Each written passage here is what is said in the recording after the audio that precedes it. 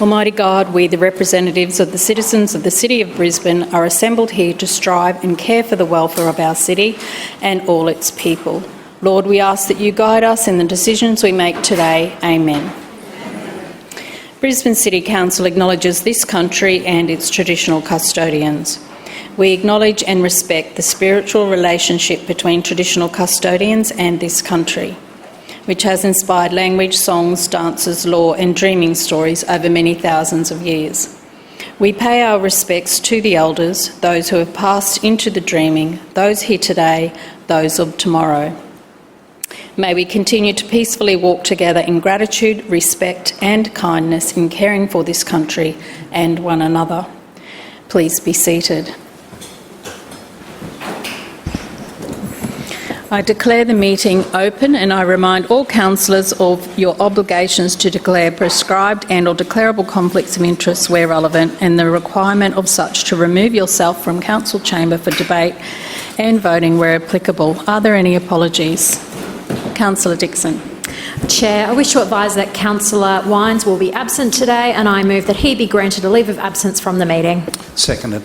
It has been moved by Councillor Dixon and seconded by Councillor Adaman that Councillor Wines be granted leave of absence from today's meeting. All those in favour say aye. Aye. Those against no. The ayes have it. Are there any further apologies? Confirmation of minutes, please. Chair, I move that the minutes of the 4,783rd meeting held on Tuesday, the 9th of December 2025 be received, taken as read and confirmed. Seconded. Has been moved by Councillor Dixon and seconded by Councillor Adaman that the minutes of the 4,783rd meeting of Council held on the 9th of December 2025 be received, taken as read and confirmed. All those in favour say aye. Aye. Those against no. The ayes have it. Are there any questions of the Lord Mayor or a Civic Cabinet Chair of any of the standing committees? Councillor Wolfe. Thank you, Madam Chair. And my question is to the Lord Mayor. Lord Mayor, the Schrinner Council, in partnership with all levels of government, has delivered the biggest transformation to Brisbane's public transport in decades. 1 year on, can you please update the Chamber on how the Brisbane Metro and the new bus network is keeping Brisbane moving? Lord Mayor. Thank you, Councillor Wolfe, and I know you're passionate about this. And in fact, just this morning I was in your ward at the UQ Lakes Metro station, and it was great to see just how many people were coming and going on the Metro services and how well they were working. But that's not something that is limited to UQ or one particular route. And in fact, since Metro started in late January last year, what does that make it? What birthday does it make it? 1. So just last week, Metro turned 1. And so 1 year ago, the staged implementation of Metro services commenced. But they weren't fully operational until September when the Adelaide Street Tunnel opened. And so we had, in January, the Metro services started on one line. Then the middle of the year, we had the new bus network and the second Metro route introduced. And that new bus network was so much more than just Metro. It was the biggest boost to bus services we've had in over a decade. And then in September, we had further improvements made to travel times, with 1,400 buses through the peak period being put underground into the Adelaide Street Tunnel. And so across the year, we've seen the services gear up. And what has been the result? Now, some people would like to talk Metro down. There's increasingly few of those people, but here's the reality. 6.8 million trips have been taken on Metro services in that 12-month period. 6.8 million trips, which is a remarkable outcome. But you know what else? Metro services came with a boost to bus services across the city, and this in itself has delivered a massive increase in patronage, not just on Metro services but across the network. Over the past 2 years, we have seen patronage on Brisbane bus and Metro services grow by not 5%, not 7%, not even 15%, but 20%. 27%. This is the biggest two-year increase in patronage I think we have ever seen in the Brisbane bus network. And predictably, Labor talks about 50-cent fares. Now, 50-cent fares have definitely contributed to it. They have definitely contributed to it. But 50-cent fares were introduced in 2024. And the big... One moment, please, Lord Mayor. Councillor Strunk, stop calling out across. No, councillor. You know the rules. You have been here a long time, and I'm asking you not to call out when another councillor is speaking. Lord Mayor. And now the big changes to the bus network happened last year. And so we got a boost of patronage for 50-cent fares, and then we've had another boost on top of that just last year of around 10%. So the combination of Metro, a new bus network and 50-cent fares have delivered a 27% increase in patronage on Brisbane buses and metros. That is fantastic. That is something to celebrate, and that shows that when you plan the reform, you invest in the reform, you consult the community and you roll it out in a determined and planned manner, people jump on board. And that's exactly what the people of Brisbane and South East Queensland have done in droves. And I said, not just Metro, but across the Brisbane bus network, 27% increase over 2 years, and 10% since we introduced the new bus network and Metro services last year. So that will keep growing, I have no doubt. And look, my observation is that while most people do the right thing and tap on, there are always some people that don't tap on. Those numbers are undercooked. The increase in patronage is undercooked. I think it's quite clearly more than 30%. And just last week, we saw TomTom release its traffic index, and it put Brisbane as the only major capital city in Australia that had a reduction in traffic congestion in the last 12 months. The TomTom Global Traffic Index. That's because more people are getting onto public transport. It's because of Brisbane Metro. It's because of 50-cent fares. It's because of the new bus network, and it is something that we need to double down on. We look forward to working with the state government and the federal government to further expand Brisbane Metro because it works. It works. Point to another city that has delivered. One moment, please, Lord Mayor. Point of order, Councillor Griffiths. I'm just interested, Madam Chair. I have nominated 3 speakers who want to come and talk about public transport and who haven't been, they've been waiting 6 months now and have had no offer to talk about public transport. I'm hearing what the Lord Mayor says now, but they want to say the opposite to him. First of all, councillor, I don't think it was very... You could have waited till the Lord Mayor finished, but I have answered your question before many times. Answer remains the same. And all councillors will be advised can you give me when an we have a indication guest of when speaker. they will be invited to speak No, and I do in the not chamber, uphold your Madam point Chair? of order. Lord Mayor. Well, I think that's wrong, Madam Chair. These are members of the public who want to address the Mayor and councillors, and I think they have a right to do it. They've done it in the right process. It is inappropriate for you to be debating this. It is... I've answered your question. There is a process. I'm following it, and it is not for discussion. Lord Mayor. Sorry, Lord Mayor, your time has expired.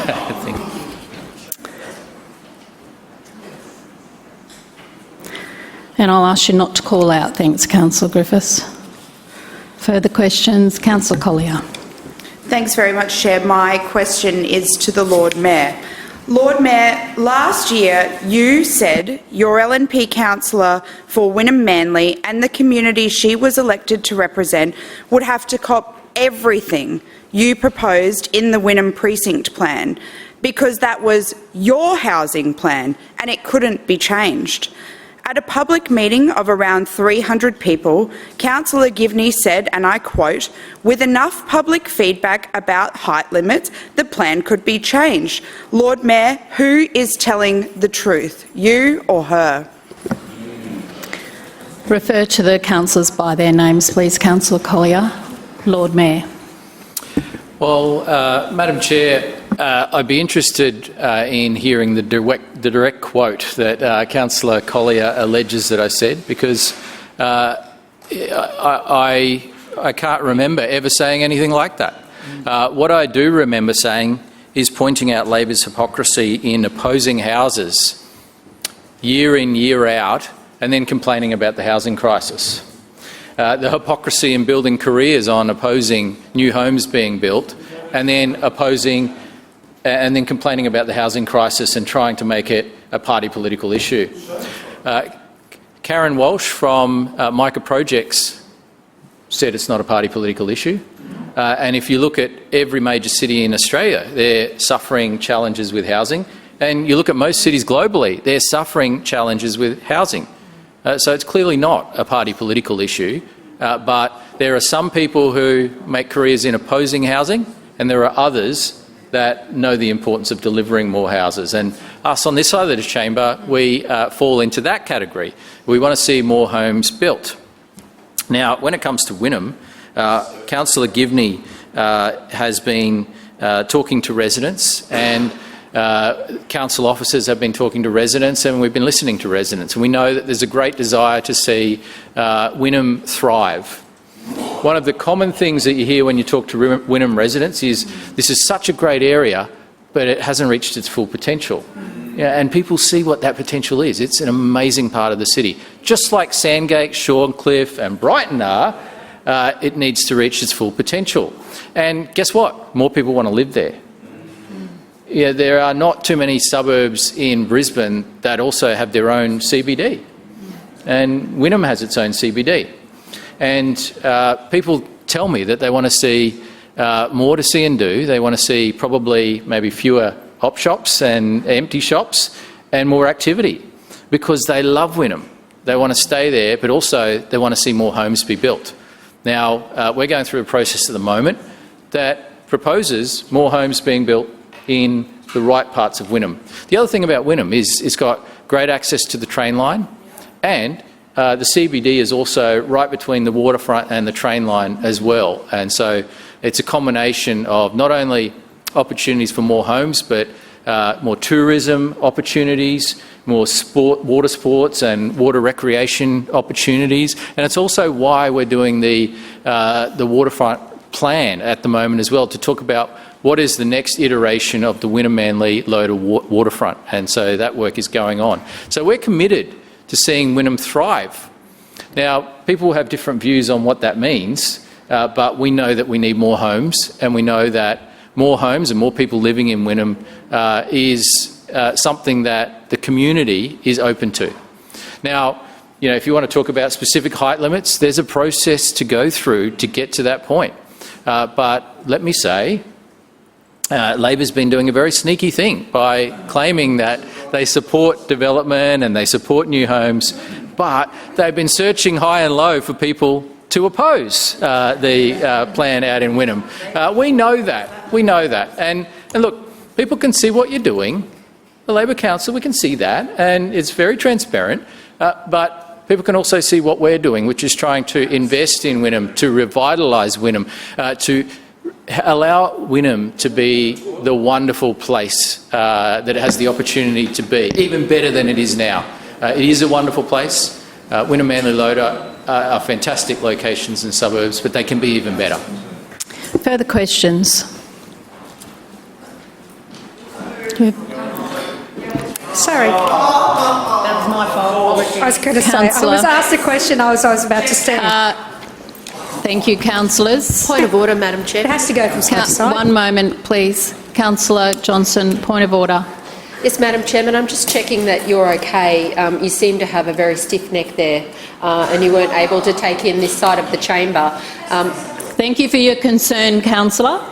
And you have been here a long time, and you know what happens in this place as well. Yes. And I do not uphold your point of order. Thank you, Councillor Johnston.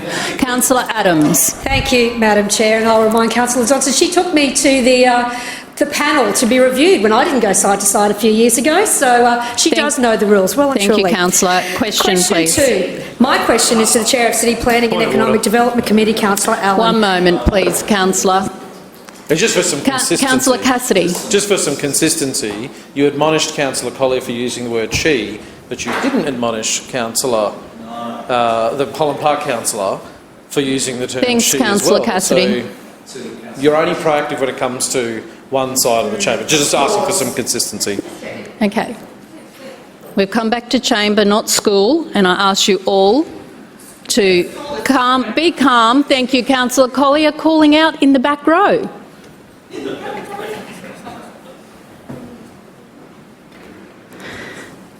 We are in question time. Councillor Adams. Thank you. As Point I was of order, saying, Madam my Chair. question is to One Councillor moment, Allen. please, Councillor Adams. Councillor Johnston.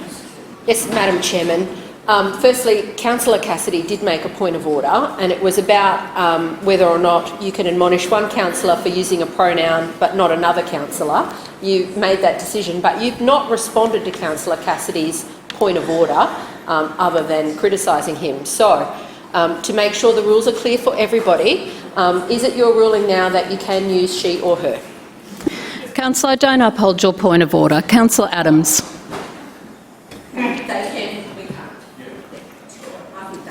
Councillor Adams. Question is to Councillor Allen. 2026 marks 5 years since Brisbane was awarded the 2032 Olympic and Paralympic Games. Can you please update the chamber on the next state of legacy planning that is about to commence?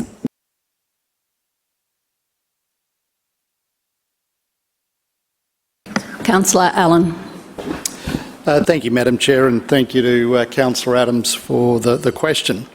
In 2032, the world will be upon us. People from every corner of the globe will come to our city for the Olympic and Paralympic Games, and many residents here are feeling excited.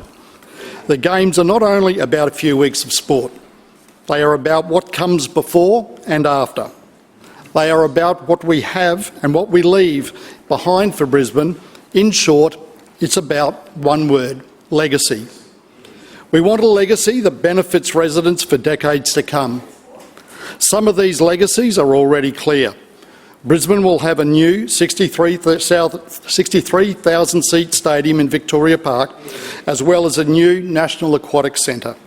People will enjoy these major events and facilities for long after the Games. But there is so much more potential, from improving transport, protecting our environment and strengthening our economy, to building a better lifestyle for our community. The opportunities before us are endless and will reach well beyond 2032. We want to make sure we capture every opportunity. Later this year, we will be releasing the City of Brisbane Legacy Plan. This plan will outline the projects we want to progress with other levels of government, partners and industry as we head towards 2032 and the years that follow. But we do not want to choose these projects alone. We want to hear from everyone. We want to hear what matters to everyone in this city, because the legacy must benefit everyone. To this end, over the last 2 years, we have run the Making Our Mark engagement program.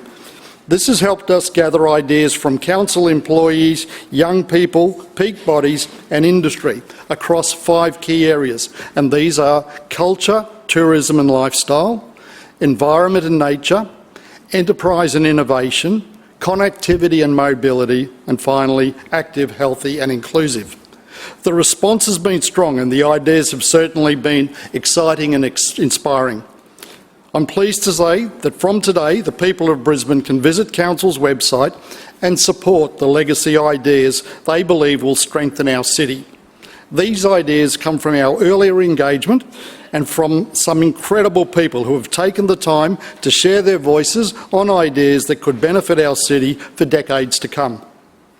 Things like transforming underused spaces into urban sports facilities, as we've done with the Turbot Street underpass, creating subtropical connections across the city, boosting volunteering, delivering wilderness trails, growing our reputation as a global music city and becoming one of the world's most accessible adventure destinations. These are just some of the fantastic ideas that we've heard from our community. We want to hear from everyone. If someone thinks an idea will help Brisbane long after the Games, they should support it or share it from our website. And if someone has their own idea, they should submit it, because their input is welcomed. We'll be running this engagement until mid-March. Once we've finished, we'll review these ideas, their level of support and what the residents of Brisbane have had to say about them. We'll then develop a legacy plan that reflects what people of Brisbane want, and we will then seek partners to help deliver this. And those partners will be government, industry and community. And certainly what we want to see is outcomes that deliver for the community before, during and long after the Games. Paris has already hosted the Games, and everyone can see what the legacy of their Games has delivered. Things like artist-designed playgrounds, accessibility upgrades, cleaner waterways and a new youth quarter. We want to see equally great legacy outcomes here in Brisbane, but we want our outcomes to be uniquely Brisbane. Madam Chair, Brisbane will be in the spotlight in 2032, and we're doing all we can to make sure that we are ready, not just for the Games, but for the generations beyond. When people look back on the Games in 20, 30 or even 40 years' time, we want them to see the Games that made Brisbane what it will be in the future. We want Brisbane to be a better place to live, work and relax, and we'll be doing all we can to ensure the Brisbane of tomorrow is even better than the Brisbane of today. Further questions? Councillor Chongwa. Thank you. My question is to the Lord Mayor, through the Chair. Victoria Park is held by the Brisbane City Council under a deed of grant in trust, docket, for public park and recreational purposes. Under the Land Act 1994, the trustee is legally obligated to manage the land consistent with its designated purpose and the approved land management plan, LMP. The Victoria Park Borough Master Plan 2023 was formally approved by the State Minister for Resources to serve as the LMP for this site. This plan does not include the construction of permanent Olympic stadiums or the massive earthworks required to facilitate them. While the state government passed legislation overriding 15 pieces of state planning and heritage laws for Olympic delivery and did not override the land. Councillor Chongwa. Point of order, Councillor Adams. It is question time, not general business. Thank I was wondering if there's a question in there. Thank you. Don't call out, please, Councillor Massey. Just calm down. Thank you. Councillor Chongwa, please come to the question. So while the state government passed legislation overriding 15 pieces of state planning and heritage laws for Olympic delivery, they did not override the Land Act 1994.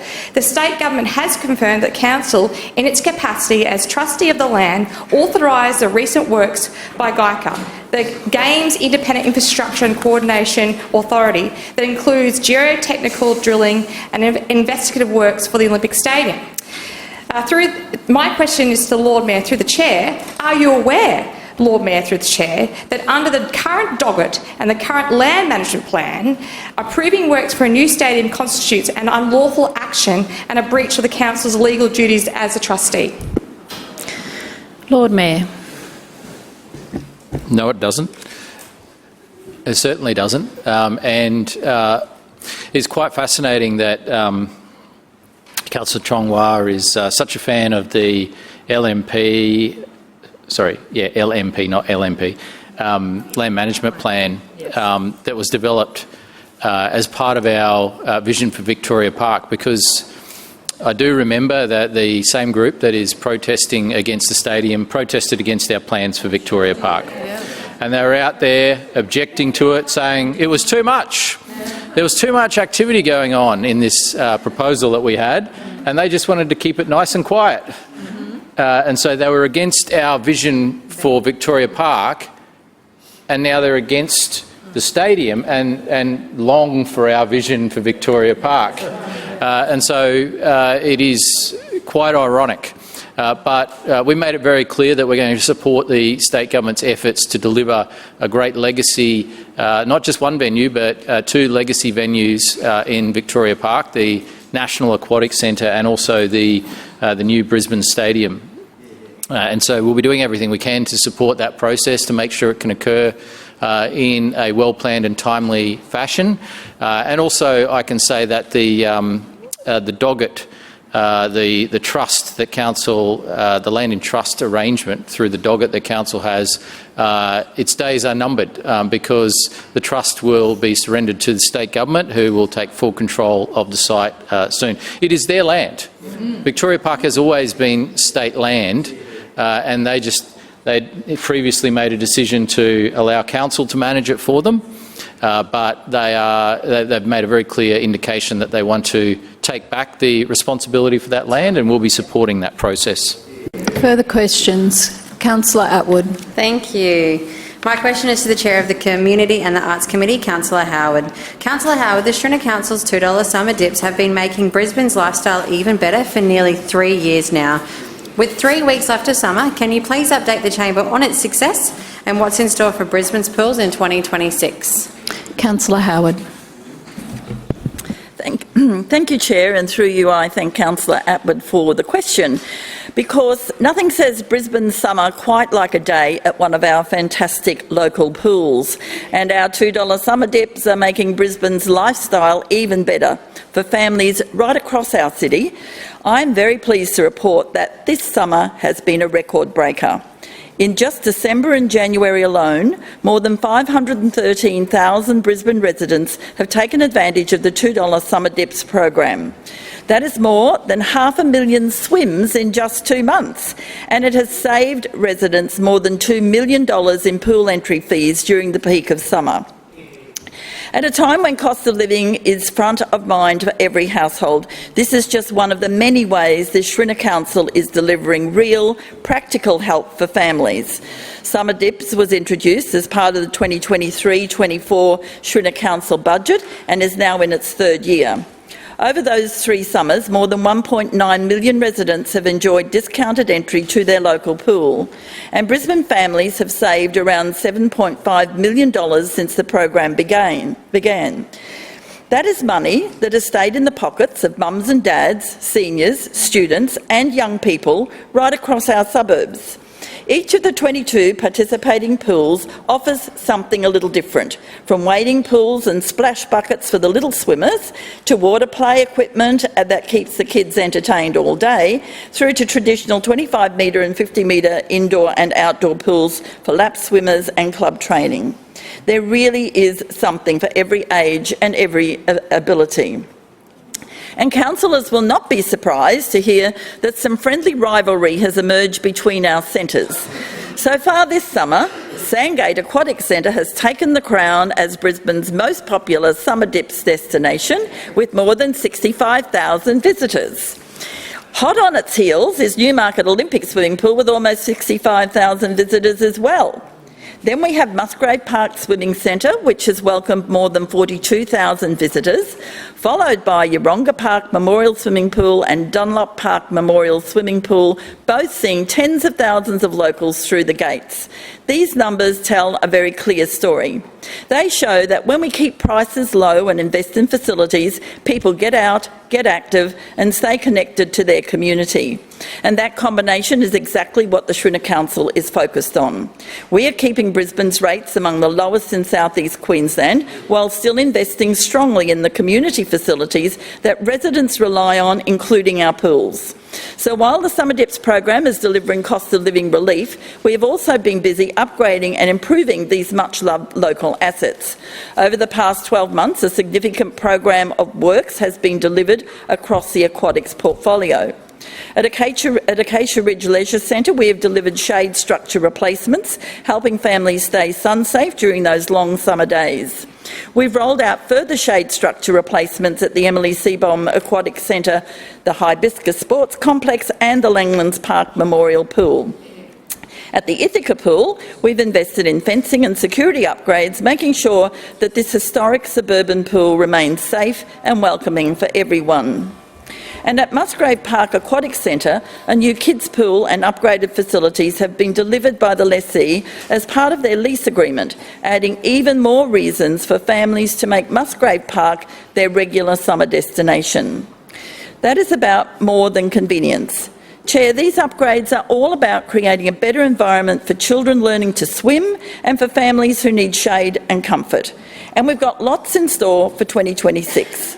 because the Shrinner Council is investing for the long term. At Newmarket Olympic Swimming Pool, we're installing a new swim wall to allow the main pool to be converted into two 25-metre pools. It's going to improve flexibility for clubs, schools, squad training and lap winners. We're very excited to be kicking off works in May to deliver an even better facility for the local community. Now, whether residents are swimming laps before work, teaching their children to swim on the weekend or simply having a splash to cool down after school, we're investing in pools right across the suburbs. With around 3 weeks of summer still to go, I encourage every Brisbane resident to make the most of the $2 Summer Dips program while it continues to run until the end of the month. If you've not yet taken the kids down to your local pool, now is the time. Because at the end of the day, Brisbane summers are made for swimming, and this program is all about helping Brisbane families stay active, stay cool, stay on budget and continue to invest in the facilities that make Brisbane's lifestyle even better. Further speakers. Councillor Cassidy. Thanks very much, Chair. My question is to the Lord Mayor. Lord Mayor, over the weekend, 40 Labor volunteers knocked on over 1,700 doors of residents in LNP wards to make sure they are being heard here. The first street I walked down in Wavell Heights told stories of missed bins. The bins were still on the street as we were door knocking. They had been missed. A story we know which has affected tens of thousands of Brisbane residents from Wynnum to Wavell, Camp Hill to Acacia Ridge and out to Deagon as well. You've palmed off the problem to the contractor and failed to address the problem. We're halfway through a 16-year-long bin contract that you signed off on. You started charging a bin tax for green bins and they don't even get collected. Bin collections are a core service of local government. Scott Morrison famously once said, "I don't hold a hose, mate." Are you going to say, "I don't collect the bins, mate"?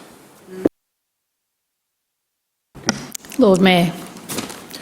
Well, I'm not going to play politics with the basic service, mate, because it is a fundamental responsibility of local government to make sure we deal with waste and that we give people value for money for services that they're paying for. And I'll be very clear, I am not happy with the performance of the contractor in recent times. I'm not happy, and we are taking every action possible within the realm of the contract to make sure that performance improves. Over the past 12 months, there has been a 99% collection rate of bins, and I want to see that improve. We should be striving towards every bin being collected in the city every week, as we would expect that to occur. And so I am not going to make excuses for the performance of the contractor. What I'm going to do is demand performance and demand outcomes and demand value for ratepayers' dollars. And so we will continue to make sure we enforce the contract and we get the best outcome for ratepayers, because we are the only side of politics that actually has a plan for managing waste, reducing green waste that goes to landfill, improving recycling. And Councillor Cassidy mentioned that we'd started charging a bin tax. Well, actually, that was the Labor state government that started charging a bin tax. The Labor state government... Councillors. ...introduced what is known as the Queensland Waste Levy. And the Premier at the time, who was a Labor Premier, said there will be no impact on households. That was the promise Labor made. And Councillor Cassidy, stop calling out across the chamber. I caution you. And it was very clear at the time that this was introduced that the examples used to justify the introduction of the waste levy or bin tax was interstate dumping in Queensland. And so they were talking about commercial waste and trucks coming in from New South Wales and other states dumping in Queensland. And so they used that as a Trojan horse to introduce a bin tax or landfill levy, but they said, don't worry, there'll be no impact on households. Well, that has been proven to be false, because in the dying days of the Labor government, they decided that they would start impacting on households. And in fact, they mapped out an ever-increasing price path of the bin tax or landfill levy that would increase every single year going forward for the next decade or so. And so every year, that bin tax will get higher. Under who? Under Labor. It is Labor's bin tax. It is Labor's bin tax. And so One moment, Lord Mayor, please. Councillor Cassidy, stop calling out across the chamber. I've already cautioned you once.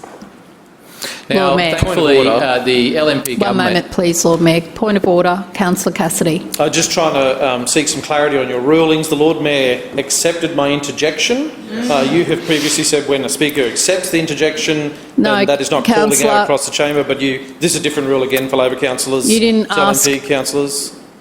No, Councillor, I do not uphold that point of order. And I remind all councillors to remain quiet while another councillor is on their feet speaking. Lord Mayor. Thank you. Now, thankfully, the new LNP government is reviewing the waste strategy. They are reviewing how the landfill levy is treated, and we've been very forceful in our argument that it's not working at the moment, because what we're seeing is a pathway of ever-increasing costs for ratepayers and people in every council across South East Queensland, but no real solutions being offered with practical finance. And so at the moment, the amount of money that's been coming back to councils is a drop in the ocean compared with what's being collected from the state government. So this is a problem created by Labor, and I have every confidence that the LNP government will help address it and give a more equitable outcome that sees that recycling increases, that diversion from landfill increases, but also that ratepayers get their fair share back of the money collected from the landfill levy to actually introduce more diversion and recycling initiatives. That's our desire, because ultimately, yes, we do want to increase diversion and recycling, but at the moment, not enough money is coming back to the ratepayers of South East Queensland from this landfill levy, and while there's certainly an intent to review it, we know that more needs to be done at the state government level to get this system working properly. Further questions? Councillor Marx. Yes, thank you, Madam Chair. My question is the Chair of Communities and the Arts Committee, Councillor Howard. Councillor Howard, the Shrinner Council is making Brisbane's lifestyle even better by delivering more to see and do with vibrant multicultural festivals and events. Can you please update the Chamber on this year's Bris Asia Festival, celebrating the upcoming Year of the Horse? Councillor Howard.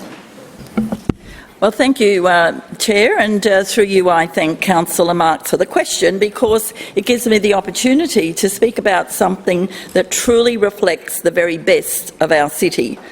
The Shrinner Council is always delivering more to see and do for every Brisbane resident, and nothing shows that more clearly than the return of the Bris Asia Festival this month. Brisbane's biggest and best celebration of Asian cultures, creativity and community. Sorry. Sorry, I just had to have a little cough. Yeah. Thank you. So since 2013, Bris Asia Festival has grown into one of Brisbane's most cherished cultural institutions. Over those 14 years, we've delivered more than 500 events, attracting more than 420,000 attendees from right across our suburbs. Chair, Bris Asia is not just a festival, it's a platform. It's a platform that supports our local creatives. It provides paid opportunities for artists and arts workers, a platform that gives our Asian communities the space to share their stories, their heritage and their artistry with the whole city. This year, Bris Asia Festival returns from Friday the 13th of February to Sunday the 22nd of February, celebrating the Year of the Horse. Now, our committee discovered this morning that Councillor Atwood was actually born in the Year of the Horse, so she was the only one of our committee that is going to have the best year ever. And of course, we were told that the Year of the Horse is a symbol of strength, energy and forward movement. And sorry? Ah, there we go. I will take that interjection because we all need to know more about some of our heritage. For many years I thought I was a dragon, and then I discovered I was a rabbit. This morning Councillor Strunk tells me he's a snake and know what they do to rabbits, so I'm a bit scared about my committee now. But it was a wonderful presentation, and I really do thank my committee because they really do engage in what we're talking about. So But can I say that the Year of the Horse is a symbol of strength, energy and forward movement, and truly that is exactly what this festival embodies: a sense of momentum, a confidence in who we are, and a celebration of the incredible cultural diversity that strengthens our city. Across 10 days, residents will enjoy 28 events spread across 17 suburbs, including 10 brand new experiences that continue to push the festival into fresh, creative territory. And let me just give the Chamber a snapshot of just some of the exciting things ahead. On Saturday the 14th of February, Brisbane Powerhouse will host the brand new BrisAsia Comedy Gala, headlined by the brilliant and always hilarious Michael Hingers Hing, joined by some of Australia's funniest Asian comedians. On Tuesday the 17th of February, the much-loved Lord Mayor's City Hall concert series presents She Haree, featuring Brisbane's own koto master Takako Haggerty, performing with guitarist and composer Phil Wilson. This collaboration beautifully blends classical Japanese traditions with contemporary Australian music in a way only Brisbane can make possible.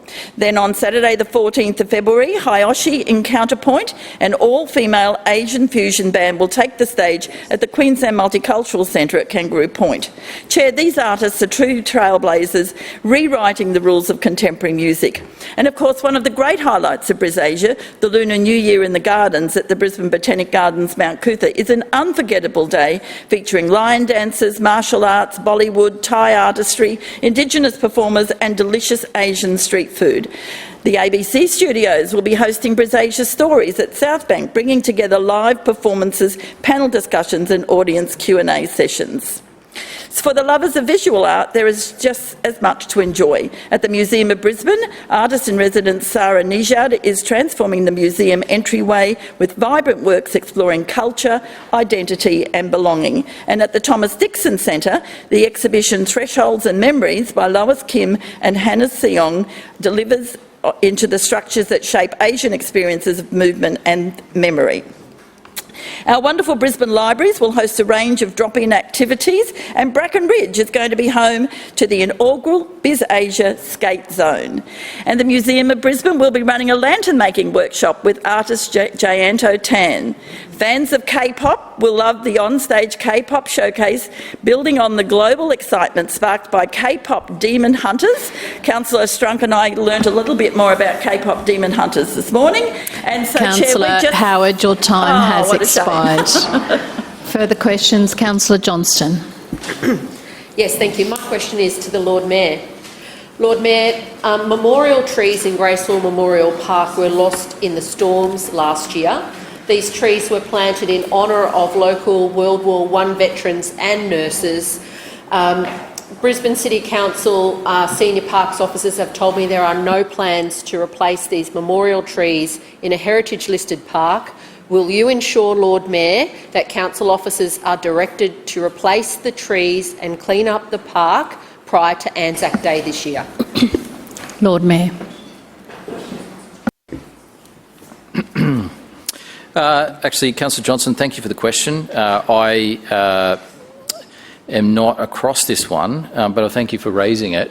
And yeah, I would absolutely want to see action taken in the lead up to Anzac Day. And so what officers may have as plans is one thing, but I am keen to have a look at this one to make sure it's addressed. So I appreciate you raising it. I'll find out some more and see what I can do to assist. Further questions? Councillor Dixon. My question is to the Chair of the Infrastructure Committee, Councillor Murphy. Councillor Murphy, the Schrinner Council is keeping Brisbane moving with record investment in active transport infrastructure. Can you please update the Chamber on the latest milestone we have reached in delivering the Viola Place Bikeway? Councillor Murphy. Thank you very much, Madam Chair, and I thank Councillor Dixon for the question. It was I won't say wonderful, it was remarkable to be at the official opening of the Viola Place Bikeway last Tuesday. It was a bright, early morning down by the Brisbane Airport, and Councillor Allen was out with me. There was space for cycling, ABC radio, and it was not before time, because I remember Viola Place Bikeway was a project that was about to be completed when I was elected to this place in 2012. And that was when we gazetted the land, I think, in 2013. So a a long and tortured project in this place, Madam Chair, but a crucial connection that links cyclists from the Gateway Bridge north to the Brisbane Airport precinct via Lamandra Drive, and a critical part of the Moreton Bay Cycleway, which runs from the Redcliffe Peninsula all the way through to the Redlands. We know that this project did take a lot longer than we would have liked due to a number of external factors, but I'm very proud to say that the Shrinner Council has now delivered on this project. So cyclists, e-scooters and pedestrians are making their way along this 600-metre connection day and night thanks to LED lighting and new fencing. The path also has brand new line markings, clean landscaping along the edges, fresh turf. We've added a curb ramp at the end of the existing path, which will provide a smoother journey for people of all ages and abilities. Madam Chair, this missing link will change Brisbane's cycling network for the better because it enables those on two wheels to travel more efficiently and safely to Brisbane Airport, a key trip generator for our city, but one in which cycling and scooting connections have been too poor for too long.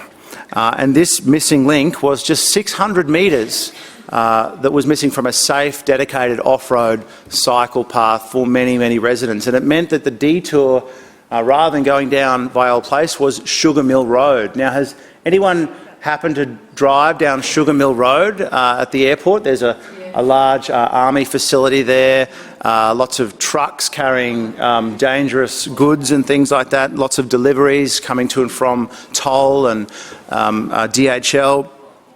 Quite dangerous. This is the alternative safe route, and it is now open, Madam Chair. Of course, we had to fight very hard to get this bikeway to go ahead. As I mentioned, it was gazetted back in 2013. Unfortunately, we faced a number of bureaucratic hurdles from the former state Labor government in getting this project to proceed. We had legal challenges from Trade Coast. We had state departments question a variety of tenure issues and some spurious legal concerns about our right and ability to acquire the land. We would then patiently respond to these concerns, only to have another department tell us that we had done it the wrong way. At one point, our application to resume the land for bikeway purposes sat with the Department of Resources for over a year while these issues were drawn out by the state. It became clear to us in 2022 the department simply was not going to respond or process our easement request, and we restarted the process again. Extraordinarily, then, the Transport Minister, Mark Bailey, blamed the council for this delay. Sorry, Councillor media. Murphy, but your time has actually expired and question time has expired. Lord Mayor, Establishment and Coordination Committee recommendations. Point of order, Councillor Kim. Chair, I rise to suspend all standing orders in order to enable me to move the following urgency motion. That this council administration urgently funds connecting Polaris State School campuses with a complete footpath, building an extra bus stop where residents have to walk more than 2 k's and route changes to accommodate the growing demographic, stage 3 of Ritchie Road lane widening, following every day last week of 40-minute traffic over 1 kilometre between a school campus that's stretched out Councillor, over 2 it's not to be debated, the motion, and you want to suspend standing orders. But Thank not you, Chair. debated. I also Thank would you. like to table this document, which is my letter directly to the Lord Mayor, requesting an urgent meeting so that he can face the residents of Polari himself, following recent TomTom data that states that Brisbane is the worst for traffic congestion in all of Australia right Councillor, now. you're just suspending, you're just moving to suspend standing orders, so it's not appropriate. It was moved by Councillor Kim and seconded by Councillor Collier to suspend standing orders. All those in favour say aye. Aye. Those against no. No. That motion is lost. Division has been called by Councillor Cassidy and seconded by Councillor Collier. Ayes to my right, noes to my left. Clerks, please ring the bells.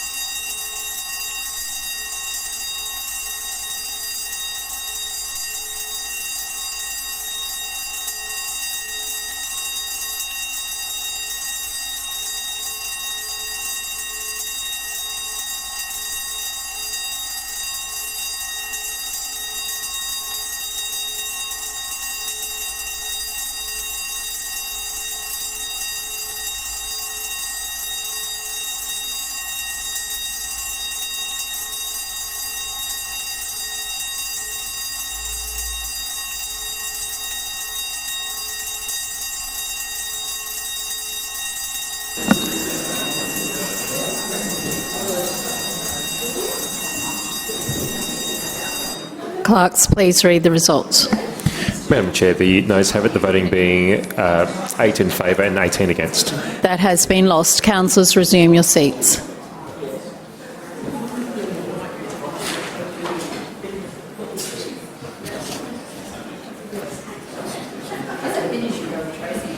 Lord Mayor, Establishment and Coordination Committee recommendations. Thank you, Madam Chair. I move that the report of the recommendations of the Establishment and Coordination Committee meeting held during the summer recess 2025-26 on matters usually considered by that committee are adopted. Seconded. Has been moved by the Lord Mayor and seconded by the Deputy Mayor that the report of the recommendations of the Establishment and Coordination Committee during summer recess 2025-26 on matters usually considered by the committee be adopted. Lord Mayor.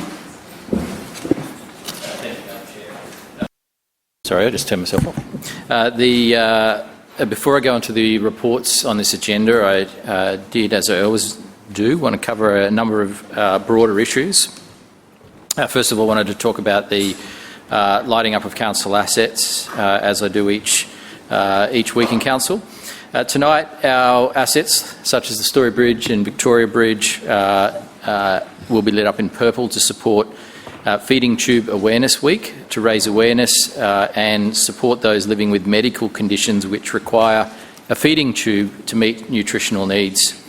Tomorrow, our assets will be lit in rainbow to support World Cancer Day, a reminder of the urgent need for continued investment in research for all forms of cancer. On Friday, our assets will be lit in green and gold to support our athletes and celebrate the opening of the 25th Winter Olympics in Milano Cortina, Italy. On Saturday, our assets will be lit in red to support Sweethearts Day, the international day in honour of the 250,000 Australians living with congenital heart diseases. And finally, on Sunday, our assets will be lit in blue to support International Angelman Day, a global awareness initiative to raise awareness and support for people living with Angelman syndrome, a serious rare genetic neurodevelopment condition.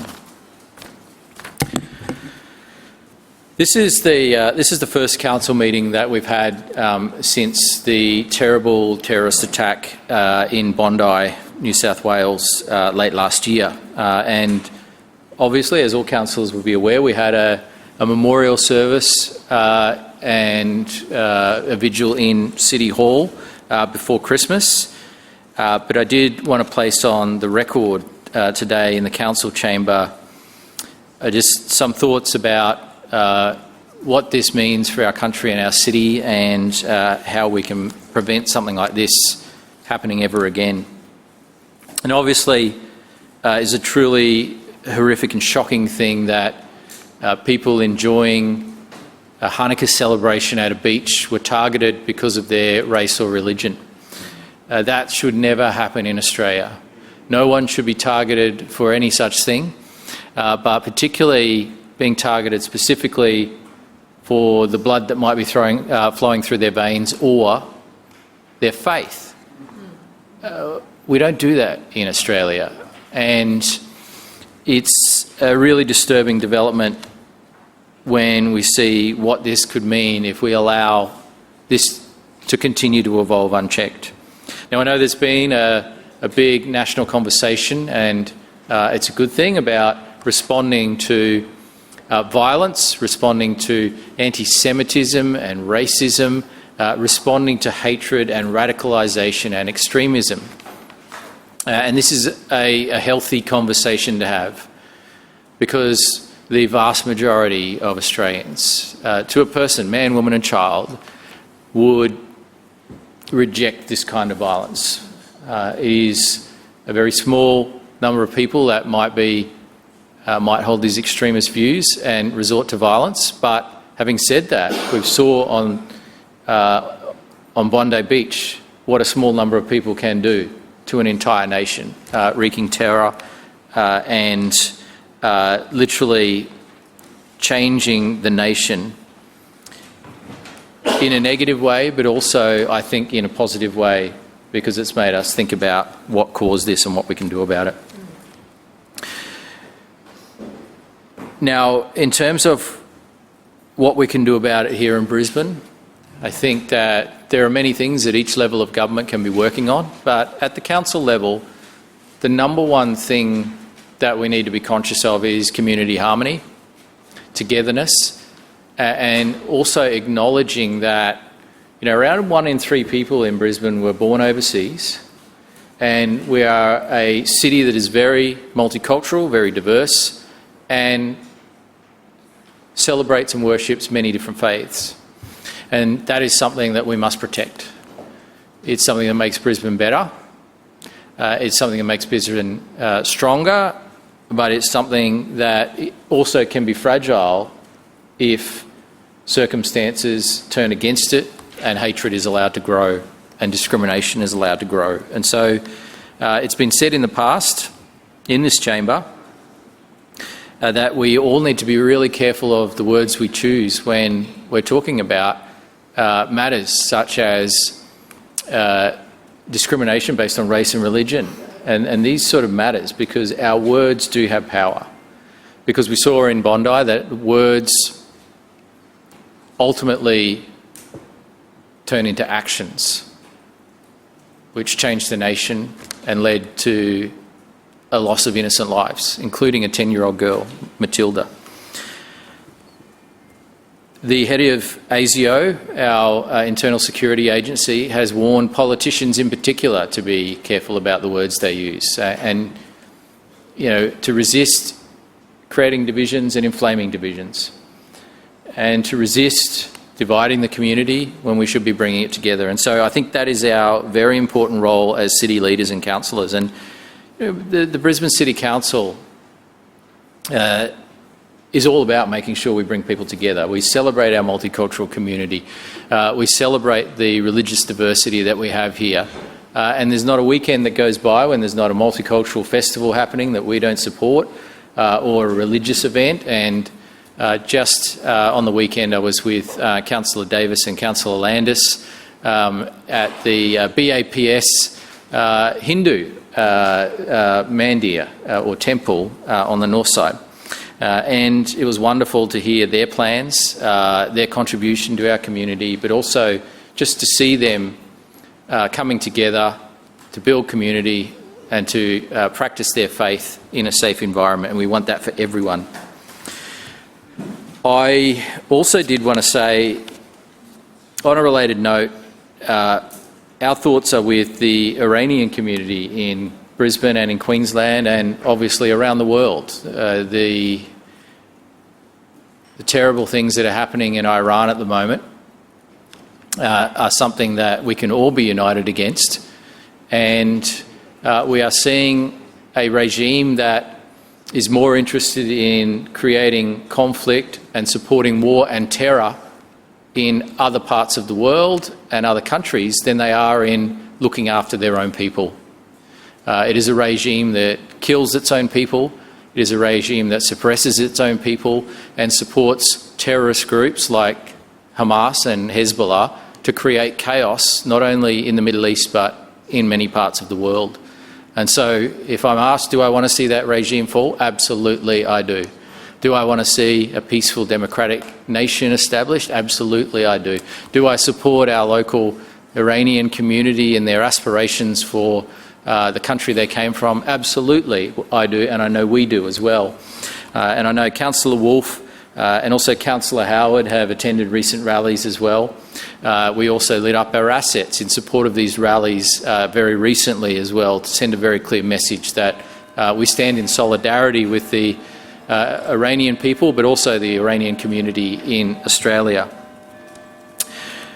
On a related note, I want to thank Ali Kadri, who is the leader of the Islamic College of Brisbane, for that college doing their part to support peace, harmony and multiculturalism in our community, because just a few moments ago, they may even still be there, they were out in the square handing yellow roses to people that were passing by. And each yellow rose had a message on it of harmony and togetherness and hope.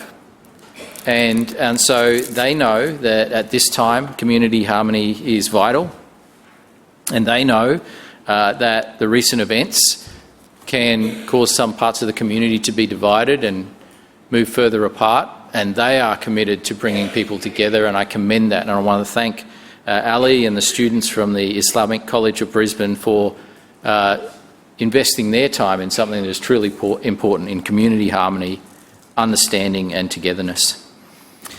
We also had, in recent times, some very sad news about two of our Aboriginal elders in Brisbane. Firstly, the passing of Auntie Marucci Baramba.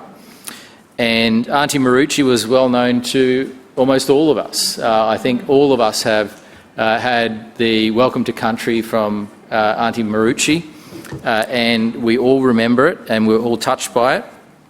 But that was just the tip of the iceberg in terms of the impact that Auntie Marucci had over such a long period of time. I'm so sorry, Lord Mayor, to interrupt you at that point, but your time has expired. Move for an extension, Madam Seconded. Chair. It's been moved by the Deputy Mayor and seconded by Councillor Dixon for an extension. All those in favour say aye. Aye. Those against no. The ayes have it. Sorry, Lord Mayor, please continue. Auntie Marucci was born on the 12th of February 1955 and was a respected and revered Turrbal elder, and also the traditional songwoman and lawwoman of the Turrbal people.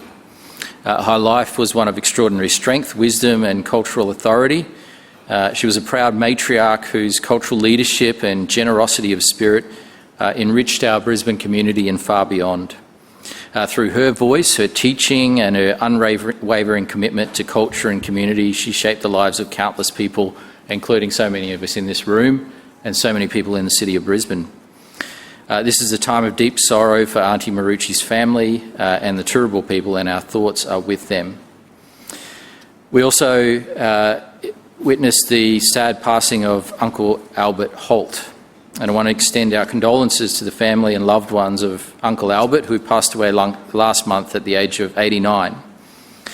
Born on the Baramba Mission Reserve in 1936, after his family was forcibly removed from Springshaw, Uncle Albert spent his life dedicated to advocating for his people. He founded the Himba Yamba Independent School in Springfield and created an educational space celebrating Indigenous culture and advancing education for Indigenous communities. He was also an Indigenous liaison officer for the QPS, the Queensland Police Service, in South Brisbane. Uncle Albert was a co-founder of Queensland's Murray Court, an initiative aimed at reducing rates of Indigenous incarceration by incorporating pastoral care from Indigenous elders into the correctional system. On behalf of the City of Brisbane, I extend my thanks to Uncle Albert for his life and service to our community and express our deep sorrow at his passing.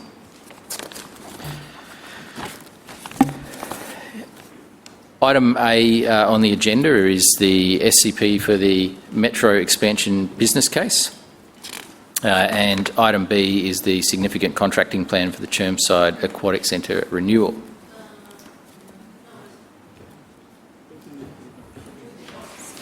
Okay. Lord Mayor, we are just in the adoption report, so if you can... Okay, that's fine. Sorry. I'll move to that. That's fine. You have moved that, but just making sure that... Okay, so item you've got A is the right one. lease of Davies Park, West End to Goodwill Projects. Yes. And item B is the rejection of a claim for Correct. compensation. This is the one? That's the Yep. one. Okay. That one first, yes. So in the adoption report, as I flagged, item A relates to the Davies Park West End markets operated by Goodwill Projects. West End markets are a much-loved institution in Brisbane, attracting locals and visitors every weekend and playing an important role in the social and economic life of West End. Goodwill Projects was selected through a public tender process in 2020 to manage the markets. Current lease commenced on the 17th of May 2021 and is due to expire on the 16th of May 2026. The submission before us today seeks to have council approval to renew that lease for a further 5-year term running from the 17th of May 2026 through to the 16th of May 2031. Over the course of the current lease, Goodwill Projects has operated in a period of extraordinary challenge, including the tail of the pandemic and public health restrictions. Despite these challenges, Goodwill Projects has demonstrated a strong and consistent performance, and they've maintained compliance with our requirements across the full term of the lease, and obviously with a lot of community support and popular support for the operation of the markets, we're happy to see them continue on operating as they are. And so we have confidence in their ability to deliver as the market operator, and I commend this item to the chamber. I would mention also that there's approximately 140 store holders that operate in these markets each week, and so it's a sizable market with great community support, and one that we're happy to continue seeing operate in that iconic market. The item B, the adoption report for the rejection of claim for compensation, relates to the Kingston Smith Drive upgrade. So this is sort of a legacy matter where we resumed some land for the Kingston Smith Drive upgrade, and that matter went into dispute. The normal process is that the land is resumed, we get on with building the project, and the matters of compensation are resolved through a separate process that doesn't hold up the project but allows a resolution to be reached down the track. Some of those resolutions are reached quickly, others take time, and this is one of those that has unfortunately taken some time. The land situated at 1 Ulestar Street was part of the allotment which was used for a racecourse and greyhound racing. So in Albion there, people would be aware of the site that I'm talking about. On the 21st of September 2021, so significantly after we'd gotten on with the project and delivered a great outcome there, the landowner submitted a claim for significant compensation. This claim was made on the basis that the site was capable of redevelopment into 3 residential towers with nearly 500 units. So that was the basis of their claim, a claim and a basis that we disputed, but obviously there's been a process that's been ongoing since then to reach a conclusion. This claim was investigated by independent officers and found that under the local area plan, the land would only be available for development if it could be proved that the resumed land was surplus to the needs of the racecourse. And that is fundamentally that the land and the zoning and the intent for the land was for racing purposes, and the idea that you could suddenly build 3 towers on it was a big leap. Now, if it was land that was surplus to the need for racing purposes, maybe, but obviously there's a whole heap of hurdles that would need to be jumped through, and there was certainly no development application approved to indicate that that was a realistic outcome.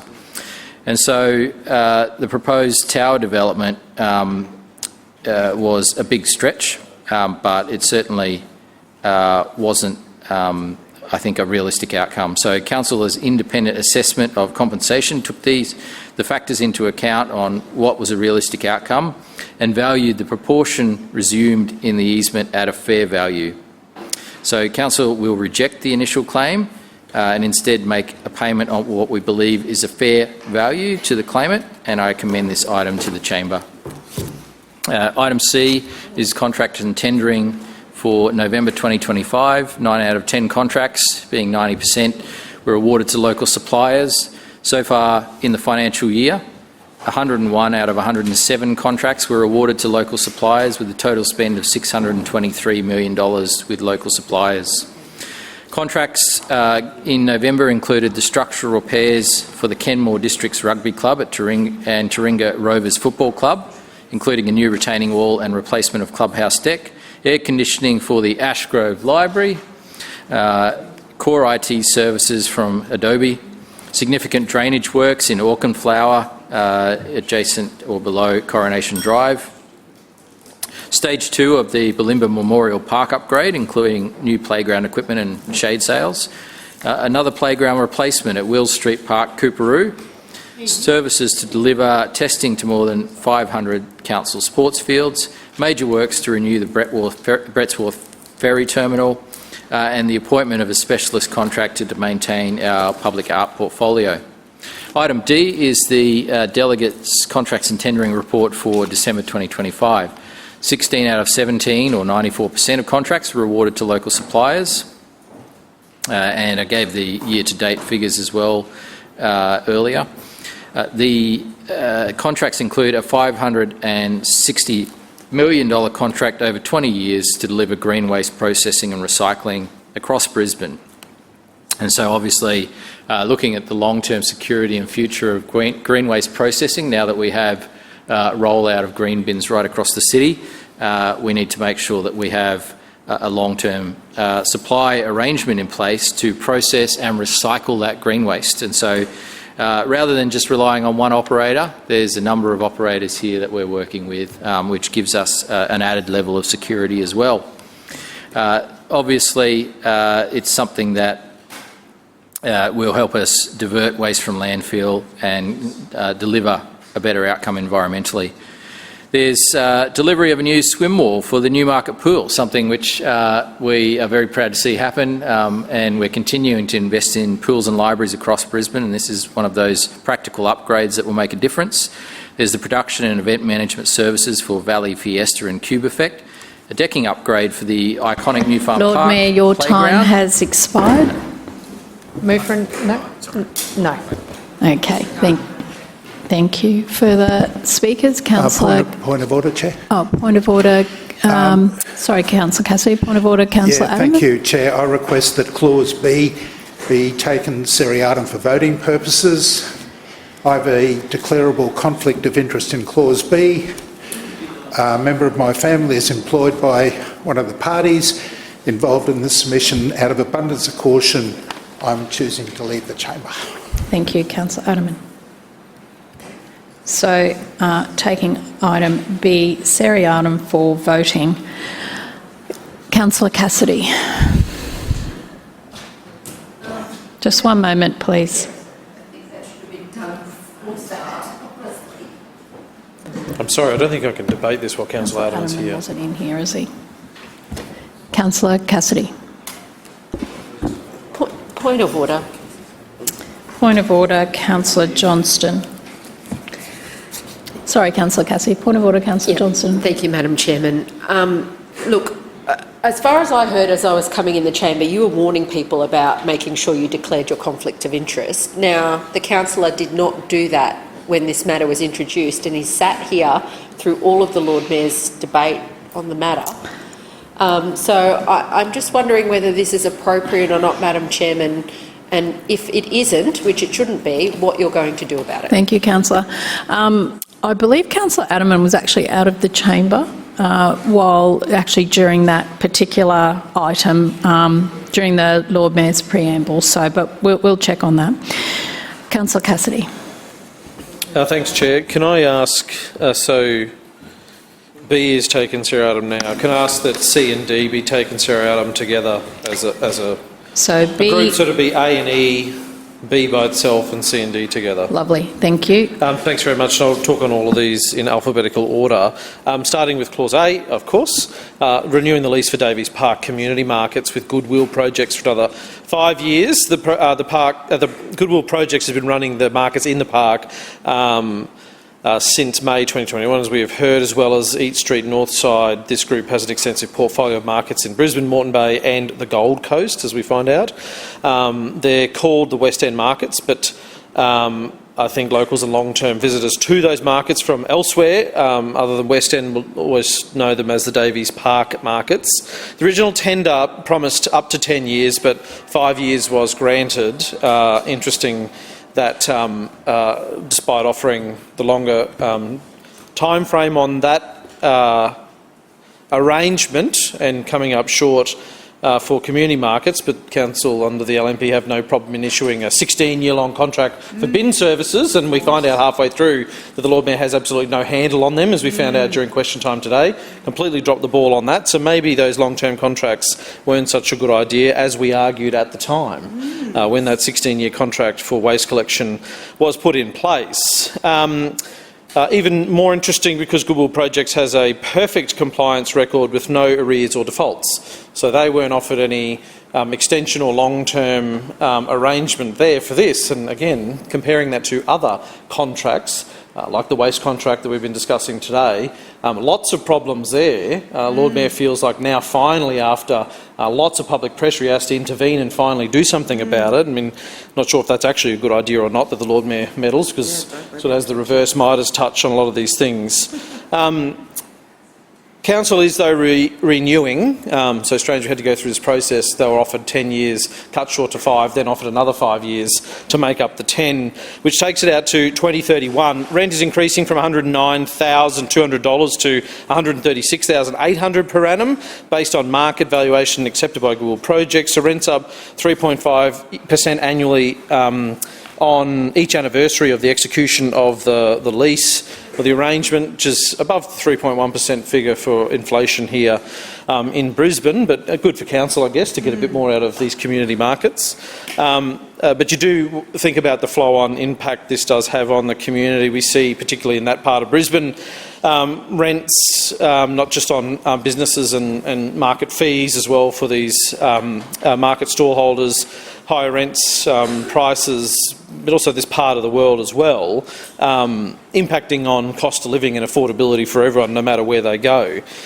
We do see this LNP regime's total capitulation of private industry talking points means that we now know, particularly in this part of the world, have no affordable housing targets or any kind of zoning and new builds around these markets, meaning that it's less affordable for West End locals to buy things at these markets, as well as being less affordable where they live as well, because of decisions that the LNP political party at all levels of government are making, political decisions. The Lord Mayor says he doesn't like to talk about politics before launching into a political tirade, but the state government is an LNP state government, council is an LNP council, and they're making these decisions.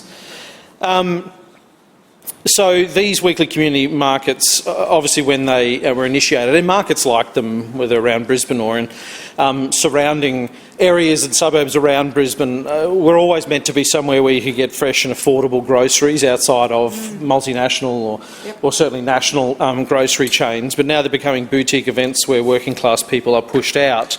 People who grew up in West End, even those who moved there chasing a creative scene or an affordable lifestyle, have seen their suburb transform before their eyes and continuing to do that. And Adrian Schrinner and his LNP friends have completely sold them out, unfortunately, and we're seeing that more and more again when it comes to housing as well. On Clause B, the rejection of the claim for the Kingston Smith Drive land, Kingston Drive upgrade project and the land that was required from Racing Queensland. In 2016, as we've heard, Council resumed this land at 1 Ulestar Street, Albion, at the Albion Park Raceway for the Kingston Smith Drive upgrade. Racing Queensland submitted a compensation claim in September 2021, a long time ago, for the resumed land and lost rental income. A strange delay that has taken this long, and I understand there's the backwards and forwards between the price of which Racing Queensland are claiming and Council's position is vastly different. And I can imagine if they put that claim in, Council's legal team would have looked at it and thought, how do we even approach this? Because they were leagues apart. I mean, anything to do, I guess, with the Kingston Smith Drive project was probably expected to have a delay and a cost blowout. We do remember, of course, the Kingston Smith Drive project was in the end 2 years late.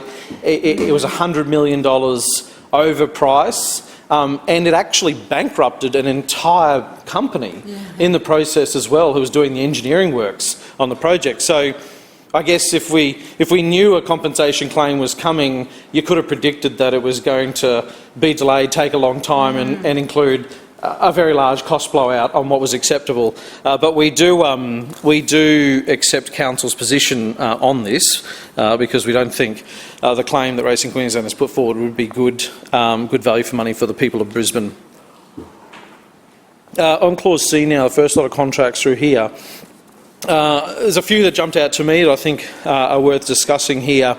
$9 million for Adobe for 3 to 4 years. Let's say this is the suite that designs the Lord Mayor's political newsletter that he sends out each and every month. The junk mail updates, it costs about $2 million a year in printing and distribution. So, of course, on top of that, that's something that's not always captured, is it? On top of that, we know that it's designed in-house here in Council and it's at the direction of the Lord Mayor's office that his photo and his political message gets included each and every month. He gives that direction to the CEO, and that's handed down to the people in council that do the designing. They've obviously got to use a design software suite. It's costing the people of Brisbane $9 million over the next 3 to 4 years. So another political cost, another LNP cost on the ratepayers of Brisbane. Another one, the Ashgrove Library aircon. This is great. Air conditioning public facilities is a really good thing.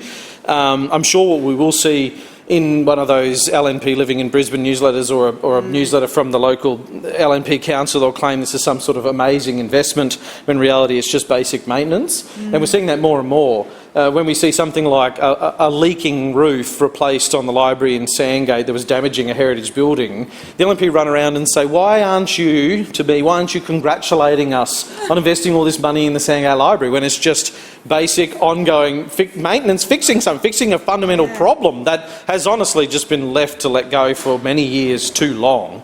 So I'm sure we'll see that one emerge as well. $2.1 million drainage repairs on Coronation Drive. This is an important one. I love this one. Everyone should know by now how much I talk about flooding and drainage works. They not only matter to me, but to the people I represent and so many people around Brisbane. In fact, I remember very distinctly how the Lord Mayor said you can't build your way out of a flood-prone city. You can't upgrade drainage to address flooding in any real way, and yet there are hundreds, as we know, hundreds of projects that have been identified by independent council officers that need investment, like this one today would have sat on a list for a very long time, and finally making its way to the top, as they do, just one at a time rather than dozens and hundreds like we need. Just imagine, this is a very important one at $2.1 million, how many more drainage projects, and they wouldn't all be this big, we could get done this year if we didn't have to fork out $6 million on plastic footpaths for the Story Bridge. That'll be ripped out and thrown in the bin in a couple of years' time. Just imagine if we had a council that actually focused on delivering basic maintenance out in the suburbs of Brisbane and actually planned for them. $220,000 for the Blimmer Memorial Park Playground. Congratulations, Councillor Collier, to you. There was some pretty consistent advocacy on this project from what I could see, bringing that community along with you, reminding the Lord Mayor and his LNP colleagues that this project matters and delivering basics in the suburbs is actually an important thing. So there are good things that are being funded in these contracts here, just nowhere near enough to address the problems that we have in Brisbane and to arrest the risk we have under this LNP regime of our lifestyle being eroded. When you delay investments in drainage projects like we've seen with this one, languishing and finally making it to the top, you're putting the very lifestyle we enjoy at risk. When you delay upgrading and fixing broken playgrounds and footpaths and bikeways and potholes, and you delay that erodes the lifestyle that people appreciate about Brisbane. And that erosion is gathering pace under this 22-year-old LNP administration. It is gathering pace, and we see this when projects are being starved of funding out there. People start to notice their lifestyle is being eroded under the LNP. Some more contracts on Clause D. A few more that jumped out to me. $300,000 for the Valley Fiesta and Cube Effect. Last year's Valley Fiesta featured... Councillor Cassidy, your time has expired. Point of order. Point of order, for an Councillor extension. Collier. Seconded. It has been moved for an extension by Councillor Collier and seconded by Councillor Kim. All those in favour say aye. Aye. Those against, no. The ayes have it. Councillor Cassidy. Thanks, Chair. Nearly there. Last year's Valley Fiesta featured this year's number 2 hottest 100 entrant, Kelly Holiday. So I think it's safe to say if you get a gig here in Brisbane at the Valley Fiesta, you're going places. It's a great event and we support that. I'm sure we'll get to see more of Tide, who was the previous winner of Council's Cube Effect program, as well as winners. They went on to perform a paid gig at the Valley Fiesta as well. So these are things that add to the social fabric of Brisbane and, you know, not just put us on, I suppose, the national map, to an extent, but also the international map as well, these important small steps we can take. Is $300,000 a lot of money on that, though? You sort of see $6 million being spent on plastic footpaths on the Story Bridge because the Lord Mayor for 10 years ignored that it was falling down, but the funding never increases for cultural activities, despite our booming population, despite these kinds of things being needed in the tourism mix to get people here and to support businesses and to support our communities to do more. We support this, absolutely, but it's just paper thin, their commitment to cultural activities here in Brisbane. A big one, though, go from $300,000 to $560 million over a period of time, is organics material processing, a very long contract, a long-term funding stream, I guess, with some contracts that are being awarded as part of that. And as we learned, as we talked about today, over the recess, we learned that long contracts can have serious issues, particularly in a rapidly growing city like Brisbane, where the sort of landscape of delivering basic council services out in the suburbs is constantly changing, and especially in terms of long-term contracts that have been drawn up by Adrian Schrinner and his LNP colleagues. What we're seeing is contract out quality, contract out safety, contract out consequences for underperformances. And we heard that again from the Lord Mayor today, just continuing to blame other people. Yeah. I don't think if I could take the Lord Mayor to that street in Wavell Heights and talk to those people who said, yeah, bin was missed again this week, it was missed a fortnight ago, they rang council. The green bin, by the way, what this contract is talking about, rang council, they said it would be picked up within 2 days, wasn't. Just no accountability whatsoever. People aren't ringing the contractor. They're not picking up the phone and ringing the contractor. They're picking up the phone and ringing the call centre, or they're going on council's website and reporting a missed bin through council's reporting system. And they expect their Lord Mayor, and they expect their councillors and their council to be delivering these services that they are paying for. Now, we, under the LNP regime here, have this very large contract being issued to private contractors again. That's the reality we're living with in 2026. It's the only option before us today because council can't deliver those services. But in the pursuit of finding the cheapest possible option, as we've seen in the 16-year-long waste contract and what is before us today, in seeking savings and seeking cutbacks to costs, we see the erosion of services. And sure, the Lord Mayor's got a tough job. He's got to weigh all that up. But at the end of the day, he's not going to get away with just blaming contractors when it is him and his colleagues in ENC and the people that they direct within this organisation to design these contracts and to the level of which services they're meant to deliver the people of Brisbane. And so this is a particularly important one, as we will have to transition to full food organics as well as garden organics to talk about diverting money resources going into the LNP bin tax. Because I know the Lord Mayor reached out to Premier David Crisafulli and he reached out to Treasurer David Janetsky and he asked and he begged and he pleaded that they do something about the LNP bin tax.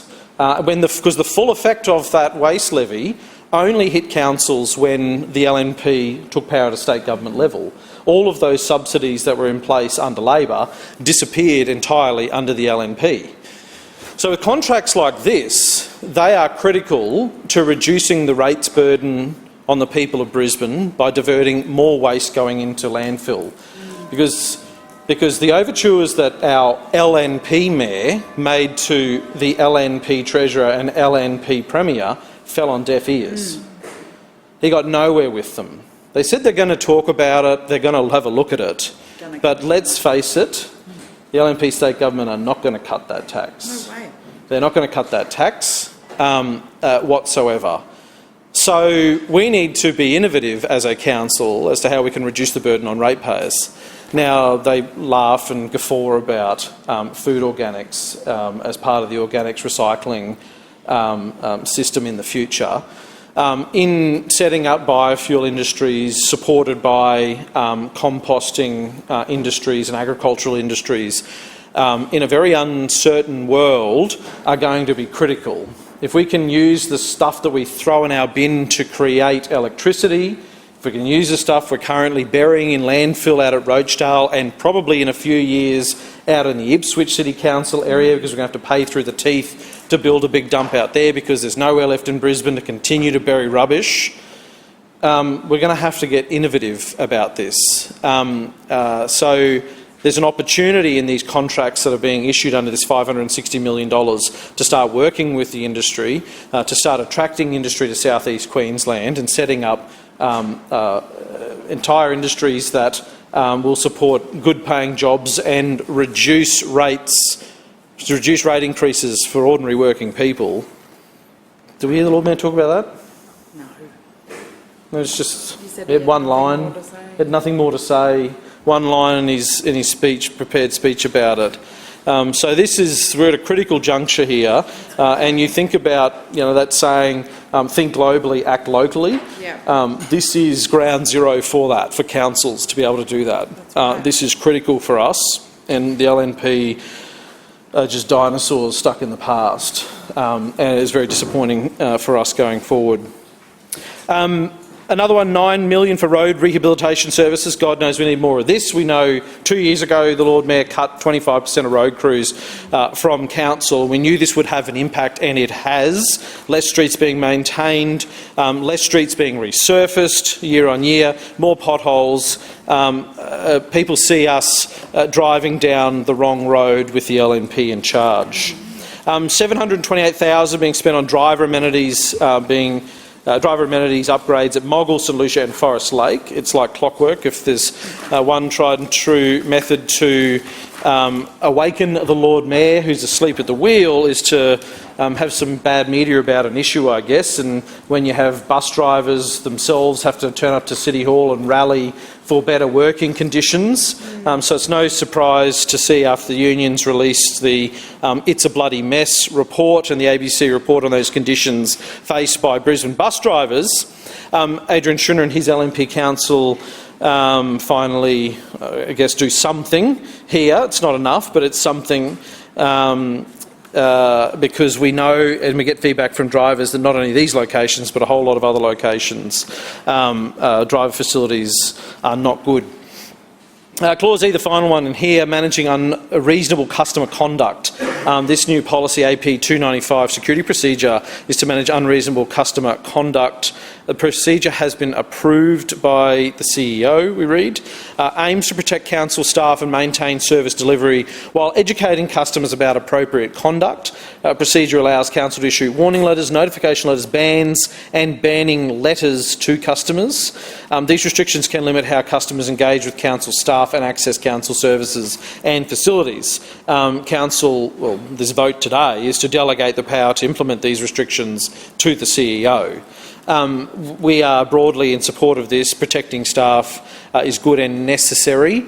We do need some transparency about, I think, and a process, a full process of how many customers are being banned and on what grounds as well, because it's quite broad, the policies before us as well. And I know from personal experience over the last decade in this role, sometimes people can be very passionate about an issue, very persistent about an issue, coming to the ward office, for instance, and sometimes the thought may cross your mind that somebody should be banned, but they definitely shouldn't in those circumstances. But there are other circumstances where people are downright dangerous to the health and safety of council staff, and that cannot be tolerated, and we support that aspect definitely.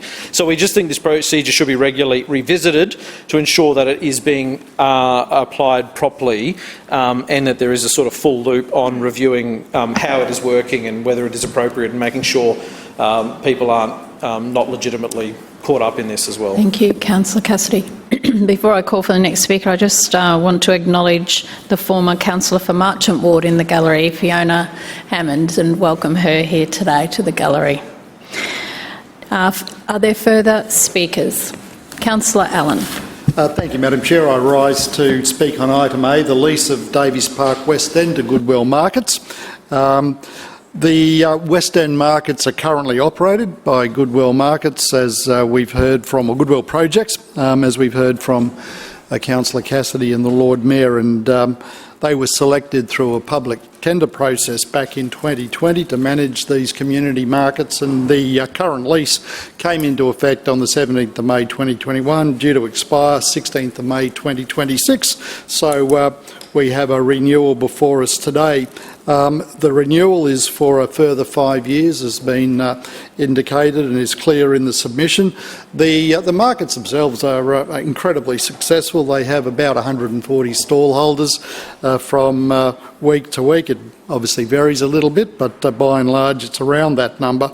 And the markets have become a real sort of staple for the local community there, and surprisingly, I do find my way to that part of the world on a regular basis, and they get a lot of people there, which is terrific. And certainly, there's a growing population down there, and the markets are part of the fabric of West End.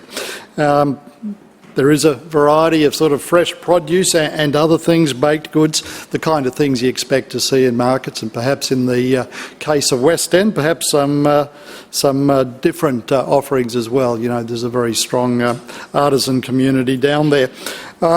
The Goodwill Projects team have a great record down there with that markets, you know, strong compliance record, you know, no defaults, and so they've been an exemplary steward of those markets over the last 5 years.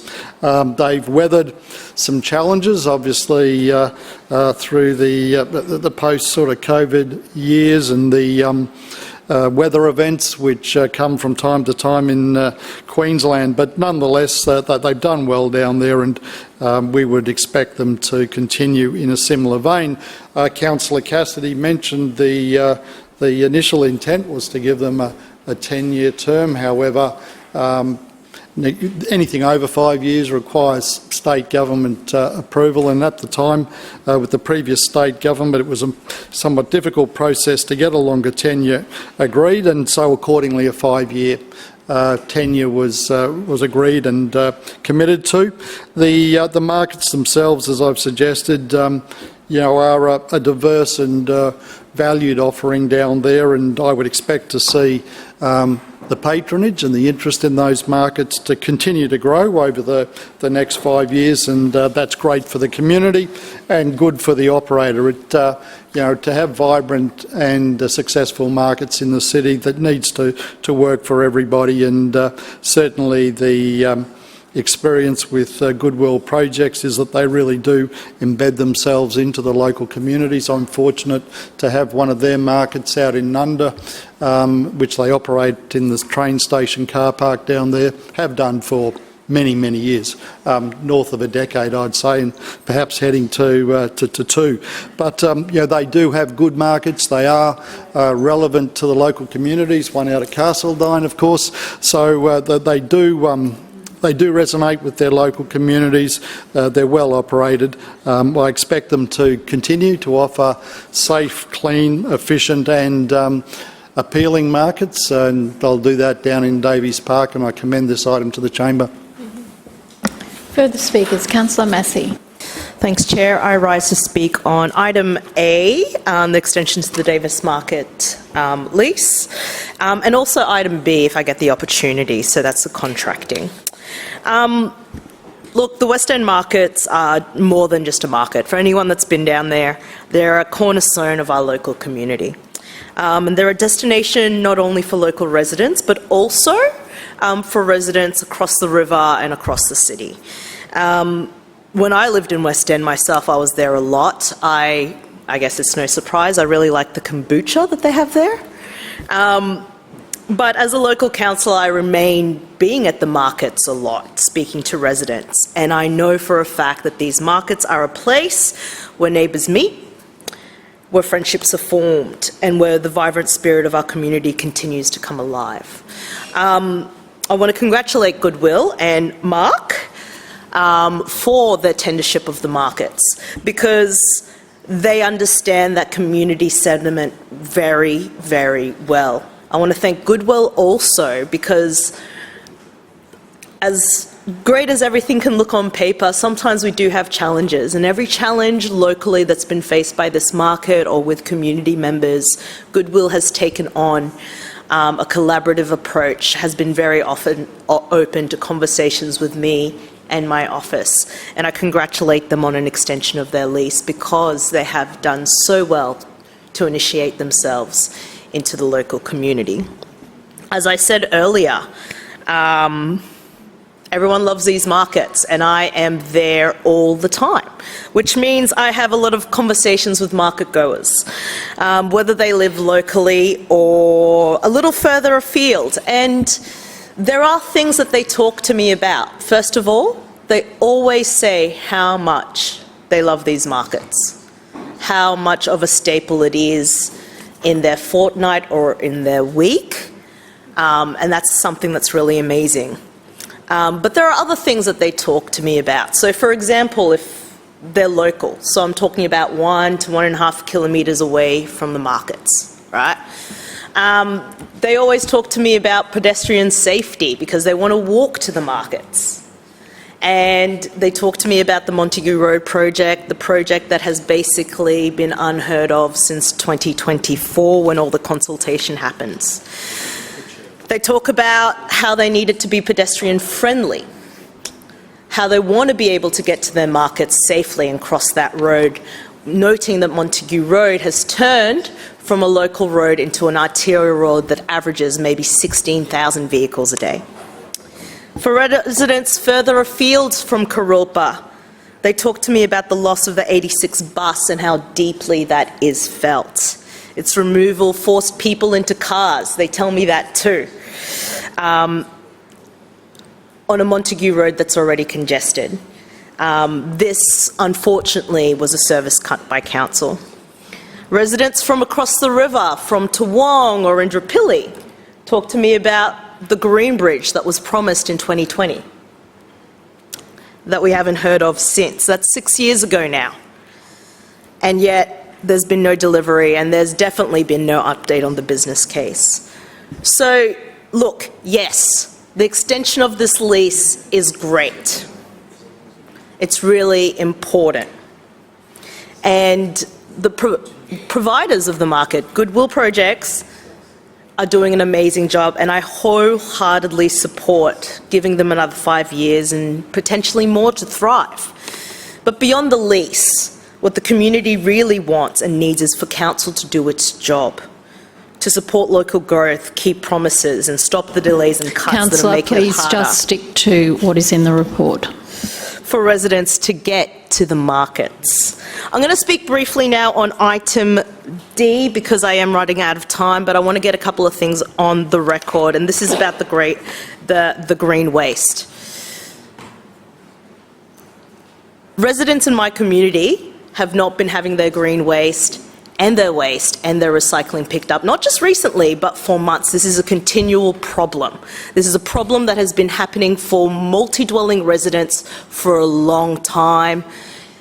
The fact that I have called up council on this and was promised a conversation on a Tuesday, 3 weeks ago, 4 weeks ago, and still have not got that call back from council is just a demonstration of how much we've failed at waste, which is what is a basic thing we should be delivering. Councillor Matson, your time has expired. Further speakers?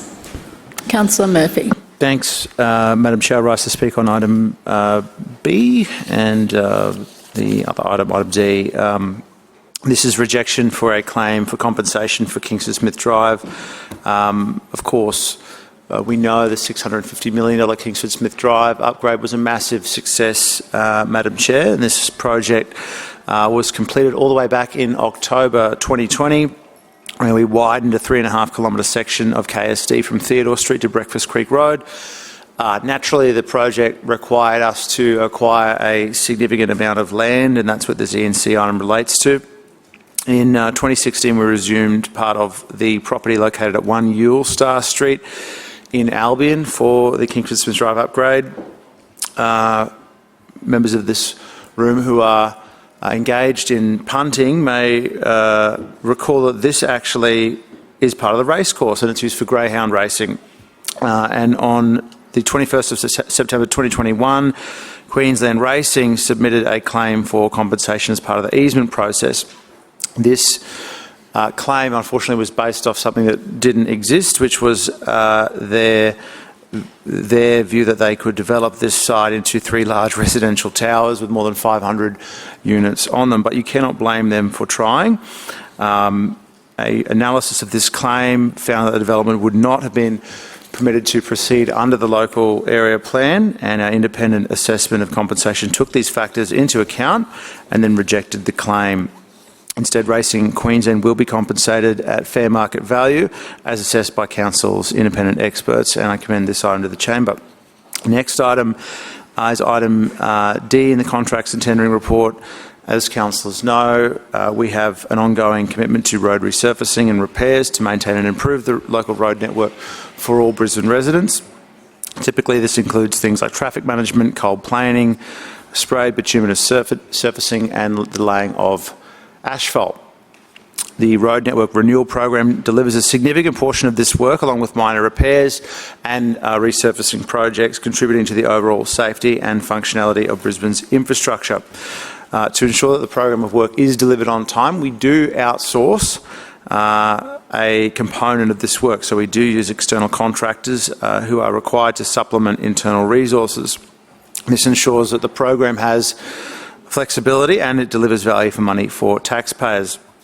Under this arrangement, all of the physical asphalt continues to be supplied internally, which unlocks value for our existing asphalt business out of Mount Cootha and Bricalba quarries. The successful tenderer here has proven a track record of reliable performance under the existing panel arrangement. The tender was assessed thoroughly and demonstrated strong capability, competitive pricing and alignment with our delivery requirements. The contract also ensures that the roads that the Brisbane residents drive on every day remain in good condition to keep Brisbane moving, and we did fix over 62,000 potholes last year, and the last budget provided a 25% increase in funding to fix those potholes. And we know that all urgent potholes in the city are fixed within 24 hours of being reported to council. Well, you know, Madam Chair, I hear the grumbles from the opposition, but I can tell you the potholes get fixed a lot faster than they ever did under Labor's time in office in this city. This city had potholes everywhere. The buses were catching on fire. The place was a real mess, and we have set about fixing that. We have fixed it, and Madam Chair, the roads are smoother now than they ever have been. That is a guarantee. So, finally, Madam Chair, there was just some commentary from Councillor Cassidy on Adobe. He mentioned Adobe, and I thought this one was funny because Councillor Cassidy thought it was used for, I think, InDesign or Photoshop. You know, it was quite a lot of money, I thought, for an InDesign subscription or a Photoshop subscription, which we know Councillor Cassidy does use in his own ward office because he's got a flyer that he loves to criticise us for living in Brisbane on, but he puts his own flyer out there all the time. Well, Point of order. Point of order, Councillor Cassidy. A claim to be misrepresented. I'm not sure. Anyway. Just to remind councillors too, it's whether you've actually spoken about this in the meeting, so today. So, yeah, councillor. Well, Madam Chair, not just InDesign, Adobe is used for council's entire website. Sorry, Councillor Murphy. Councillor Johnston, don't call out across the chamber. Thank you. Councillor Massey. Point of order, Madam Chairman. I was not calling out across the chamber. Yeah, thank you. Do not call out across the chamber. Councillor Murphy. Point of order, Madam Chairman. I'm just correcting the record. I was not calling out across the chamber. Thank you, Councillor Massey has also confirmed. Thank you, Councillor Johnston. I didn't ask for a debate. Councillor Murphy, your time has expired. Are there any further speakers? Point of order, Chair. One moment, please, Councillor Collier. Point of misrepresentation, Councillor Cassidy. Thanks very much. Councillor Murphy seemed to suggest that I used the Adobe suite to produce my newsletters in my office. I do, but I pay for that out of my own pocket. I don't claim that back as a reimbursement. Thank you. Thanks very much. Councillor, it's just a reminder to all councillors with points of misrepresentation, it's when your words in your speeches have been misrepresented. One moment. Sorry, Councillor Collier. Councillor Massey, point of order. Thank you, Chair. Just moving item E for voting in seriatim. Okay, item E separate for voting. Thank you. Councillor Collier. Thanks very much, Chair. I just want to speak to item C in the E&C report today, specifically about the Stage 2 Bulimba Memorial Park playground upgrade.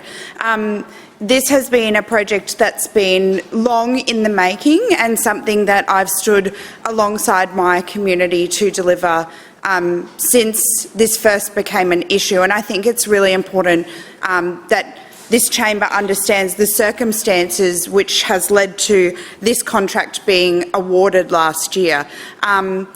Bulimba Memorial Park is a heritage listed park. It's of great significance to my community. It is an incredibly important community asset and one that is loved not just by people who enjoy the open green space, but the families who get to play soccer on it with Southside Eagles, or for Bulimba Cricket Club as well. It's a very well loved community facility.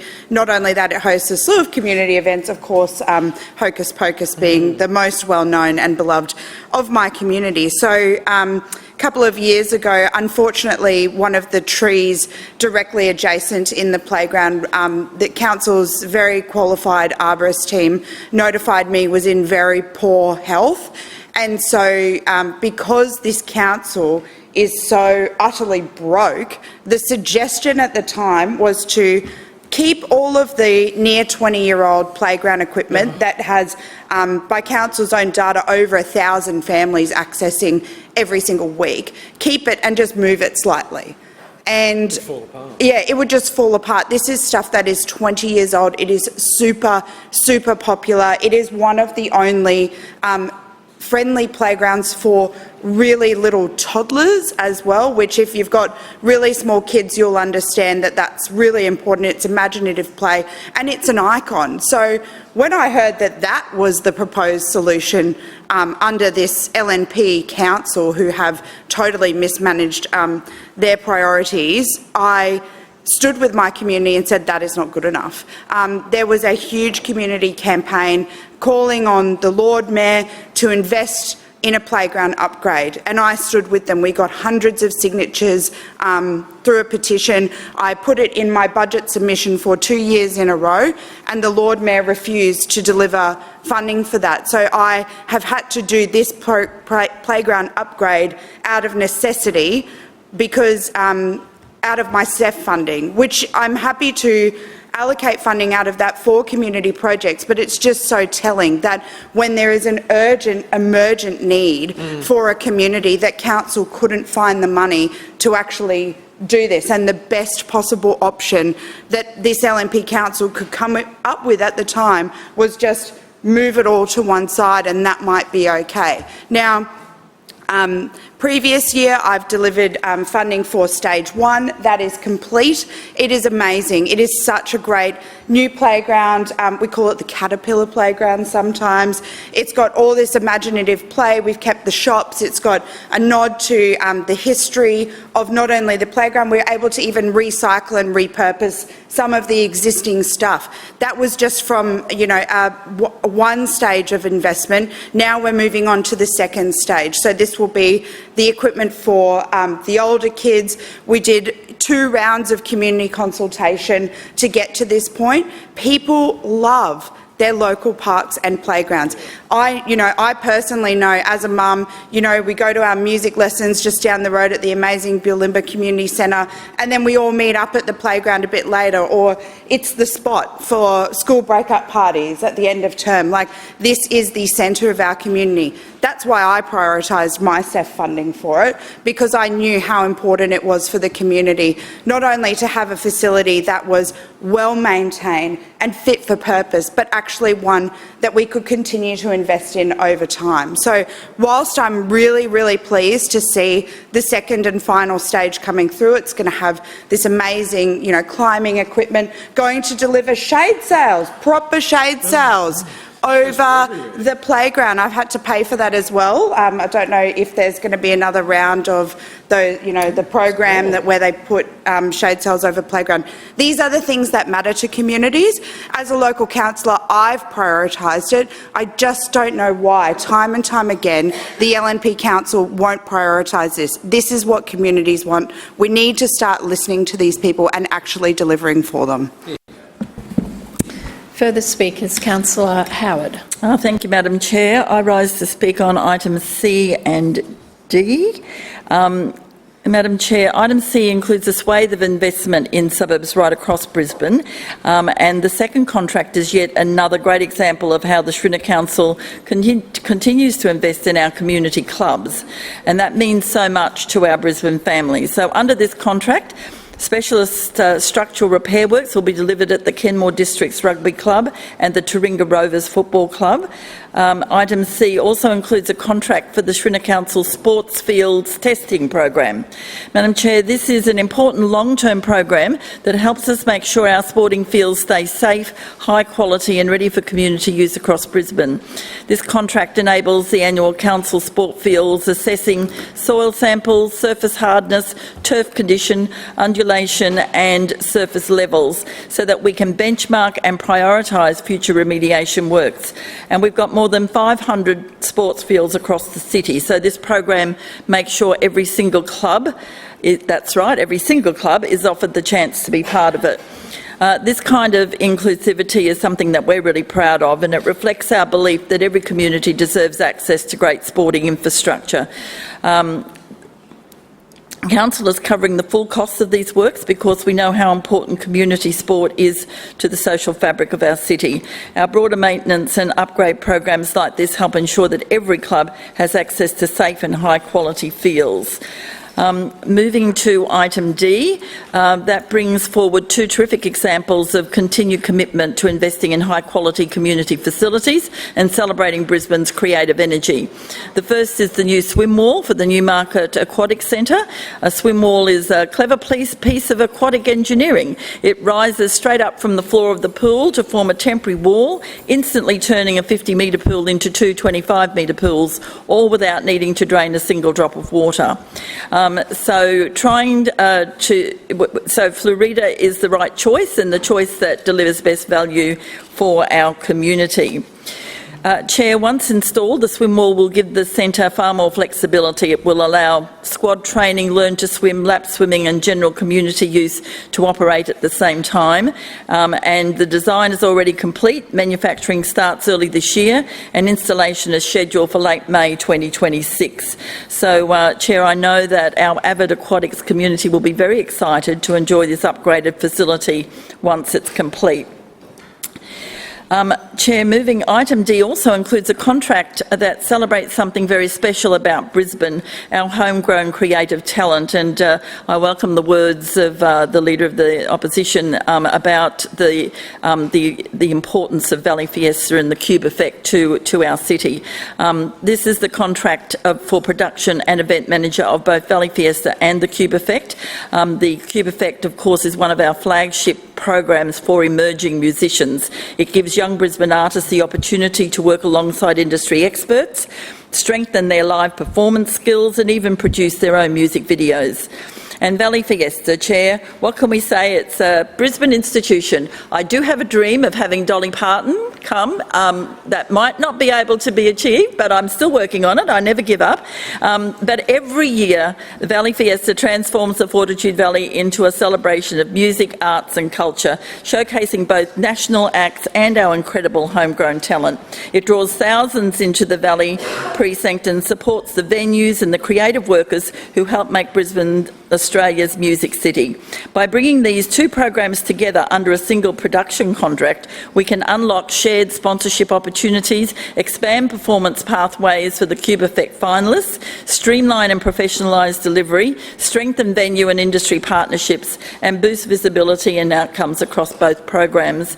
The successful tender of Moondust Merchants achieved the highest score, and they've done absolutely incredible work with our Cube Effect program, so I have no doubt in their ability to do amazing things with Cube Effect and Valley Fiesta in the coming years. Chair, these programs don't just entertain, they build careers, they strengthen our creative economy, and they reinforce Brisbane's well-earned reputation as Australia's music city, a place where emerging artists are supported, celebrated and given opportunities to shine. Thank you. Point of order, Chair. Point of order, Councillor Dixon. Chair, I move that Council now adjourn for afternoon tea for 15 minutes, which commences only when all councillors have vacated the chamber and the doors have been locked. Seconded. It has been moved by Councillor Dixon and seconded by Councillor Givney that the meeting adjourn for a period of 15 minutes, which commences only when all councillors have vacated the chamber and the doors have been locked. All those in favour say aye. Aye. Those against, no. The ayes have it. The meeting will be adjourned when all councillors have left the chamber.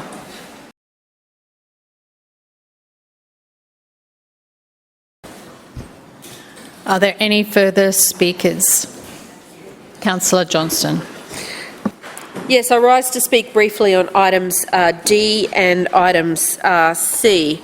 Item D and item E. Firstly, with respect to item E, powers for AP 295 security procedure managing unreasonable customer conduct. Now, I'm going to start by saying over the past year, our new CEO has been at pains to point out to me that it is up to council to determine, that's this body, to determine policy, and it is the CEO's responsibility to administer that policy. What we've got here today, however, does not do that. It seems that last year, in the lead up to the 31st of March, the CEO came up with a new policy, AP 295 security procedure managing unreasonable customer conduct, and that has been in place for the past 10 months now. It seems that, according to the papers before us today, there was extensive, and that's the word that's used here, extensive internal discussion with internal stakeholders. Now, the CEO is on the 23rd floor of Brisbane Square behind a security door that you can't get into. My office is in a major shopping centre that has a door that opens and a customer counter that you can step over without a stool. And my staff are dealt with on a daily basis in some pretty awful ways. Now, the 26 of us sitting in this room here all have similar experiences. I'm not aware that we were consulted. So, of those people who engage with the public, libraries, bus drivers, cleaning crew, council officers, people in the, I would say the regional business centres, but they don't really exist anymore either, I've got no idea who was consulted with. I certainly wasn't consulted with, and I'm on the Customer Services Committee. So the idea that somehow, one, we were consulted about this as people at the coalface of Council's customer service, it's offensive to read about the extensive consultation that did not occur. Secondly, what we're being asked to do here is, I think, backhandedly approve this procedure and then delegate the administration of this procedure to the CEO, the person who wrote the procedure, didn't consult with us, and then wants the procedure to be approved so that she can exercise the power she's been exercising for the past 10 months without approval to be delegated to her to be properly delegated in future. So, my question would be, where's this policy? Where is AP 295 security procedure managing unreasonable customer conduct? I went over to have a look in the council files today. It's definitely not over there. It definitely wasn't in the material that was presented to E&C. So E&C signed off on a report that they didn't look at the policy. They signed off on a report on a policy written by the CEO who says she's not responsible for writing policy. That's up to councillors to approve the policy. But the CEO wrote the policy. The policy wasn't provided to E&C. It's not been provided to councillors, and it's certainly not in the council file over in the chamber at the moment. Now, that's just not acceptable in my view. The lack of consultation with people who are engaged in customer service is appalling. The fact that the CEO now seeking retrospective approval for something she did 10 months ago without any authorisation from this council is problematic. People wonder why I've got a problem with what this council does. Secondly, I note in the Contracts and Delegations report before us today, Contract 10 Clause D, the Voluntary Home Buyback Scheme. Council is undertaking a project at Sherwood for 24 Egmont Street and 76 Hall Street, and unfortunately that has distressed residents in my community appallingly. The clean-up work needs to be undertaken. The block needs to be remediated. It is the way council has gone about doing this that has distressed residents. Councillor Johnston, your time has expired. Not good enough. Are there any further speakers? Councillor Hutton. Thank you, Chair. I rise to speak on item C, contracts and tendering, and in particular the contract for air conditioning our wonderful Ashgrove Library. This project is obviously just another example of how we continue to invest in our suburbs and the essential upgrades that directly improve the day-to-day lives of our residents. Ashgrove Library is a much-loved local facility. It has served generations of residents and continues to play a vital role as a place to read, study, connect and access services. But, like many of our long-standing community buildings, some of the core infrastructure has reached its end of useful life. The existing air conditioning system is no longer reliable and no longer efficient, and thus we need to make sure that we make these improvements. Approving this contract ensures that we replace the end-of-life system with a modern, efficient air conditioning solution that will do two very important things. First, it will create a far better experience for our locals, where they can come and spend even longer in our Ashgrove Library, because we know that comfort matters. Whether it's students studying, parents with young kids, or seniors escaping our Brisbane heat, it is important that our libraries are cool, reliable and welcoming environments. Secondly, this upgrade is really important to support our wonderful librarians. We all know that they deliver essential programs, support literacy and help residents navigate technology and obviously find some of the wonderful books in our libraries. I also want to acknowledge the patience of our wonderful Ashgrove community while the library is temporarily closed to allow these essential works to be completed. I know these disruptions are never ideal, but they are necessary. And I think it's important to note this is not just replacing the air conditioner. We actually have to decant the library to undertake these works, so it's quite a significant piece of work. During the upgrades, our library team have taken services beyond the building, including delivering story time in the park, so families can continue to access early literacy programs in a relaxed local setting. These sessions ensure that our youngest residents can keep enjoying the routine and learning experience that our libraries provide, even while the physical branch is closed. But for those residents who still like to enjoy a library facility, there are several nearby locations at the Gap, Grange and Mitchelton, all just a short drive away from Ashgrove. It has been encouraging to see, Chair, that even while the library doors are closed, the community is very active around this facility. The much-loved La Polar Cafe remains busier than ever, and with people coming to enjoy a coffee while also enjoying the free Wi-Fi from the library.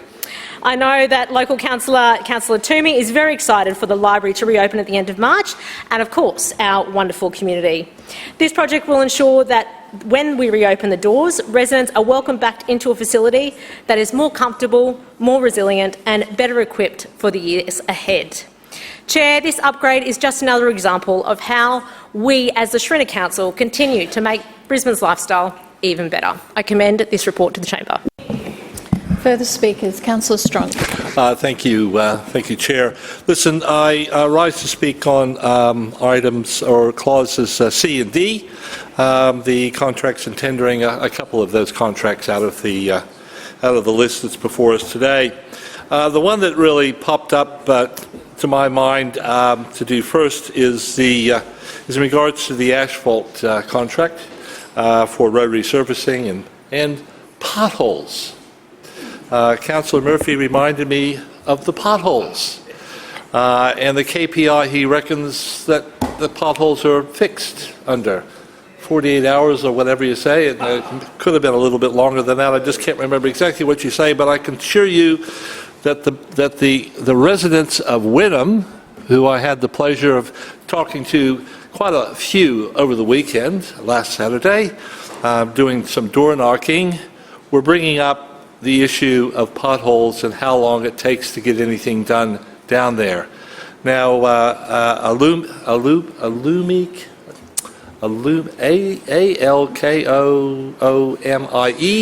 and Tingle Road are two that they raised because it's been years, not days, not months, years, and these have not been addressed. So I sort of started looking around at the issue of the roads down there and the road resurfacing, and it's pretty poor.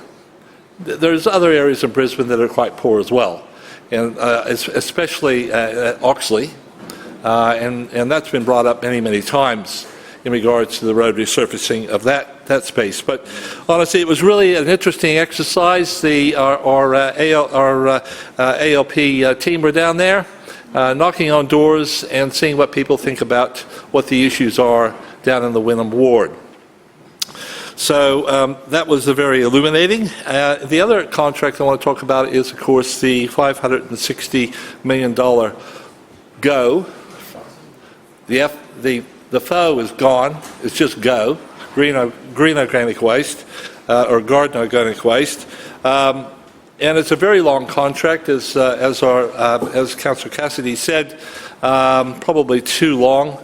If it's any indication of what the contract that I suppose came down, that I was part of the debate back in 2016 for 16 years.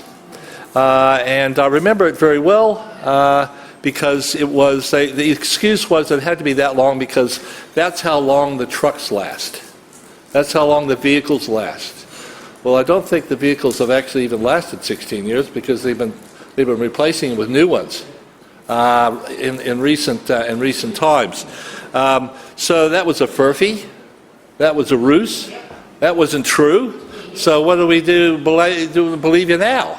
When you say the reason you have to have a long contract, all right?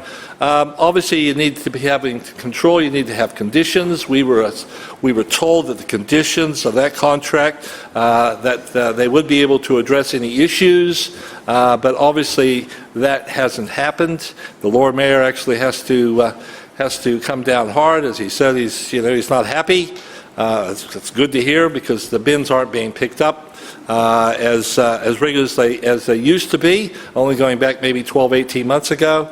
So something's gone really wrong. So I'm very apprehensive about any long-term contract with a contractor who may or may not do the right thing.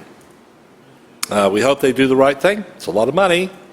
Their business is at stake. So they should take it very seriously, and when something does go wrong, and when we do report them, that they get followed up and get sorted out.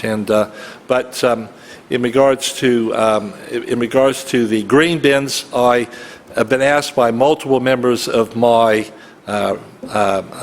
ward residents to raise the issue in regards to why they were forced to take a green bin.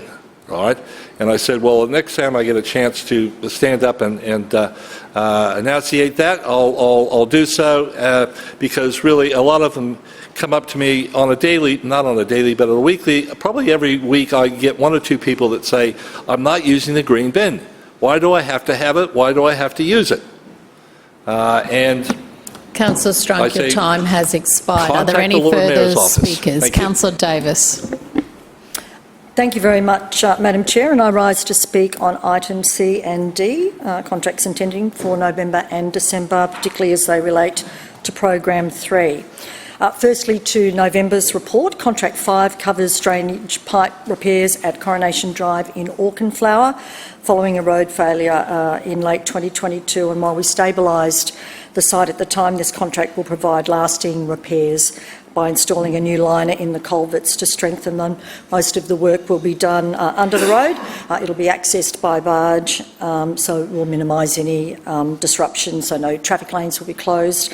A small portion of Morelands Park will be fenced off during the project, but the rest will stay open, and works are scheduled from April to June this year.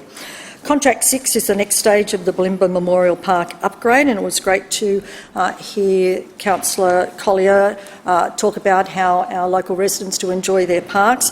I was amused, though, to hear that Councillor Collier called it her money that was paying for this upgrade. In fact, it was the Suburban Enhancement Fund, which the Lord Mayor provides each of our wards each year so that we can select projects of interest to us and our community to deliver, and I'm pleased that Councillor Collier has used them in that way. Contract 7 finally will upgrade the Will Street Park Playground at Cooperoo, replacing the old timber structure with new equipment for all ages, including swings, rockers and seating. And construction on this project starts mid-March and finishes in April this year. Moving to item D and December's report, Madam Chair, has already been discussed. Our green waste panel arrangements is a very sizable step towards taking Brisbane to where we need to be in terms of processing our green waste. I'm delighted to hear that Councillor Cassidy supports our efforts to divert green waste, and this panel provides us with those opportunities to make sure that up to 20 years we will have places that our green waste can be diverted to. Councillor Strunk, this is not a full contract like our waste contract. This is a panel contract, and what it does is it gives our panel providers the confidence that they can invest in the things that they need to invest in order to take our diverted green waste. As you know, Madam Chair, Brisbane is now securing the largest residential green waste processing operation in Australia, and these panel of 5 experienced local operators will support our city's long-term waste future. The panel is in fact quite vital because Brisbane's green waste system, of course, is growing, and with the successful rollout of our green bin program, more than 150,000 new green bins have come into service since July 2025, bringing our citywide total to 230,000 green bins. So in the first 6 months of this financial year alone, households placed over 30,000 tonnes of garden waste in curbside collection, which is an increase of 25% on the same period the previous year. So all residents can continue to make strong use of our resource recovery centres because using those has also provided 79,000 tonnes of green waste to be diverted last year. So, Madam Chair, moving now to Contract 10, which marks the culmination of the voluntary home buyback scheme. This has enabled 354 buybacks for Brisbane's most flood-affected households. The final site, comprising 24 Egmont Street and 74 Hall Street in Sherwood, had significant remediation challenges. It included unstable structures on the site, it has stormwater issues, there's asbestos, and the terraced land was creating safety concerns. So this all has to be attended to. Under the state government scheme, Council's duty of care is to return this land to public open space with strong flood resilience. And due to the site's condition, some vegetation requires removal. We've had a level 5 arborist conducting thorough assessments of the 63 trees that were there on site. He recommended the removal of 36 of those, with ongoing monitoring of 8 others. The arborist's ongoing daily supervision ensures that the tree numbers and layout support drainage and healthy growth, with 26 mature native trees will be replanted as part of a proactive replacement program. Madam Chair, it's a difficult site. The arborists have been working with the residents, and we will get a great outcome for that local community. Thank you. Further speakers? Councillor Toomey. Thank you, Madam Chairman. I also too rise to speak on item C and item D. And the first one I'd like to speak to is Brett's Wharf pontoon repair. Madam Chairman, this is one of the important City Cat terminals within our network, and what we're doing here is we will be desilting and removing much of the material that is underneath the pontoon. So as many of the councillors in the chamber can imagine, as the tide goes out, the pontoon comes down, and we don't want it damaged by resting on sediment and material on the river bed. Madam Chairman, while we're at it, we'll also be adjusting the pontoon's freeboard as well to make the experience of getting on and off a City Cat at Brett's Wharf a lot more pleasurable. Moving to item D, Madam Chairman, something that I'm actually quite excited about. Committee members from Public Transport will remember when we visited Eagle Farm and we saw the wash bays there where the buses get washed. We're actually replacing 2 of them, one at Virginia and the other one at Toowong, and those wash bays are essential. And let me inform the chamber why. Much of the material that our buses collect during their use, we don't want that material dropping onto the road and then washing into our stormwater networks and getting into our creeks and streams and then into the river. So we have an extensive bus cleaning program, and the reason why we are replacing the wash bays at Toowong and Virginia is because, Madam Chairman, frankly, they're approaching end of life, and it's far more reliable for us to replace them now than in the future. If we leave it too late, which we do not intend to do, it will increase the manual labour and ongoing maintenance for those facilities and then delay our buses getting back into the network, and that is something that we do not want to do. Madam Chairman, also in item D is our spare parts contract with Volgrim. So we'll be purchasing a number of spare parts with Volgrim. Much of our bus network, and I think it's around 95% is Volgrim, which means a lot of the parts that we do require to keep our buses running and in tip-top condition to provide efficient and timely services, and also a pleasant experience for our bus drivers, do come from Volgrim. So that will be a contract that we will be pursuing there as well. Madam Chairman, there is also another one that I was actually quite excited to see in the contracts and tendering, and that was to do with the heavy vehicle hoist. Now, I know Councillor Kim and I witnessed firsthand how well those hoists work, and I also know, Councillor, you also were there as well, and we did have, Councillor Collier was there, and we did get underneath the bus and we had a look and to see how all the running gear worked, where the engine was, how the transmission worked. It was all first-hand. It was actually really good. But to do that kind of work, under-bus work like that, we need the hoists. And we are purchasing some new vehicle hoists and lifting equipment to make sure that our mechanics can get underneath our mobile assets and service them in the way that they have to be serviced so that we can keep our network running efficiently and effectively and on time. Madam Chairman, I commend those items to the chamber. Thank you. Further speakers? No further speakers. We'll now put item A to the vote. All those in favour say aye. Aye. Those against, no. The ayes have it.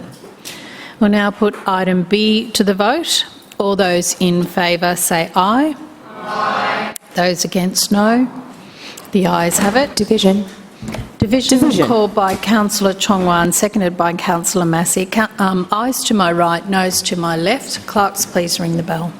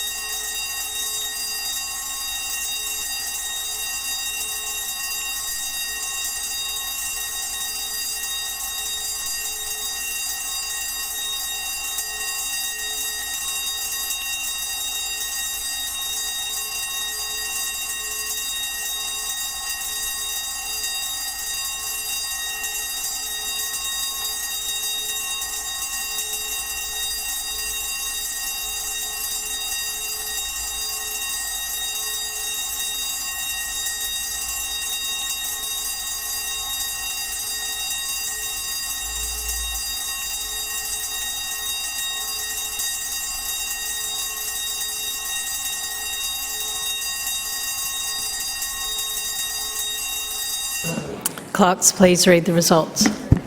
And Madam Chair, the ayes have it, the voting being 21 in favour and 2 abstentions. That is carried. Councillors, please resume your seats.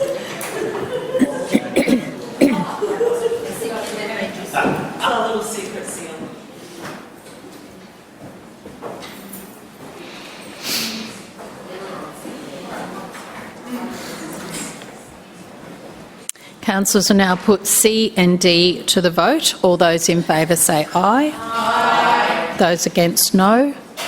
The ayes have it. Division. Division called by Councillor Cassidy and seconded by Councillor Collier. Ayes to my right, noes to my left. Clerks, please ring the bells.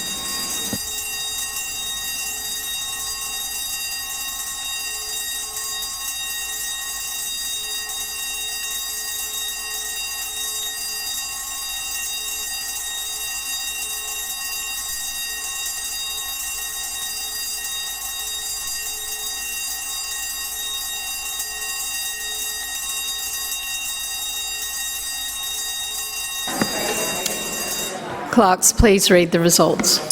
Madam Chair, the ayes have it, the voting being 15 in favour and 8 abstentions. That is carried. Councillors, please resume your seats quietly. Councillors, please resume your seats.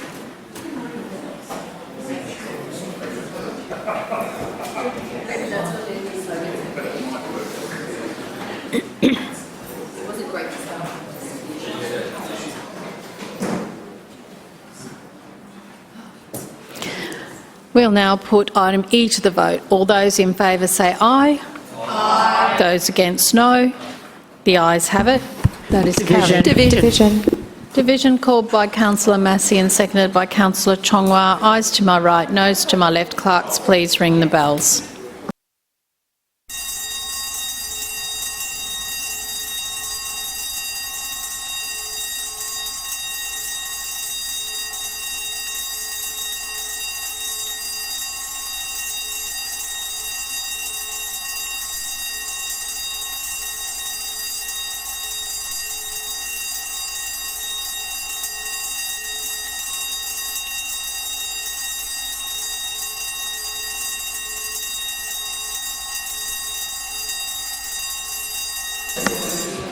Clerks, please read the results. Madam Chair, the ayes have it, the voting being 15 in favour, 2 against and 6 abstentions. That is carried. Councillors, please resume your seats.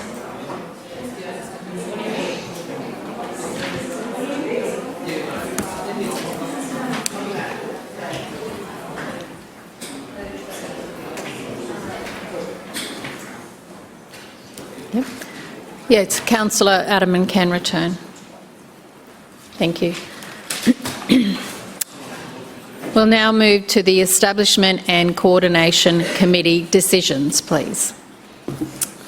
Thanks, Madam Chair. I move that the report setting out the decisions of the Establishment and Coordination Committee as Delegate of Council during the summer recess 2025-26 on matters usually considered by that committee be noted. Seconded. It has been moved by the Deputy Mayor and seconded by Councillor Dixon that the report setting out the decisions of the Establishment and Coordination Committee as Delegate of the Council during the summer recess 2025-26 on matters usually considered by that committee be noted.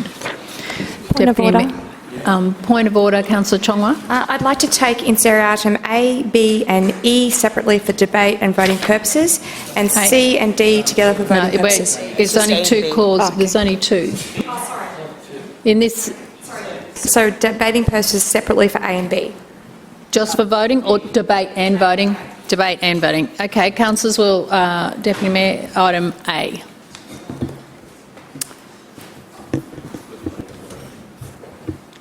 Thanks, Madam Chair. So, as you can all see, this is the significant contracting plan for consultancy services to deliver the next step in our plan to roll out high-frequency public transport across our beautiful city. As we know, this is a turn-up-and-go high-frequency public transport system, and it's already delivering real benefits to commuters across Brisbane. It's cutting travel times, reducing congestion in our CBD and greatly improving services in our suburbs. And we're now seeing that the Gold Coast and the Sunshine Coast want to replicate this as well. Nearly 7 million passengers have already jumped on board in the last year alone, and this is a tremendous success. With the successful implementation of the Turn Up and Go services on our M2 and M1 routes in January and June respectively last year, we've set a high standard for public transport delivery that other regions, other councils in South East Queensland want to get a piece of. Expanding Brisbane Metro is essential to provide the additional public transport capacity our growing population requires. The expansion of Metro is a long-term program that will be delivered in stages, and that's something that we've always known. Now, thanks to the Crisafulli and the Albanese government, we have some clarity on where our games venues will be, and we can get on with the next stage of planning. So there's a lot of work to be done, including looking at the proposed new routes to Brisbane's north side, east, through beautiful Coorparoo to Capalaba, an extension south to Springwood and the Brisbane Airport as well. It's a significant scope, with final routes to be agreed upon other levels of government and our local government neighbours feeding into the process as well.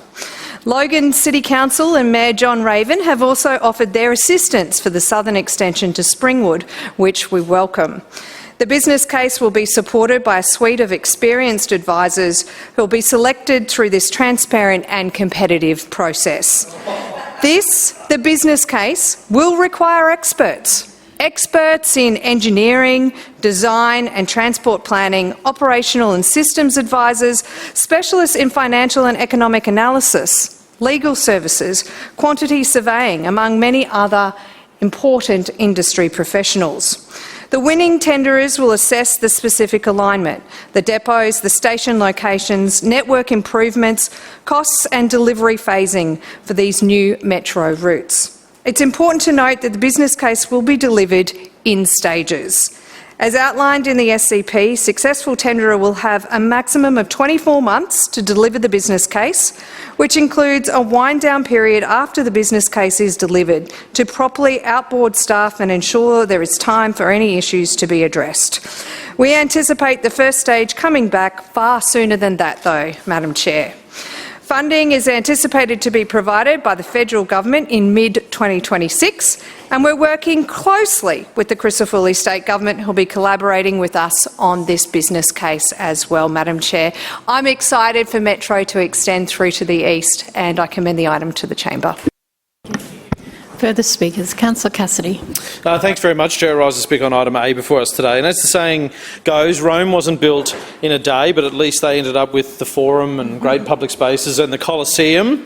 The Metro wasn't built in a day, of course, here in Brisbane either. It took 8 years and used mostly existing infrastructure. So it was the easiest one to do. The Metro we've got today was the easiest one that could possibly have been done when you take into account the 5 or 6, I guess, with these 4 added into it. So the big plan from the LNP, of course, was to build another 4 of them, another 4 metros. That's what Adrian Schrinner promised the people of Brisbane 2 years ago at the last election. So 2 years ago, 2 years has elapsed since he made a iron-clad guarantee that he was going to deliver 4 new metros for the people of Brisbane.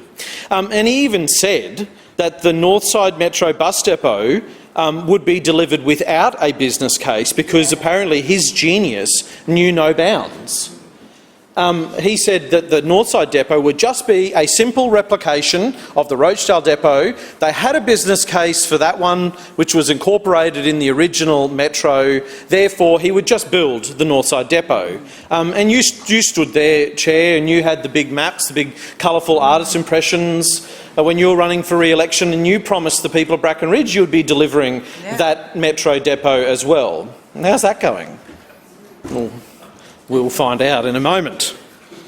Now, along the way as well, after all of that, the Lord Mayor announced that he had $50 million at his disposal to deliver a rapid business case to fast-track those 4 metro bus routes well ahead of the Olympics, was his guarantee, well ahead of the Olympics. Now, by this time, of course, the business case will be, I guess, 4.5 years. But my maths actually needs to be readjusted because the Deputy Mayor just made a startling admission that at that 4.5 year mark, after it was first announced, there would now be something called a wind down period, which would take even longer after the business case is delivered back to council. Who's supposed to be building 4 metros, including one to the airport, which is specifically precluded under the AirTrain contract, which will cost billions and billions and billions of dollars to buy out, one into the Logan City Council area and one into the Redland City Council area as well. So 4.5 years plus this special wind-down period that is added onto the end of it as well. There's nothing rapid about that, Chair. So the LNP Mayor promised the people of Brisbane he would protect their lifestyle and he would bust congestion by building a road tunnel under Gympie Road and delivering 4 new metro bus routes. That was his 4-year plan, his guarantee to the people of Brisbane. He presented at the time like he was a Caesar, but what we have come to realise is he's actually more a Nero. And these delays are costing us big time, not just in the price tag and the eventual price tag of what these metro routes may be, but also in lost opportunities as well. There's nothing like a do-nothing council to instil confidence in the people of Brisbane that the future is bright. There is a lot at risk over these next few years. The decisions we make today makes or breaks the city of the next few decades.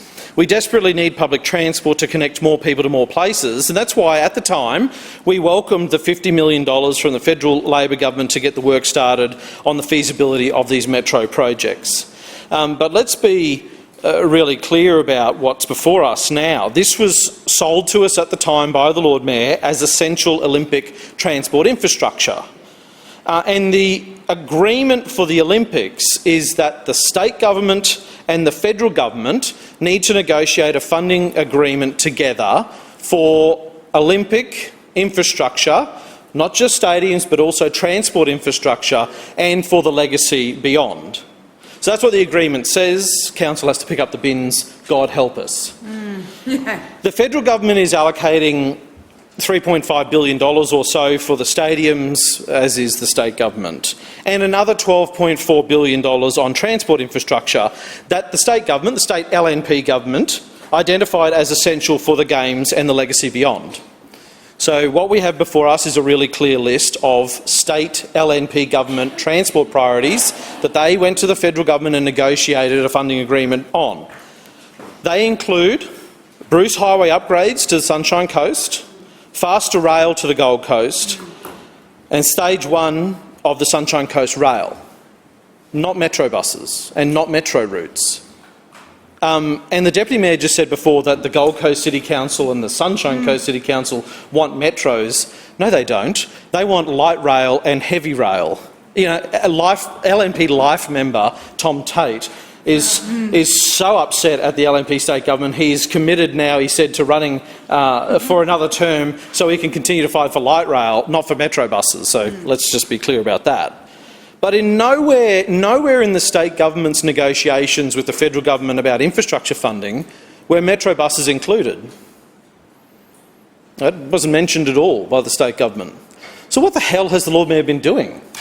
What conversations has he had with the State Transport Minister and the Premier and the Treasurer about the funding of these metro routes? I mean, even this morning, we were shown a video on Councillor Allen's committee where Kate Campbell is in some promotional materials for Olympics Legacy. And in that video, in the promotional video that Council produced, it says the transport, and she says this is her script, the transport legacy of the Games will be better rail connections up and down the coast. Full stop. Nothing about metro buses in that council promotional material either for the Olympics. So what's going on? What's going on here with these metro routes? Now, we know the Lord Mayor's relationship, and this has been demonstrated time and time again over the last 12 months with the state government, is very fraught. They continue to do him over time and time again. Maybe if he spent more time in Brisbane than jet setting, he would mend some fences with his political allies. But I still don't understand. There's something fundamentally missing here, and I think somebody on that side of the chamber, I wished it was the Lord Mayor. He lasted until 2:46 p.m. today in the council meeting and buggered off. So we don't know what his views are.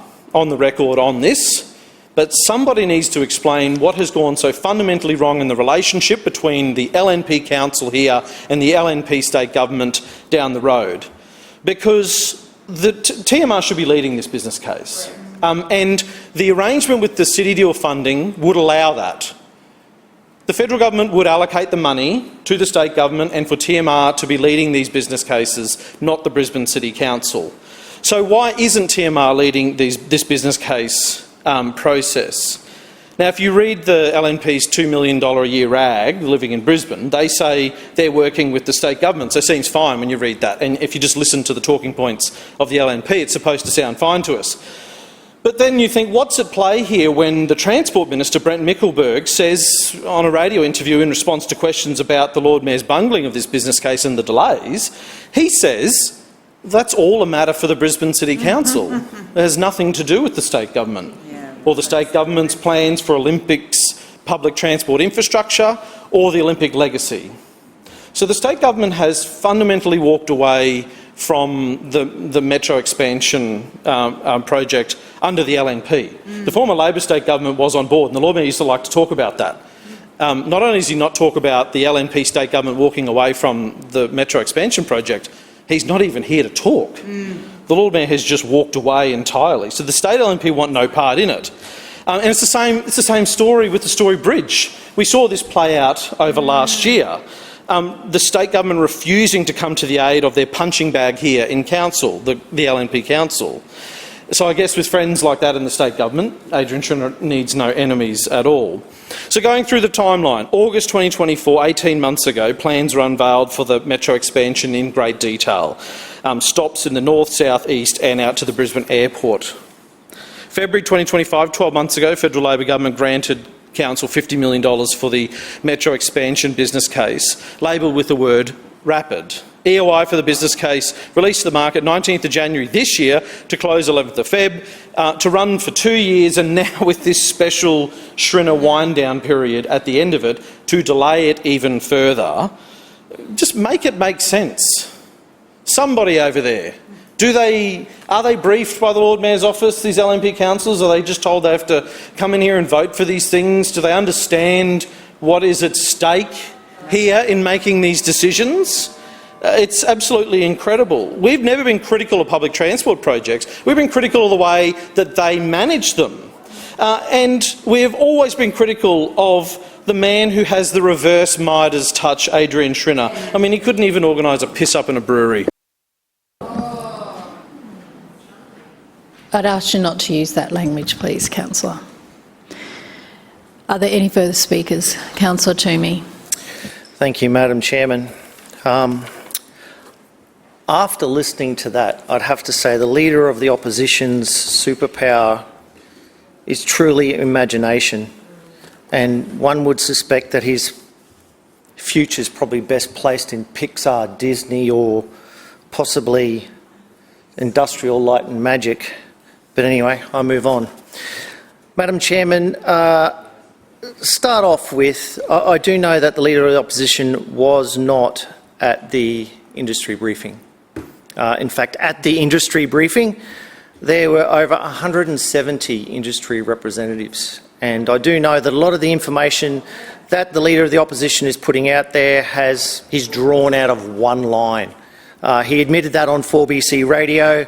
I honestly think, Madam Chairman, moving forward, that somebody who has made a career out of objecting to something that this city loves, and when I say loves, we are talking 7 million people are using the Metro now. 7 million people are on board with the Metro.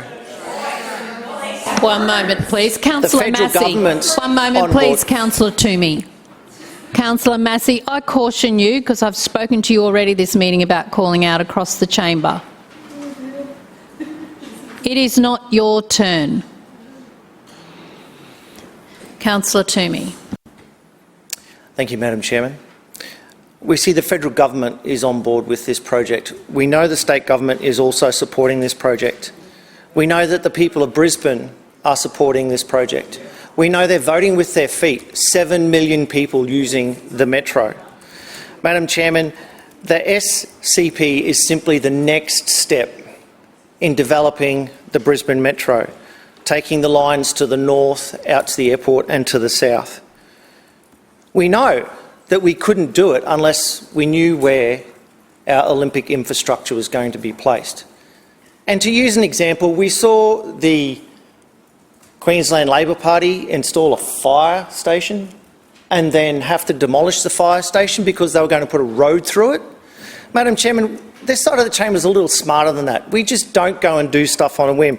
We take methodical, measured steps that make sure that we use ratepayers' funds efficiently and properly. Madam Chairman, the Leader of the Opposition sort of talked about, not everyone's on board.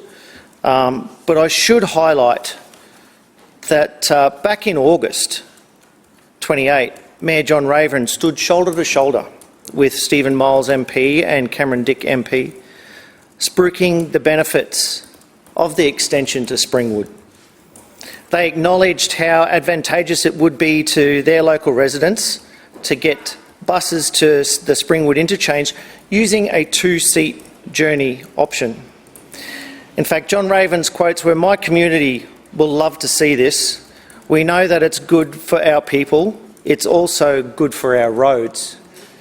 Madam Chairman, this Schrinner Council is committed to reducing congestion. We know that people are looking for public transport solutions, and the metro expansion is one part of that solution. And in all honesty, Madam Chairman, it's about time the Queensland Council ALP team got on board Metro and supported it moving forward. Thank you, Madam Chairman. Further speakers, Councillor Johnston.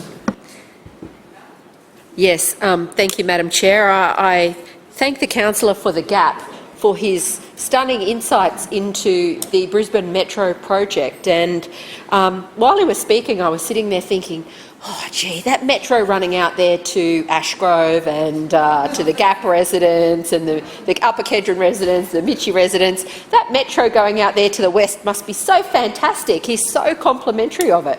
And then I was thinking, well, hang on, no, there's no metro going out there. Right. And then I was thinking, when I just was looking through my papers again, and I'm thinking, oh, okay, well, maybe on the next stage of these all-encompassing plans the Lord Mayor's putting forward for the next phase of the metro, that the metro would be going out somewhere in the western suburbs to the Gap or Ashgrove or Barton or any of those suburbs out, Brookfield, those suburbs out there, all those western suburbs councillors. And I'm desperately looking through the proposed business case scenario going, it's not there. Where is it?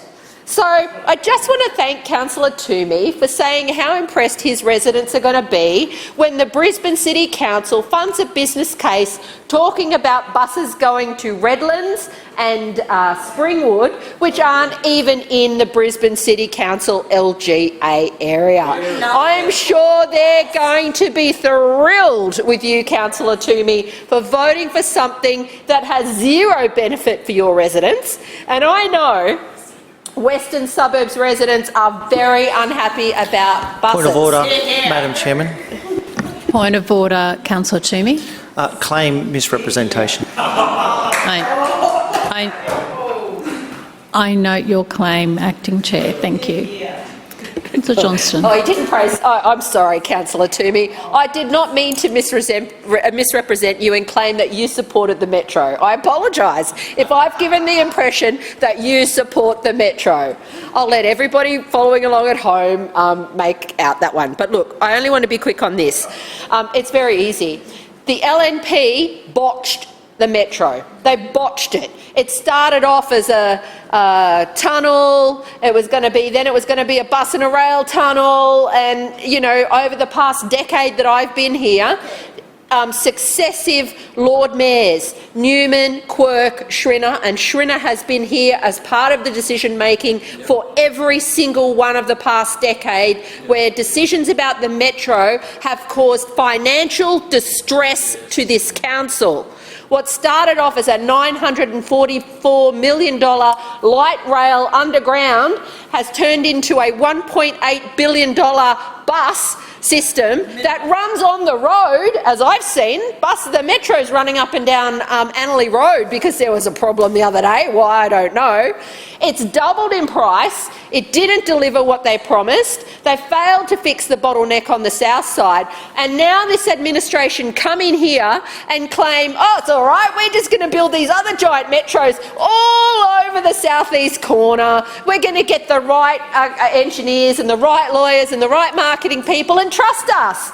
Because the best indicator of past performance or future performance isn't past performance, it's just trust us. We're the LNP, we'll get it right. Well, you cannot.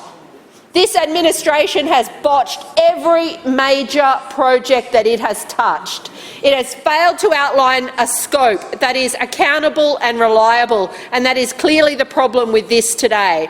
It has failed to ensure that there is realistic timeframes and budgets to deliver actual projects. So there's maybe a 2-year horizon with a bit extra time if we need it, and maybe the state government will give us some money, but they're publicly saying they're not going to. But it's okay, we're going to wedge Albanese with this and he'll give us more money. Meanwhile, it's not part of any city deal, it's not part of any Olympics agreement, and this council is taking on all the risk, all of the risk. That is what this business case says, without any guarantees that we will get better bus services for our residents. And if you live in the southern suburbs or the western suburbs, you should be screaming at your local councillor about why they are supporting a metro that does nothing to benefit the vast majority of residents. We didn't get any bus upgrades out my way, and residents are very unhappy. And I cannot wait to share with them the fact that the Deputy Mayor believes that there's so much better bus services out there now. That'll be a good one. You cannot trust this administration. There is no question this is the wrong business case. This is the wrong solution. I will not be supporting it. It will go badly. We should not be taking on the risk to deliver this. It is outside the scope of this council to do so, and it is Councillor putting Johnson, your ratepayers at time risk. has expired. Further speakers? Point of misrep first, Councillor Toomey. Thank you, Madam Chairman. I rise to address the misrepresentation. I do believe the Council for Tennyson seems to think, and naively so, that the residents of the Gap ward don't get out and enjoy every part and every facet of our greatest city. And if they can get out there and do it on a metro or some other bus service, we celebrate that on this side of the chamber every day of the week. Thank you, Madam Chairman. Councillor Dixon. Chair, I wish to speak on item A, Brisbane Metro expansion business case. We asked people in Brisbane to get on board with the Metro, and they've taken up the message with over 6 million trips on the Brisbane Metro since it started last year. Brisbane is growing. Moment, please, Councillor Dixon. And Councillor Massey, that's your second caution. Yeah. It's inappropriate. Councillor Dixon. Brisbane is growing, and we need a rapid transit system that keeps up with the demand now and into the future. This is a project that has and will continue to shape the future of our city, especially as we get closer to the 2032 Olympic and Paralympic Games. While growth is exciting, it does mean opportunity and responsibility. Opportunity to make us more connected, keeping Brisbane moving by getting you home sooner and safer. It's a responsibility to make decisions that will ensure we expand the metro efficiently and at best value for our residents to support what we need now and into the future. The current metro service is only a taster of what is possible for Brisbane, and the demand is there to bring it to the north, where I am a councillor. So while my residents in Hamilton Ward do enjoy the Brisbane metro service as it stands now, we need it to expand wider to not only get our residents around the city, but we need it for our workers at the airport and also the tourists. Think into the future how good a northern metro will be, travelling from the Royal Brisbane Hospital to Lutwyche to Chermside and beyond, utilising the existing busway infrastructure and Gympie Road transit lanes. I also can't wait to see the possibilities that exploring an airport metro through my ward will bring. A strong public transport network is not just a transport investment, it's an economic investment. An expanded Brisbane Metro business case will demonstrate how improved connectivity supports productivity, attracts investment and unlocks precincts in key areas across the city. It represents a generational investment in public transport, one that recognises we cannot build our way out of congestion with roads alone. By providing high capacity, high frequency and reliable public transport, we can help ease the burden on our roads. It gives our residents choice. Choice to spend less time in traffic and more time doing more of what they love or need to do. It gives residents a reliable choice. How good is turn up and go? That's how I got to work today. I got a bus. It also means making sure our suburbs are not left behind as the city grows. It means planning ahead rather than playing catch up. And I'm proud to be part of this team because we're always looking into the future to make sure that Brisbane's best days are ahead of us and not behind. Most of all, this business case will send a clear message about the kind of city we want to be. A city that plans for growth, a city that invests in public transport and puts its residents first, a city that puts people first. I'm on board with the Brisbane Metro and I'm certainly on board with the Brisbane Metro expansion business case. So let's keep Brisbane moving. Thank you. Further speakers, Councillor Chongwa. Councillor Massey. Sorry. Thank you, Chair. I rise to speak on item A. I'm just going to begin with a couple of things because it's really important to note. Through you, Chair, LNP councillors will stand up and say 6 or 7 million. I mean, make what's a million? Trips. But it's really important to know as they use that number, and it's good, like I love public transport. I use public transport for most of my life. It's really important to note the Metro replaced routes. Existing routes. So people actually don't have a choice but to use the Metro. This idea that it's generated, like literally earlier today we listened to the Lord Mayor say that there was a 10% increase. Why? Because these are existing routes, these are not new routes, not at all. Secondly, I've just got to highlight very, very, very quickly for people that are stuck on Coronation Drive, for people that are sitting there in traffic, on Moggle Road, it is important to note there is nothing for the West. There is absolutely nothing for the western suburbs of Brisbane, and I promise you there won't be a single western suburb councillor in this chamber on the other side that will talk about how that's a great loss for the West. People in the West deserve public transport too. They deserve the opportunity to get out of their cars, reduce congestion, and be able to take frequent and reliable public transport. Okay, I'm going to move on from that. There's just a couple of things that I've got to put on the public record. Look, a true public transport strategy would focus on connectivity across the city, and not just on the busways that already exist. And I guess this is the point that we've got to talk about here. What we've been asked to look at is something that was announced over 2 years ago as extensions, noting that it has been 10 years since 2016 that the Metro has been in the works, and the easiest parts of the Metro because there was already existing busways. It's really also important to note that the Metro, aka the big bendy buses, were at the time presented as completely forward-looking and a transformative piece of infrastructure to reshape our city. And I'm very supportive of public transport. I'm very supportive of frequency, increase in reliability. But what we're talking about here are extensions that were announced 2 years ago. I want to remind everyone, when the Metro was announced in 2016, so this is three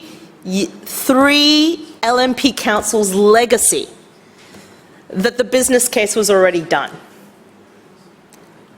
And yet here we are in the Schrinner Council, through you, Chair, where we are literally constantly getting announcements, glossy photos, pictures, everything else before the actual work gets done. In this chamber, we are literally talking about other councils and providing and taking on all the risk to produce a Metro, to go north, south, east on the Airport Link line, And what we continually hear is, get on board, we're keeping Brisbane moving. Well, this isn't keeping Brisbane moving. This hasn't. This isn't creating a legacy. This legacy is dead in the water. And that comes from someone who does believe that Brisbane deserves better public transport. Our public transport should be able to connect us to work, school and play. It should also be able to connect us to each other. It should be reliable. It should be frequent. We need a full transformation to make sure that we reduce car dependency so that we can reduce congestion in what is one of the top 10 congested cities in the world. This is a failure of the LNP Council. This is out of scope. The fact that the LNP Council is doing this by themselves and taking on the risk is incredible, because we actually know what will be the end of this. And it is, and mark my words, the extensions will not be built. That is what's going to happen, because this council is dependent on every other level for support. Councillor Massey, your time has expired. Further speakers? Councillor Murphy. Madam Chair, I'm back and I'm talking about Brisbane Metro. Again, I find myself in this unenviable position. Madam Chair, where to start? Talk about the expansion of Brisbane Metro. In 6 months, Brisbane Metro continues to go from strength to strength. And, Madam Chair, I thought I might come back and Labor and Greens councillors might be a little bit quieter about Brisbane Metro, a little bit, less acerbic in their criticism, given the success that the project has been, that it is being lauded locally, on a statewide basis and nationally as a game-changing and transformative use of bus rapid transit and of recycling city assets in order to move more people. And the statistics speak for themselves. The Lord Mayor was talking about it earlier today. Over 6 million new passengers on this system. BNBN that was implemented with a lot of fanfare and, the usual kind of teething problems that happen at the start, but now everyone is using it. We are seeing massive patronage increases, and yet the one thing that hasn't changed with Brisbane Metro is Labor's criticism of it. And Councillor Cassidy, I love how Councillor Cassidy started his speech.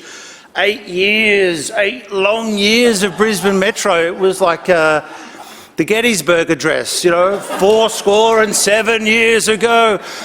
But Councillor Cassidy talked a lot about Caesar and Nero, but he forgot my favourite Roman emperor, Caligula. Because you know what Caligula did that was bad? He kept sending his legions out to die in useless, pointless wars. And that is what Councillor Cassidy does to Labor candidates at every election, that he opposes Brisbane Metro, that he tells people on radio that he won't spend any money doing any extensions, that he won't build it out, that he'll cancel the project, and that it was a bad idea. And he did this the other day on 4BC radio when he got up to attack this business case, and gee, it was a great listen. If councillors haven't listened to that interview that Councillor Cassidy gives on 4BC, it is a cracker, because he goes and he has a huge crack at Brisbane Metro in this business case for the extensions, and then the interviewer goes, "But didn't you oppose this?" And he goes, "Well, yeah, I mean, we did," and he kind of gets into it. That's sort of a convolution of our position. We didn't oppose the whole project. We just opposed the LNP doing it badly. We didn't oppose the first one. We only opposed the extensions. But the extensions are now not being delivered well enough, and they need to be delivered faster. We had a plan for more buses, but he couldn't explain where that was funded or where they would deliver the buses or buy them from. Remember, he said we bought too many metros and then we didn't buy enough metros, so he's had that position as well. Remember, we launched Metro too late and then we launched it too early, and we started too early. What else? Oh, this is a classic. Brisbane's new bus network was actually a massive cut, a reduction in services. But then we hadn't put enough new services on, wasn't a big enough investment, so it wasn't good enough. Then they told us the vehicles would never work, but the vehicles do work, and they're out there now and they're doing a fantastic job. what else did we hear? We have heard just so much from Councillor Cassidy and the Labor team on Brisbane Metro over the years, and it is fascinating. But just keep in mind, this is the only Labor team at any level of government, state or federal, that still opposes Brisbane Metro. Everyone else has gotten on board. Even at the local government level, mayors like John Raven are on board with Brisbane Metro because they see the benefit that it will bring to their residents. So, if you ask us on this side if we worry too much after all of these elections and all this time what Labor think about Brisbane Metro, the answer is we don't care that much because the reviews are in. People love this project. They want to see it extended. They support it. There is really nowhere to hide when you deliver a project this big, Madam Chair. There really isn't.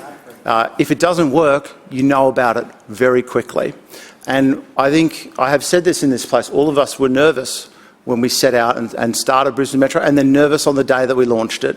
But we are not nervous anymore. We believe in this solution. This solution has worked, and everyone is getting on board with Brisbane Metro, except them. Further speakers, Councillor Collier. Thanks very much, Chair. What a interesting contribution to this debate from the acting LNP Transport Chair and former LNP Transport Chair, because that whole contribution from Councillor Murphy, he couldn't talk about the future of Brisbane, couldn't talk about the 4 potential new metro routes. All he could talk about was politics, LNP, Labor, this, elections, fantasies. I don't know what occupies these people's head, but it certainly isn't the future of Brisbane, and it certainly isn't in a time where we need leadership more than ever before. And where is the Lord Mayor? Where is he? Not in Pollara, not here talking about what is some of the most pressing issues facing our city in the lead up to 2031. Might be big in the state government now. Yeah, I don't know if he is. I'm hoping that the Lord Mayor has reflected on earlier contributions today and has gone for an urgent meeting up with his friends at the LNP state government to demand support for this project, because it is very clear when you start joining all the dots that there is no support from the LNP state government for this project.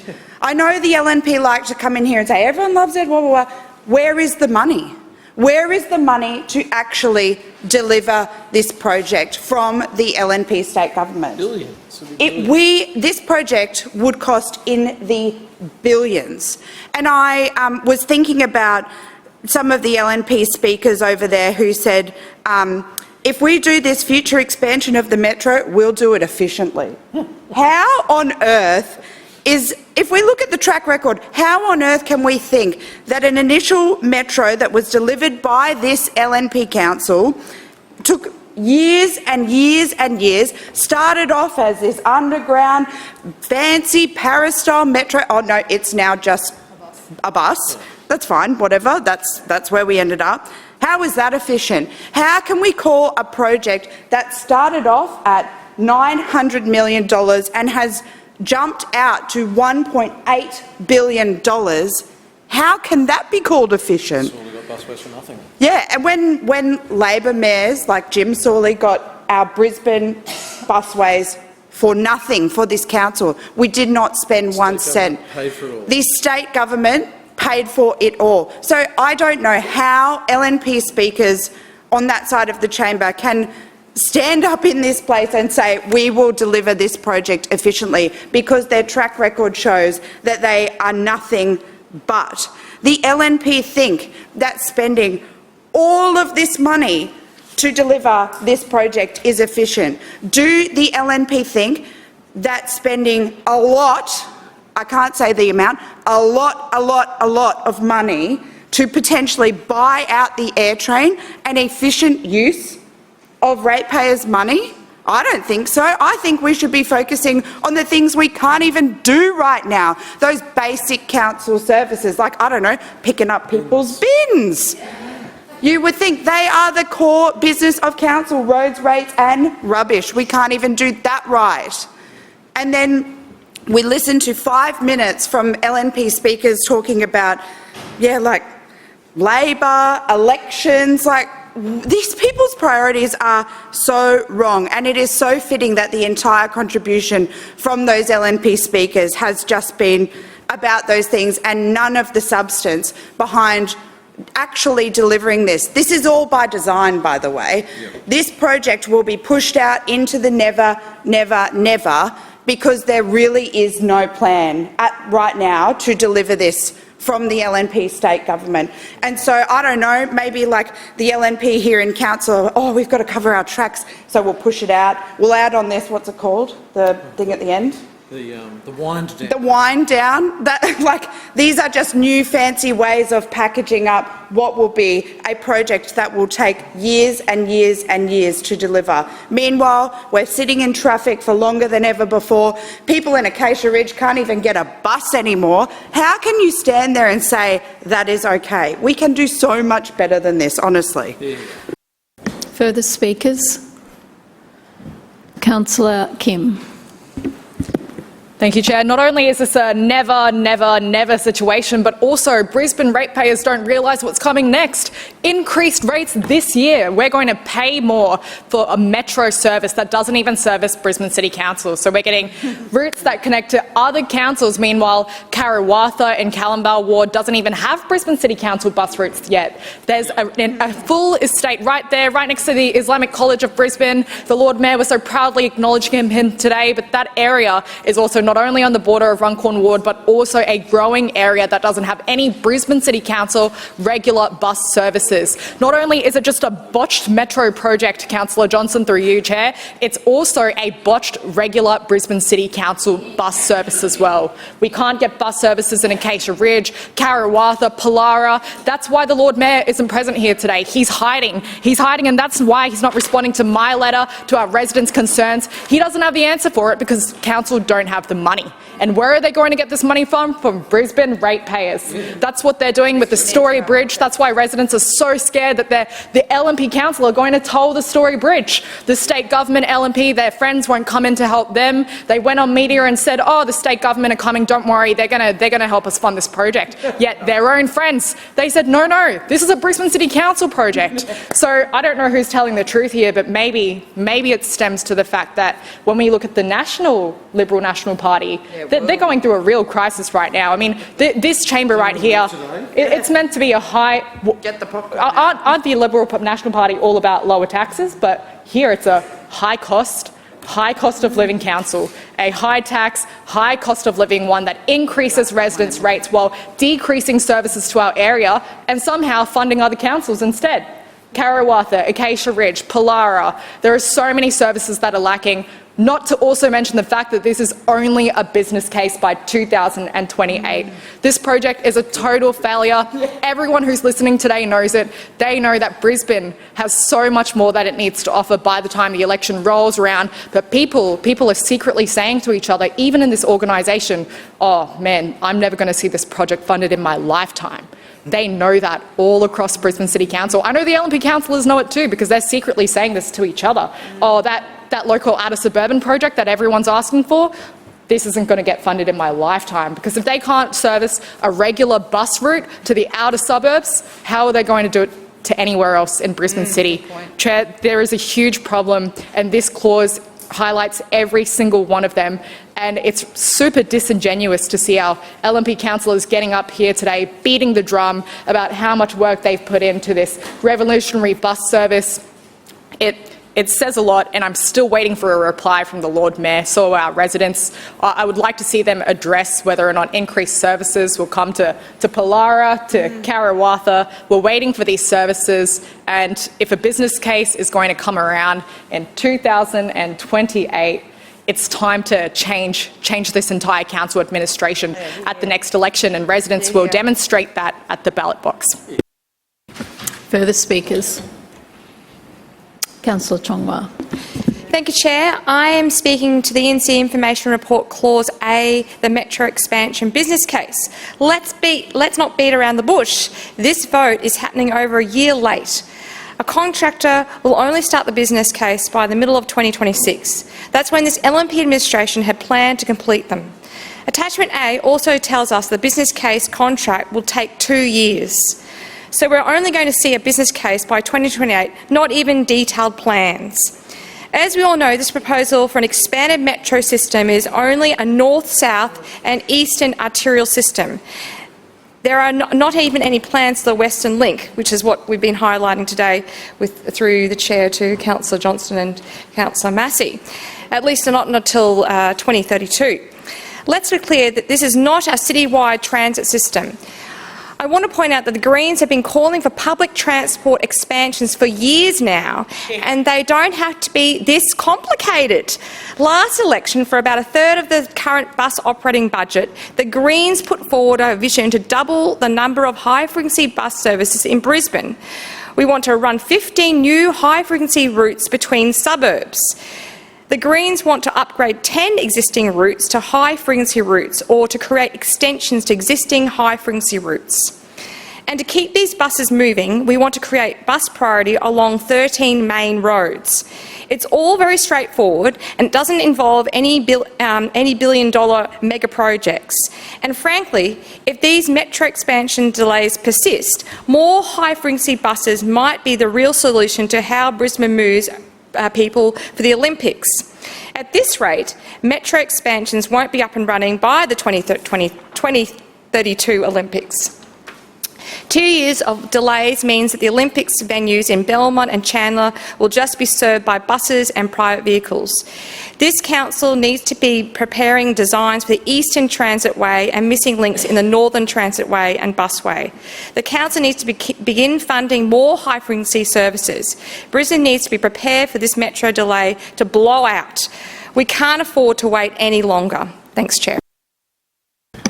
Further speakers? Councillor Griffiths. Thank you, Madam Chair. And isn't it good to be back?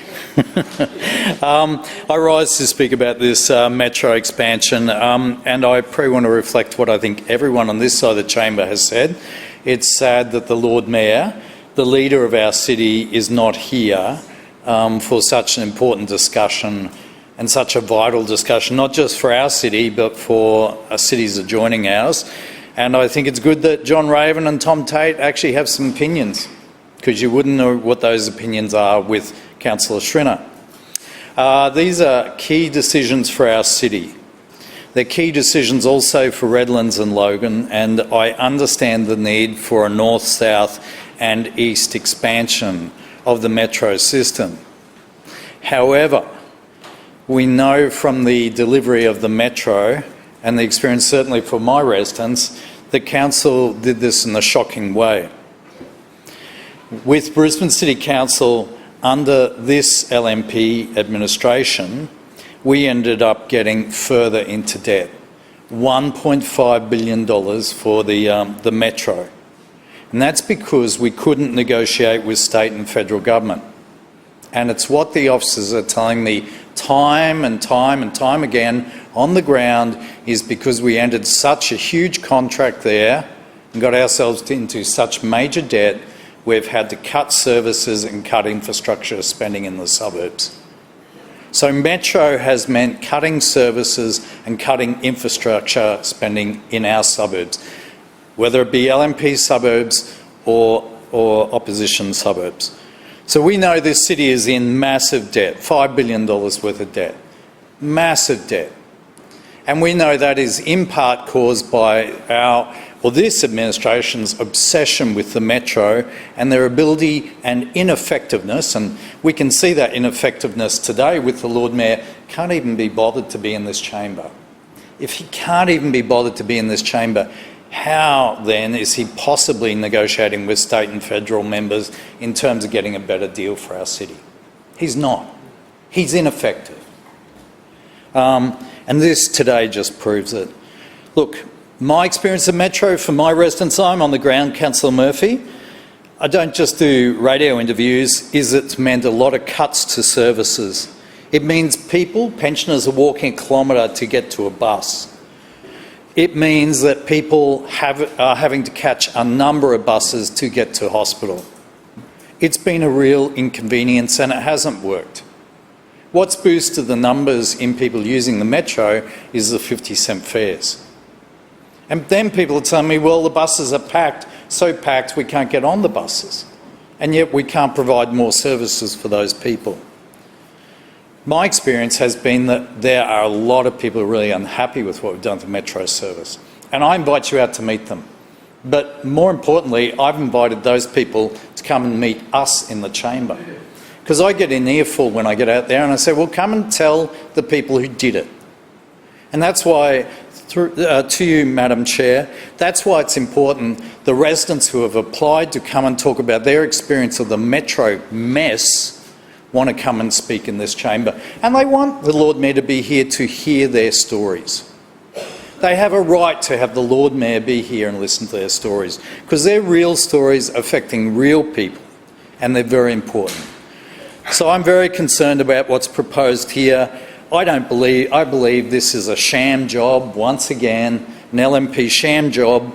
Shove it through just after the holidays, shove it through the chamber and get it out of the way. I don't think we'll deliver anything before the Olympics. I don't think we're capable of delivering anything before the Olympics. I certainly don't think this state government is capable of delivering anything before the Olympics. And just an end example of that, I know at Cooper's Plains Crossing, which I've been talking about for 23 years, has been cut. They've stopped work on it. It's an abandoned site. It's an abandoned site. Yep, as have all those hospitals. Now this is the LNP. This is the LNP at state level, and you are the LNP at council level. And my God, you remind us all the time how great you are. But actually, how about doing something with that and getting some results on the ground for residents? Thank you. Further speakers? Councillor Strunk. Thank you, Madam Chair. Listen, I'm just reflecting on what everyone's said on this side of the chamber and a few on the other in regards to this business case. Now, Councillor Murphy got up and talked for 5 minutes about the past. And there's the old adage, if you talk about the past, you're not thinking about the future. And I didn't hear any future being spoken about, I suppose. Really, I mean, the business case, is it the future for Brisbane, or is that the future for the other councils that are going to benefit? And, you know, out in the western suburbs, right, as has been pointed out by a couple of councillors here, we're getting nothing. Again.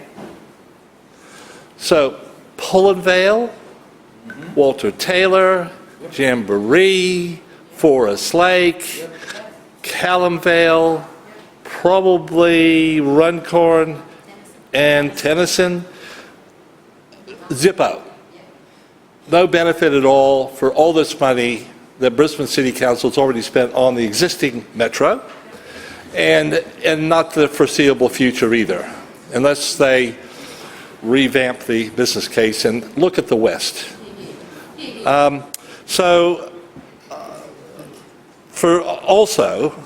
We were told when the metro was rolled out that we would get increased services into those areas that didn't have the metro.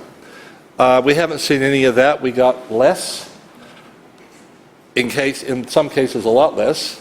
And in my case, we got no more. And we didn't even get connectivity to the railway station or the railway station in my ward as well. Not one extra service. So it's been a real disappointment, the metro, in my ward and in the wards around me. And it's really sad that we're going to continue that disappointment to the people in the western suburbs with this new business case. And I certainly won't be supporting it. Honestly, it's just ridiculous.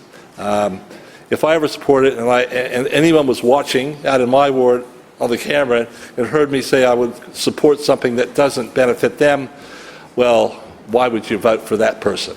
Honestly, why would you vote for him? Thank you, Chair. Further speakers? Right of reply, Deputy Mayor. Yes, thanks, Madam Chair. I'm delighted to step up and respond today because, you know, Labor has really missed a great opportunity this afternoon. They really have. They had a chance to come in here today and to right the wrongs of the past.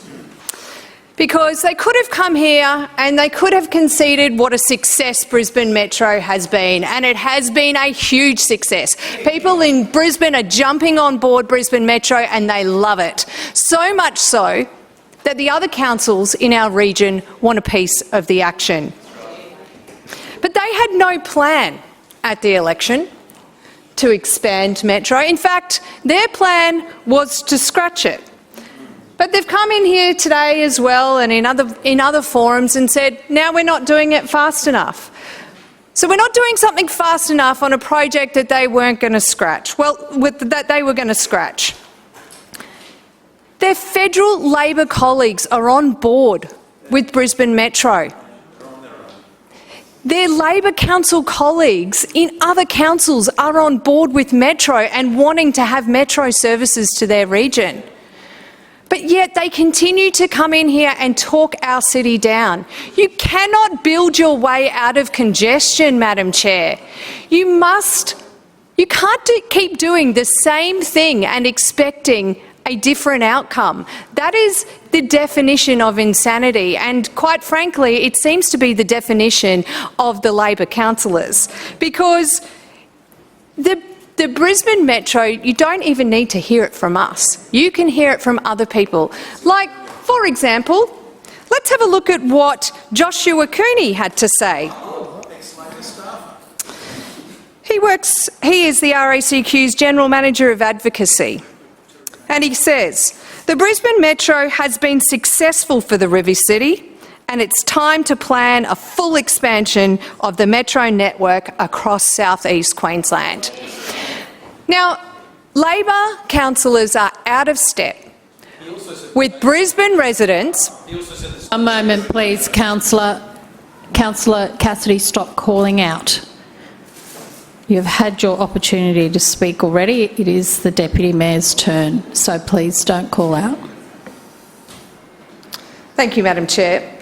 Because you see, linking local buses with Metro services is the only way we are going to reduce bus congestion in the city, and that's exactly what we have seen. Since the new Adelaide Street tunnel opened, this has been critical in unlocking access from buses and people wanting to catch public transport to our city. We now have around 1,400 bus and metro services travelling underground each and every single weekday. It has everything to do with this business case. I hear the Leader of the Opposition saying, what's this got to do with the business case? The success of Brisbane Metro has everything to do with the business case, because now other people want to see the Brisbane Metro expanded to the north, to the east and to the south. And why wouldn't we want to share in that? Sorry, we cannot build Metro Deputy Mayor, services. can just one moment, councillors, if you need to talk, can you please take outside? It is quite loud from here. Please refrain from having a loud conversation in the chamber. You can go out and do that, please. Point of order, Madam Chair. Point of order, Councillor Johnston.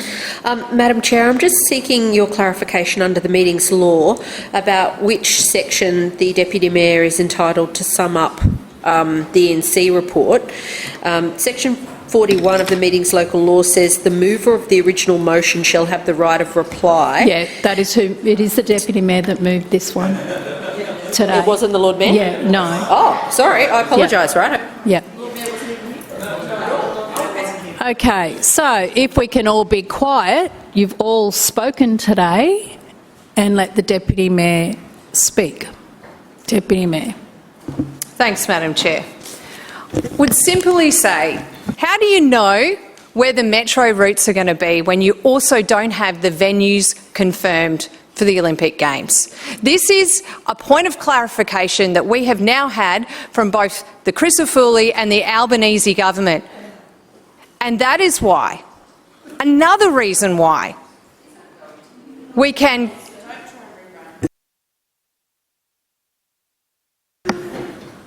Both Councillor Johnston and Collier, you are calling out again, so I do caution you both.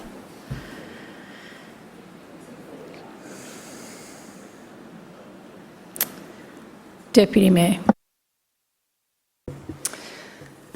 Look, Madam Chair, I think I've covered it. I'm very disappointed that Labor can't right the wrongs of the past, that the Labor team can't see that this is a successful project and this is something that other councils want, and why wouldn't we want to share our expertise with other councils when it comes to moving people around the South East Queensland region?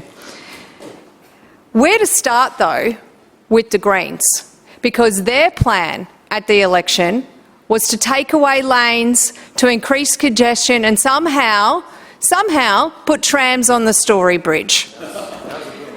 So, just one moment, please. Deputy Mayor, I think Councillor Strunk is calling out again. And I do caution you, Councillor Strunk.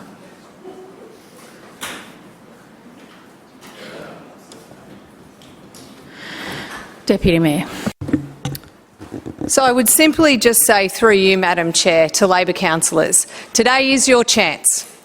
Right the wrongs of the past and get on board with Brisbane Metro and start supporting your Labor colleagues who have seen the benefits of this wonderful transport project and see Deputy that Mayor, other... your time has expired.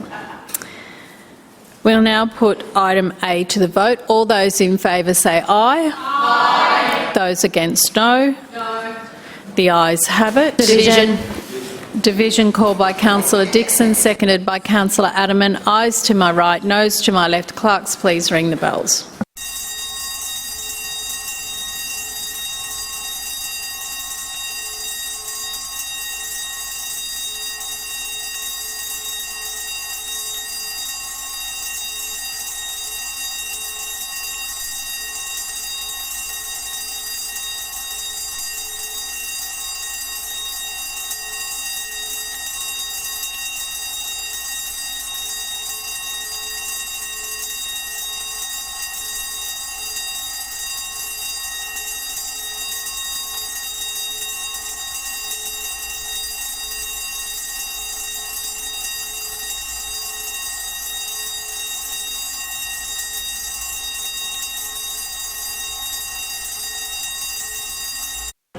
Clerks, please read the results. Madam Chair, the ayes have it, the voting being 23 in favour and 1 against.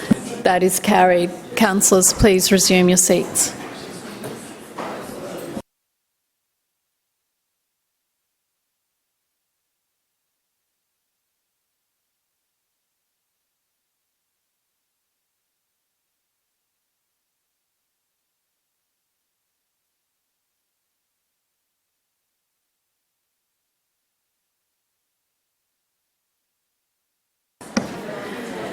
Deputy Mayor, item B. Thanks, Madam Chair. Item B is all about delivering for families in the north side of Brisbane and building a better Brisbane. Being Australia's lifestyle capital means that more and more people are also making the move to our city. That's why we're constantly investing in community facilities and delivering more and more infrastructure upgrades all the time to keep pace with our growing city. Chermside Aquatic Centre is one of our city's most iconic and heavily used public pools, serving a catchment of around 250,000 residents across Brisbane's growing northern suburbs. And I've been to more than just a few birthday parties there, Councillor Parry. Councillors will recall that late last year we brought through an SCP for this project. Since then, new opportunities have emerged to leverage funding from other levels of government for this project through the South East Queensland City deal. And as part of our commitment to continue to manage ratepayers' money respectfully, we're bringing through the amended SCP to maximise our use of all the available funding to Brisbane City Council. This item still seeks approval for the significant contracting plan that will allow us to partner with an experienced operator to design, build, operate and maintain a brand new modern Chermside Aquatic Centre under a long-term lease arrangement. Thanks to the South East Queensland Livability Fund, we're working towards a funding package of up to $28 million, with $20 million from the fund and $8 million from the Shriner Council. It means a better outcome for the local community, while also easing the burden on all Brisbane ratepayers. Final endorsement of the project by the Queensland and Australian governments is expected in early 2026, and we will not enter into any lease until that is confirmed. The procurement strategy in this item builds on strong interest from the market and recommends a competitive request for proposals so that we can secure the best possible long-term partner and ultimately the best outcome for all Brisbane residents, and I commend it to the chamber. Further speakers, Councillor Cassidy. Thanks very much, Chair. I'm glad the Deputy Mayor didn't verbal somebody in that speech just then like she did in the previous speech, and in leaving out the bit of what the RACQ said about the metro expansion, that the state government should be paying for it. Forgot that bit, but anyway, we'll move on to the Chermside Aquatic Centre. There's a massive increase. So we had a significant contracting plan last year for the Chermside pool upgrade, I'll call it that. I've known it as that since I was a kid, Chermside pool. A massive increase in cost, which is pretty transparent before us today. It was up from the initial $8 million council contribution to now a $28 million project, with $20 million proposed to come from this SEQ Livability Fund contribution. But even despite what the Deputy Mayor's just said, this is still putting the cart before the horse, because what it is signalling to the people who responded to the request for tender previously, who said that they wouldn't be able to deliver anywhere near what council was proposing and had promised would be delivered for the price tag. So they're sending a signal that the price tag and the funding available will increase from $8 to $28 million. But so in and of itself, increasing the cost for that project is quite stunning when you think about needing an additional $20 million to do this project. So obviously, last year, Council of last year, and Councillor Howard and the Lord Mayor and ENC of last year were completely out of step with the reality of the cost of delivering these projects. I guess because it's been like 10 years, is it, since the last pool was built in Brisbane? The Parkinson pool, I think, was 10 years ago. So they're completely out of step, more than 10 years ago, completely out of step with what is actually needed out in the community to meet the needs of a growing population in suburban Brisbane. But now what we also have is the desire to use the SEQ livability deal. Now this answered a question which we had and were seeking information about over the last couple of weeks through official channels in what on earth was happening with the Victoria Park money, the $80 million. Because as we have now discovered, and last week through the release of ENC minutes, which I assume will disappear when the the Iron Curtain comes back down, with the LNP removing the small vestiges of transparency we had here in Council, is that ENC and Council decided to ask for a withdrawal of that application, or rescind the approval, I guess, for the $80 million to be spent on the Victoria Park master plan. So we wonder where's this money going, and all of a sudden we get an item that comes through today which says 20 million of it, which is a quarter of that is going to be spent at the Chermside pool. But it's not approved.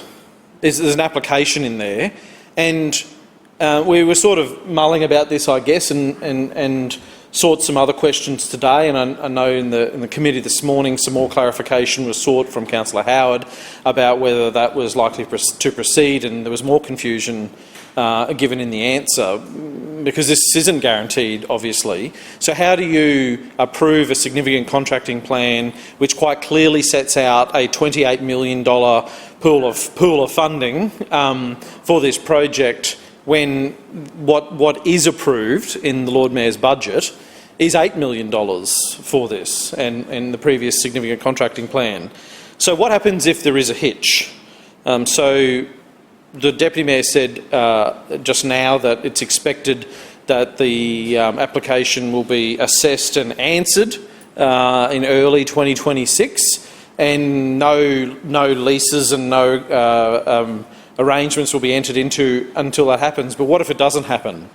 I don't understand why this item would come through to council and approval would be sought before we even knew the answer to that. And importantly, this is also an information report. So these are items that E&C determined as the delegate prior to us coming back to council. So over an 8-week break, E&C met one time and discussed 2 items over 8 weeks, one of which we just discussed before, which is the delay on the business case of the Metro, and this project here. I don't know, did the Lord Mayor put a phone call into the state, who's the State Infrastructure Minister, Jared Blay, I think? I don't think they get on. I don't think the Lord Mayor and Jared Blay get on, from what I understand, so he probably didn't put a call in there. He seems to get on with the Federal Minister, Catherine King. He always talks about how he can just pick up the phone and get any amount of money he likes from the federal government, the Lord Mayor. So maybe he got an answer, maybe it's been ticked off, but is that proper process? That's not detailed. Is that even legal? I mean, who knows? Who knows? Anything goes here in Brisbane City Council these days under the LNP regime. Yep. So it just seems a bit odd that E&C would tick off on this. This comes to us just for information, and then we hear from the relevant chair today and the Deputy Mayor who's stepped in for the part-time Lord Mayor. His hours are up today, so he's gone home. That we hope, fingers crossed, maybe this will come off and we should find out in the next couple of months, and then we can just go to market and get this sorted out. Just seems like a very odd process and not one that I have ever seen over the last decade here in council. This also begs the question then, where will the other $60 million from Vic Park go? So clearly council and the administration have an understanding then now that the $80 million that was previously allocated under the city deal for a livability project that fulfilling the master plan of Victoria Park will now be spent on other, we hope, suburban projects. So where does the other $60 million go? There's plenty of suggestions that I'm sure councillors can make about that, to where this money should be spent. What's the process? Is it just each recess period the LNP will just determine as in the E&C as the delegate, sort it out, get it done, and no scrutiny at a council meeting? Is that what they want? I assume that's what they want. Yeah. They want to do, but there's some. If we're talking about livability, of course, out of the suburbs of Brisbane, some of that money could be spent on the Bryden foreshore or the Iron Bump and Lagoon down in my patch. If it's really about livability too, in protecting the lifestyle that people enjoy here in Brisbane, should be spent on drainage upgrades as well, and finally building that SES depot out at Bracken Ridge. Chair, because the effects of climate change have already changed the way we live out in the suburbs of Brisbane. So this one should be a good, straightforward one for us to all support and endorse, but it just seems like, and not even just as years go by these days in council, but now it seems like even as months go by, transparency and accountability and proper process slips and continues to change at the whim of we don't know who, because these things are done behind closed doors, in secret, and councillors are shut out of the process. And as we found out today, even in the City Planning Committee, just a sort of simple one where we talk about the sort of community legacy of the Olympics, we found out also that only LNP councillors are able to have access to that process, and Greens and Independent Labor councillors are not allowed to be part of that process.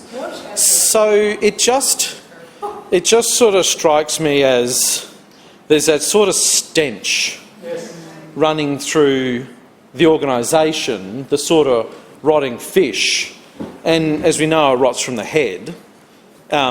I mean, he's not here right now, but the rot sets in through processes, and the process we've seen before us today in how this item has been brought to council for endorsement, well, noting, because the delegate of council endorsed it, without that funding, which has been now publicly announced, even available for use, seems quite strange. If we're way off the mark, tell us. The Deputy Mayor was not able to tell us that it has been, there's pre-approval, or the Minister has written to the Lord Mayor, or the department head at the Federal Department of Infrastructure has indicated to the CEO that this will be viewed favourably. None of that's written down. None of that was said by the Deputy Mayor, and none of that was said by Councillor Howard this morning in the committee meeting. So how are you left to, how can you support it? How can you do that? I will listen along to the arguments now made by the LNP, and hopefully they can answer all of those questions as we progress through debate, and they can answer all that, because this is a lot of money.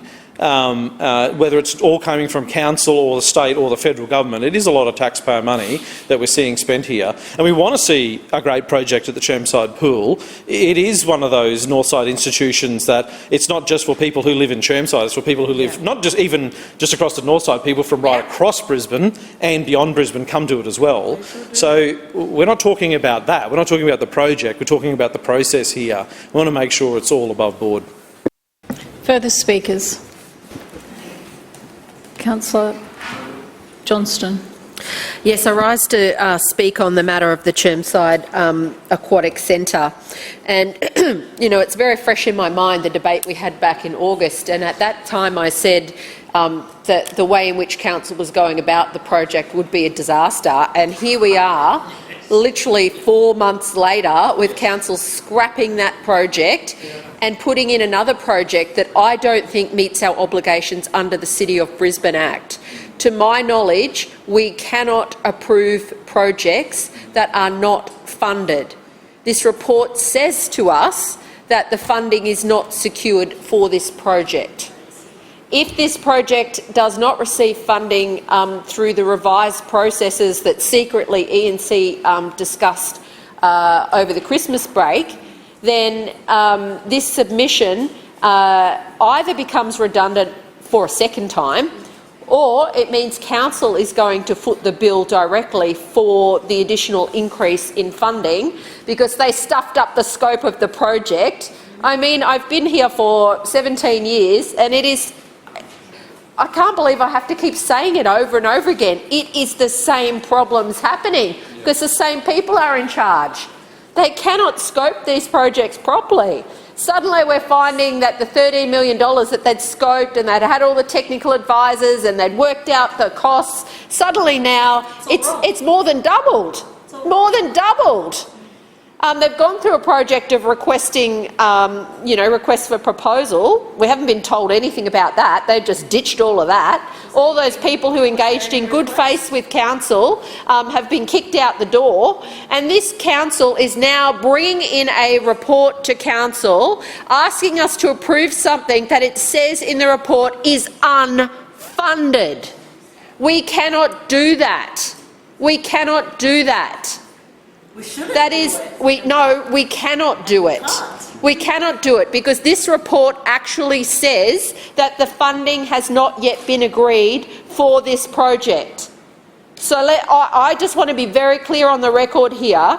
This report says very plainly in clear English this project is unfunded, and the CEO of Council and the LNP administration are recommending to us that we approve a project, a contracting plan that is unfunded.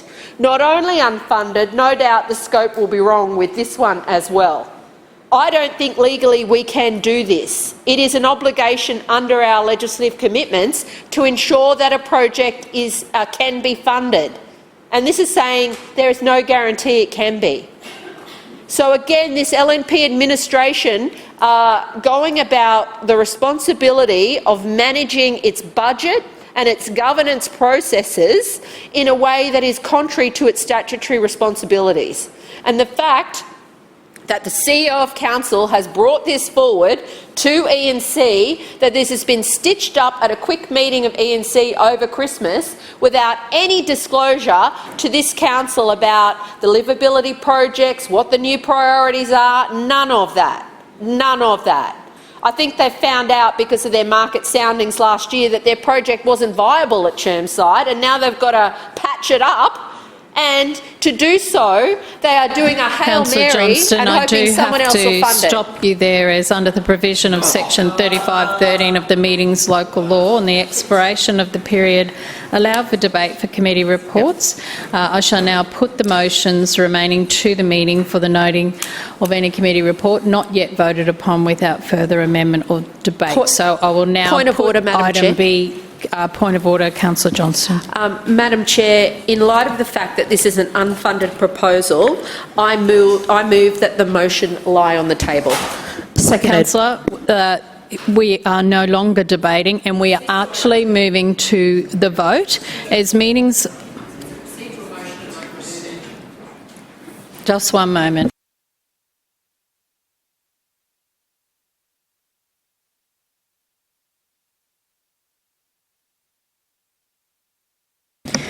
So, Councillor Johnson, who seconded?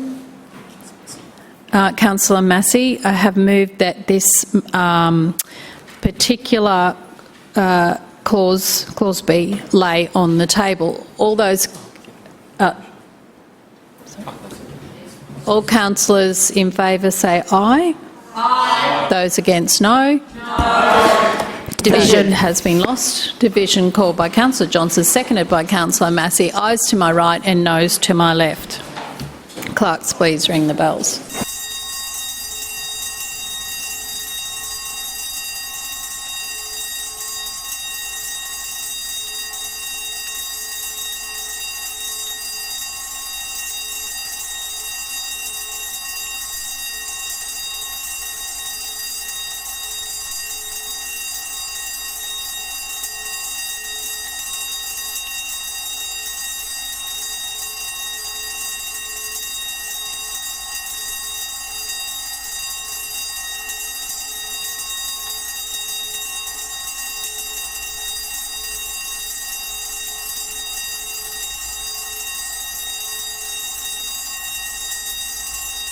Clerks, please read the results.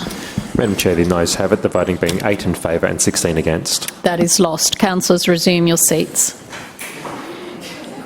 Councillors, resume your seats.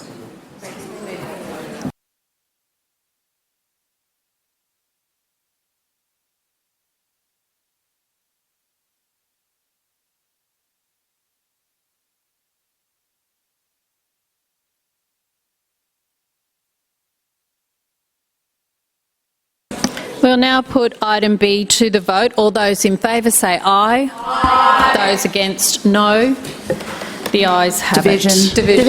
Division called by Deputy Mayor and seconded by Councillor Dixon. Ayes to my right, noes to my left. Clerks, please ring the bells.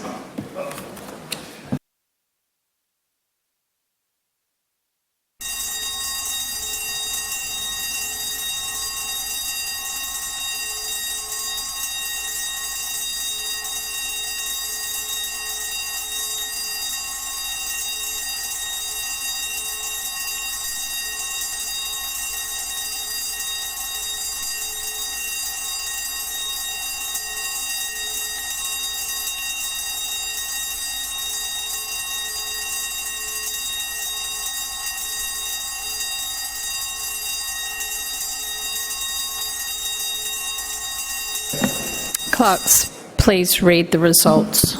Madam Chair, the ayes have it, the voting being 16 in favour, 2 against and 6 abstentions.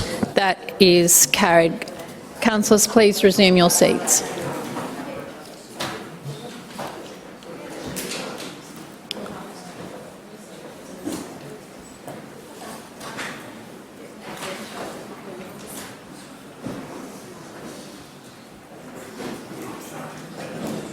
We'll now move to Environment, Parks and Sustainability Committee. Councillor Collier. Point of order, Chair. Can I ask that item A and E be taken together for voting, and then B, C and D?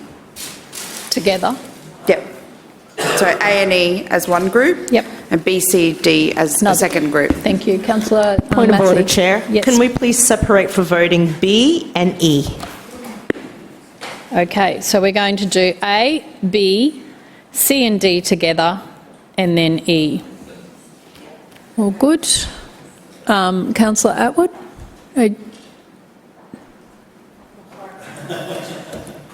Okay. We'll now put item A to the vote. All those in favour say aye. Aye. All those against, no. The ayes have it. That is carried. We'll now move to item B. All those in favour say aye.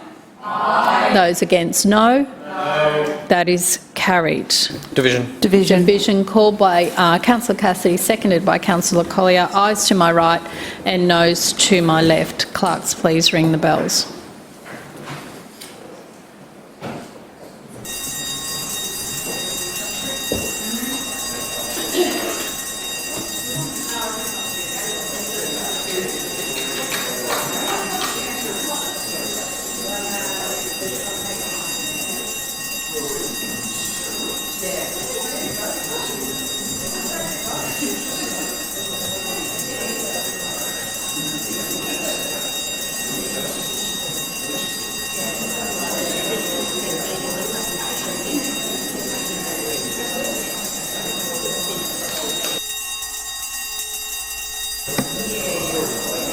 Clerks, please read the results. Madam Chair, the ayes have it, the voting being 18 in favour and 6 against. That is carried. Councillors, please resume your seats.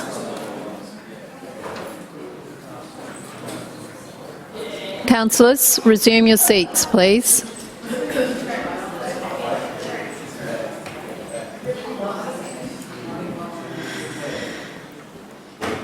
We'll now vote on items C and D together. All those in favour say aye. Aye. Those against, no. No. The ayes have it. Division called by Councillor Cassidy and seconded by Councillor Collier. Ayes to my right and noes to my left. Clerks, please ring the bells.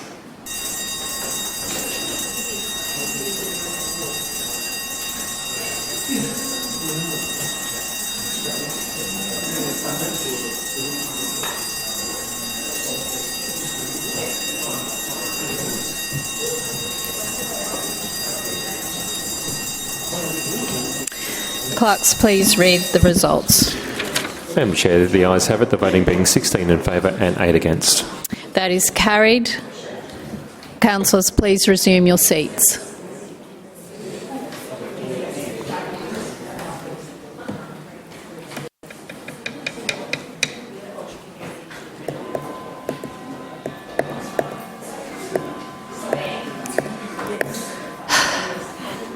We'll now vote on item E. All those in favour say aye. Aye. All those against, no. No. The ayes have it. Division by Councillor Massey and seconded by Councillor Chongwa. Ayes to my right and noes to my left. Clerks, please read the results.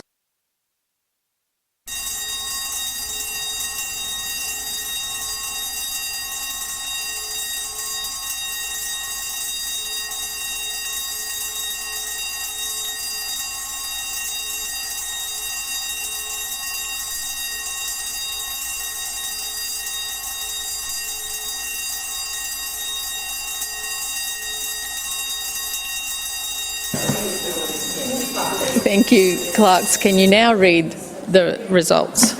Madam Chair, the ayes have it, the voting being 21 in favour and 3 against. That is carried. Councillors, please resume your seats.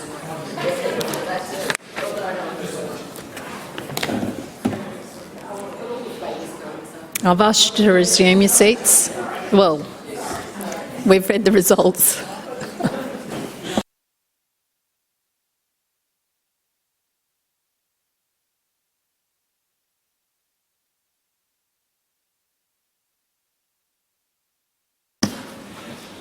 Councillors, are there any petitions? Councillor Marx. Yes, Madam Chair, I have a petition from Councillor Adams regarding an intersection in her ward. Councillor Kim.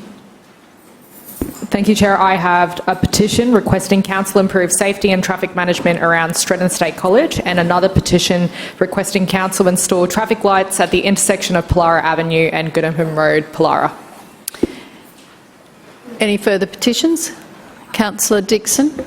Chair, I move that the petitions as presented be received and referred to the committee concerned for consideration and report. Second.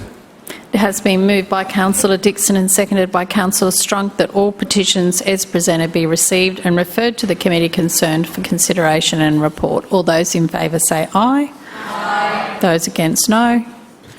The ayes have it.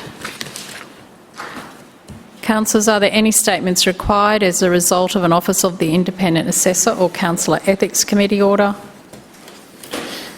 We will now move to general business. Are there any items of general business? Councillor Adderman. Yeah, thank you, Chair. I rise to speak about the Commonwealth Bank's decision to close its branch at the Kenmore Village Shopping Centre from the 27th of February. It is a shame.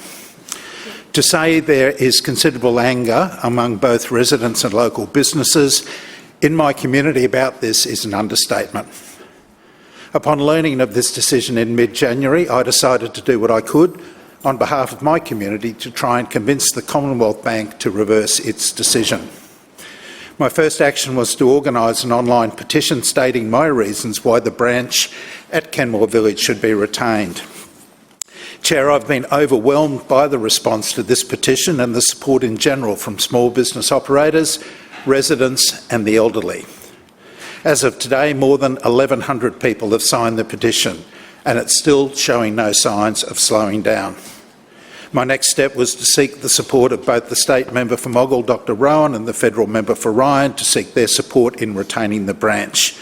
Both are on board, and Mrs Watson-Brown has indicated she would write to the responsible Federal Minister. My third action was then to write directly to the Commonwealth Bank outlining my case for a review of their decision to close this branch. Chair, I thought I presented a pretty compelling case. I pointed out that a large number of residents will be inconvenienced by no longer having quick and accessible banking services nearby.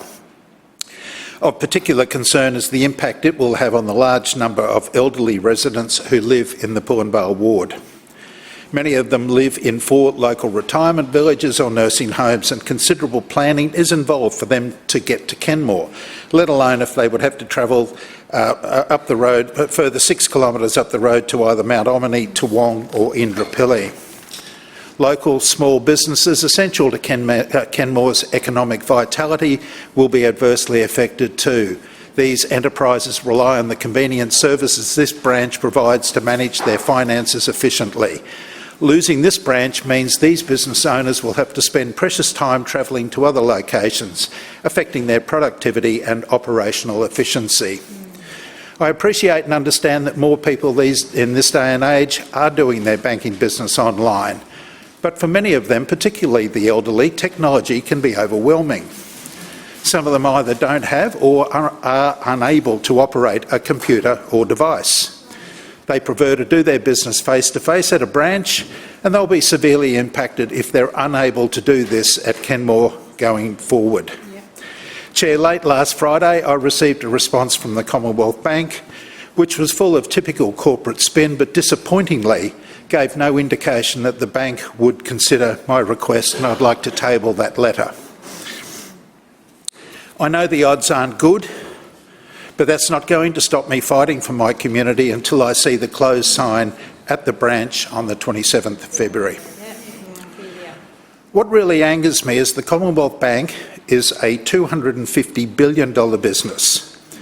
Its mission statement, and I quote, is to excel at securing and enhancing the financial well-being of people, businesses and communities. Talk to residents in my community and they will tell you that the Commonwealth Bank has neither excelled or enhanced their ability to conduct business with them. Chair, a major part of the CEO's annual multi-million-dollar salary package are bonuses for making decisions such as this. But there should be a KPI rewarding common sense and having a heart. I bet they'll be quick to pass on Jim Chalmers' interest rate rise though. Please give us a break. At the end of the day, all we're talking about here is 3 local jobs and the cost to rent business space at Kenmore Village. Whatever that comes to, it would be repaid hundreds of times over in goodwill and loyalty should they reverse their decision to close this branch. Thank you. Further general business, Councillor Cassidy. Thanks very much, Chair. I just want to speak about 2 items, one in Brackenridge and one in Zilmere. I've been contacted by somebody from Brackenridge who has an issue. It's an important, very important issue as you read through the letter, and they've tried to get it solved through their local councillor a number of times and have been rebuffed. So I know that CEO's team will be listening along here, so I just want to put on record this letter from Brackenridge residents, and I really hope something can get sorted. And this is on behalf of concerned Brackenridge parents and kids. We're writing on behalf of our children and their friends who used to walk at night from our place using council laneways. They would walk through the Lynborough Close laneway and then down Cosette Street to the laneway to Enbrook Street. And then on to Enbrook Parkland and the Brackenridge Plaza, which is on Telegraph Road at Brackenridge. The Brackenridge Macca's is there, and they say kids would go for meals and drinks, as youngsters like to do, and hang out there. They no longer go this way anymore due to the dark conditions at night from the overhanging trees and scrubs poking through fences in the laneways. Blocking the light in the laneway, especially the light down the lane from Cosette Street to Enbrook Street, to very dark at night, and we're concerned for their safety. We've written to our local councillor, who is Councillor Sandy Landers, on 2 occasions to no avail. They now leave when there is sufficient daylight, or one of the parents is there to drive them and pick them up as well, robbing those kids of their independence, of course. We seek your assistance to see if you can convince council officers to trim these shrubs and overhanging trees back from the property fence lines, thus enable the light to shine through. People need to feel and be safe when using council laneways. Couldn't agree more. The fact that this has been raised a number of times with their local councillor to no avail. All of these details will be in the council system. I'm sure the Brackenridge Ward Office can pass them through, but I'd just like to raise that with the council officers who are listening along tonight to hopefully do something about this and make it safe over there in Brackenridge. I'd also like to talk about Victor Granning Park in Zilmere. In June last year, when council was doing some work near the playground in Victor Granning Park, they discovered a very large amount of asbestos, not just asbestos fragments, but entire sheets of fibro-like material that contained asbestos. So they had to fence off a significant portion of the parkland, which included a pretty recently delivered council playground in that section. They discovered that a 1950s building was demolished and left on site and covered up. The playground itself is built on clean fields, so there was no risk for the playground equipment, but it was in an area adjoining the playground.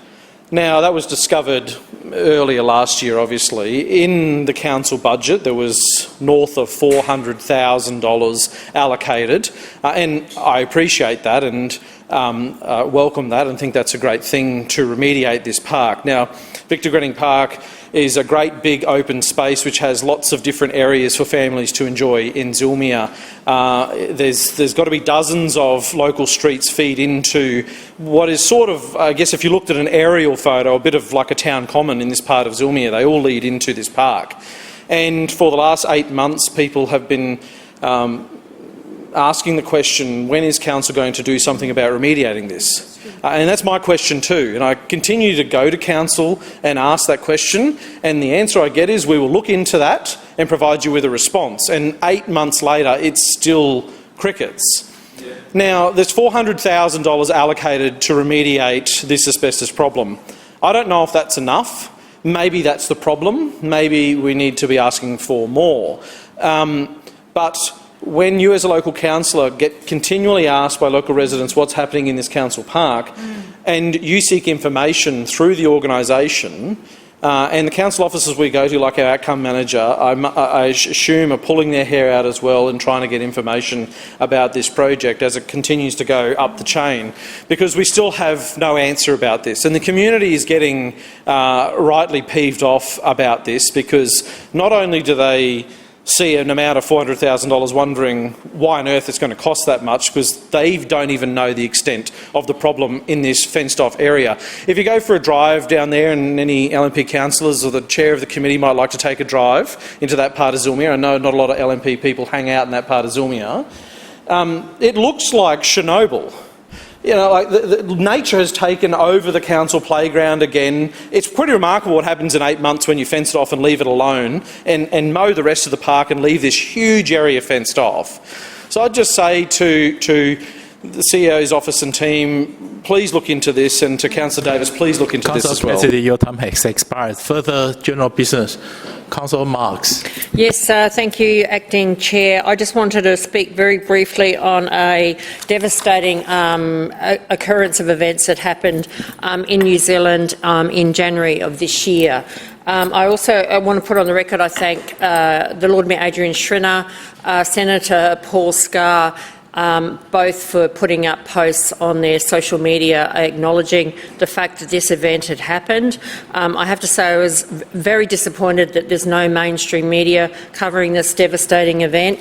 There was 8 lives were lost during this time, 6 at one particular spot, which was the Mount Maunganui camping grounds, a camping grounds that families go to not just for years but for generations, going all the way back to their great-grandparents camp there every year. So a well-loved, well-used camping ground. One of the victims was a 14-year-old boy from Australia who happened to be in the shower block at the time that the landslide came down. I spoke to my sister and brother who both live locally, obviously to make sure that they were okay, because it was more than just this landslide. There was devastating road landslides all across the North Island. The Karangahape Gorge was closed for roads. There was another landslide where a 71-year-old grandmother and her 10-year-old grandson were both lost in that particular landslide. My sister said that they could hear voices calling under the landslide for a number of hours after the event, and then by 2 days later it was a recovery mission where obviously they couldn't hear anyone anymore. And it's, you know, New Zealand, we're used to rain, but the rain that happened over those days and weeks leading up to that was just horrendous and torrential, and the devastating outcome of that is still being felt across the whole of the North Island. And I have to say I'm gutted that there's been no mainstream media on any of this event. I did speak to Milton Dick, and he's going to mention it hopefully in Parliament, but Albanese, the Prime Minister, Prime Minister Albanese did make a comment about the event, which I'm very grateful to. More than 100,000 Kiwis live here in our Brisbane LGA, so there's a significant proportion of our population is being affected by this. So the Mayor of Tauranga is setting up a GoFundMe, and I will put something on my page when I know more about that. But I just wanted to make sure it was mentioned here in the chamber, considering how many Kiwis we have living here in Brisbane. Thank you. Further general business. Councillor Chongwa.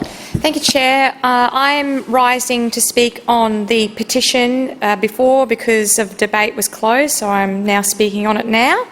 So thank you to the petitioners for their advocacy in submitting this petition in saving Victoria Park Brisbane from a mega stadium, warm-up track and Olympic aquatic centre. The community stands behind First Nations people and the elders in protecting this living, sacred country. The community is angry and does not accept this decision. More people are becoming aware and mobilising. Just this weekend, there was another creative, peaceful protest with many community members participating.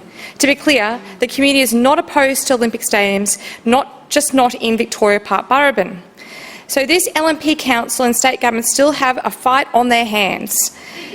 The Honourable Elder Gudger Charlton has said, I quote, "Care of country ensures a cultural legacy for our grandchildren's grandchildren, connection to ancestors, ancient trees, healthy waters and lands."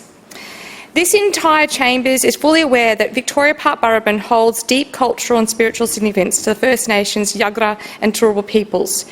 It is the LNP who are driving the destruction of 64 hectares of precious inner-city heritage-listed parkland. The site has over 4,000 trees, and some of these trees are pre-colonial. These trees are set to be cleared within months, and Geica will not say how many will be removed. It is this LNP administration who is asleep at the wheel and who is taking Brisbane backwards in sustainability. Honestly, I don't know how you sleep at night. The science is clear. We are in a climate crisis. We are leaving a corrupted and hostile ecosystem for our kids. If the LNP administration were behaving rationally and listening to climate science, you would be doing everything in your power to reduce emissions, protecting, expanding all green spaces and biodiversity, and investing in our waterways, not destroying it. I'm here in this chamber fighting to save our planet because I understand the seriousness of positive feedback loops and tipping points. Science reports have indicated we have reached the first tipping points. Tipping points are critical thresholds in a complex climate or ecosystem where a small additional change triggers a self-perpetuating, often irreversible shift to a new state.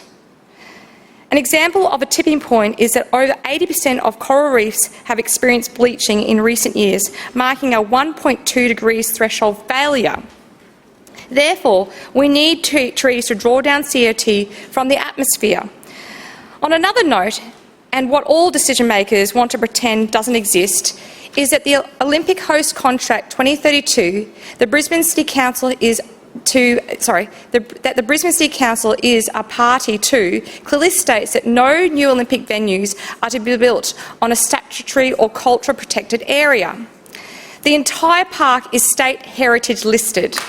If the LNP state and this administration go ahead with this plan, they are breaching this host agreement and the International Olympics Committee. The Yuggera Mugginjeen Aboriginal Corporation, WIMAC, and Auntie Sandra King have lodged an application with the federal government for permanent legal protection of Victoria Park Brisbane under Section 10 of the Aboriginal and Torres Strait Islander Heritage Protection Act. The outcome to this legal application is still being considered. So our committee will keep ramping up and fighting to save the second most highly significant Aboriginal land in Mugginjeen, because we all understand that it is totally worth fighting for, because once lost, lost forever. Further general business, Councillor Howard. Thank you, Mr Deputy Chair. I rise to speak about the SCP for the Chermside Aquatic Centre. And to address some inaccuracies in the earlier debate on the significant contracting plan for the Chermside Aquatic Centre. The Leader of the Opposition has given us yet another example of his inability to read a submission, or pretty much any document for that matter. The original significant contracting plan was $13 million, not $8 million, as quoted by Councillor Cassidy. But I suppose the $5 million discrepancy is neither here nor there when you've got the economic know-how of, well, through you, Chair, Councillor Cassidy. In fact, it's clear that neither Councillor Johnston nor Councillor Cassidy bothered to read the submission properly or listen to the debate. The Deputy Mayor was very clear introducing this item that we wouldn't be entering into the contract until the funding is approved through the City Deal Livability Fund. The significant contracting plan sets out a clear path forward for a complete transformation of the Chermside Aquatic Centre, just as the Deputy Mayor pointed out. With $20 million proposed from the fund, combined with $8 million from the Shrina Council, we can deliver a $28 million project that reduces pressure on Brisbane's ratepayers while upgrading one of the city's busiest pools. The significant contracting plan places ratepayers first, maximises co-investment and ensures our communities benefit from every available dollar. This project sits at the very heart of what we do, delivering vibrant, inclusive community facilities that keep pace with our fast-growing city. The Chermside Aquatic Centre has been part of the fabric of Brisbane's north since 1964. It now attracts more than 270,000 visits every year, serving a catchment of more than 250,000 residents across the northern suburbs. But after 60 years of service, it is due for a big upgrade. And that is why the Shrina Council is investing to deliver a new upgraded aquatic centre worthy of one of Brisbane's fastest growing communities. The significant contracting plan sets out a clear path forward for a complete transformation of the Chermside Aquatic Centre. The vision for the revitalised Aquatic Centre includes modern accessible amenities, a water play zone, new filtration and plant systems, a new kiosk and administration building, 2 new pools, a heated indoor 25-metre program pool and a World Athletics compliant outdoor 50-metre pool with a movable swim wall to enable year-round activation and more space for learn to swim training squads and families. Importantly, this upgraded significant contracting plan also reflects a major opportunity we have secured through the South East Queensland Livability Fund. With $20 million proposed from the fund, combined with $8 million from the Shrinner Council, we can deliver a $28 million project that reduces the pressure on our Brisbane ratepayers. And once again, repeating, as the Deputy Mayor outlined earlier, final endorsement of this funding is expected early this year and no contract will be entered into until that confirmation is received. Deputy Chair, this approach places ratepayers first, and it also ensures that our communities benefit from every available dollar. We also know that there's a strong market interest in partnering with us. Recent market sounding and the previous expression of interest attracted capable operators willing to design, build, operate and maintain the redeveloped centre. The plan before us that we've talked about this afternoon enables us to proceed with an open request for proposals so that we can lock in the best long-term operator and deliver the best outcome for residents. For the community, this is about more than just a pool rebuild. It's about creating a safe, contemporary, accessible hub at the heart of the Chermside Community Precinct, alongside the library, Kedron Wavell, the business centre and the neighbouring sports facilities. It's about ensuring that as Brisbane grows, our suburbs grow with it. That is why residents overwhelmingly supported the re-election of our team, because they know that only the Shrinner Council can be trusted to deliver the facilities families rely on, plan ahead and build for the future and maximise external investment while reducing costs to ratepayers.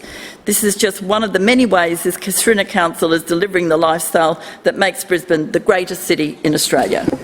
Further general business, Councillor Massey.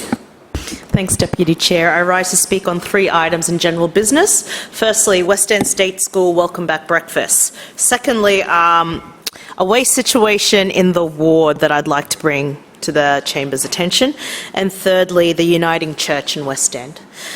Firstly, I would love to thank all the teachers, the new families and the preppers.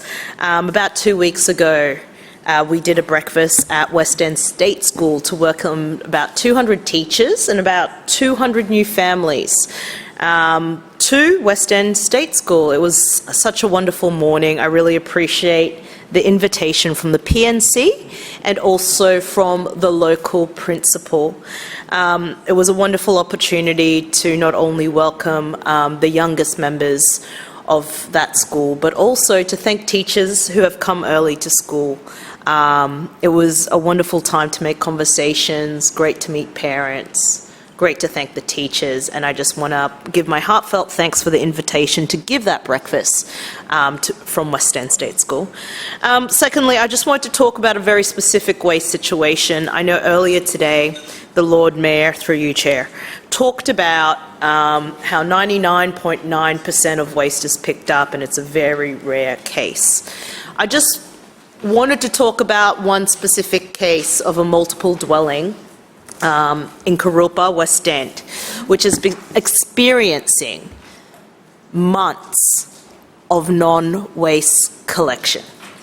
And the things that I want to put on the record, because it's not right, is the fact that this one multi-dwelling apartment within 6 months has had 64 reference numbers of uncollected bins. 64 references were in the end sent to me over a period of time. And so, yes, now we're hearing that, oh, the pickups are happening. Yes, we're getting onto it with the contractors. But we're not talking about something that's happened short term. For these hundreds of residents, this is undeniably a 6-month-long failure. And I just want to reiterate again, in the new year, after raising multiple waste issues, through the channels that Brisbane City Council tells councillors to raise them through. I was immediately told on Tuesday that I would get a call from a council worker who is very across these issues to update me.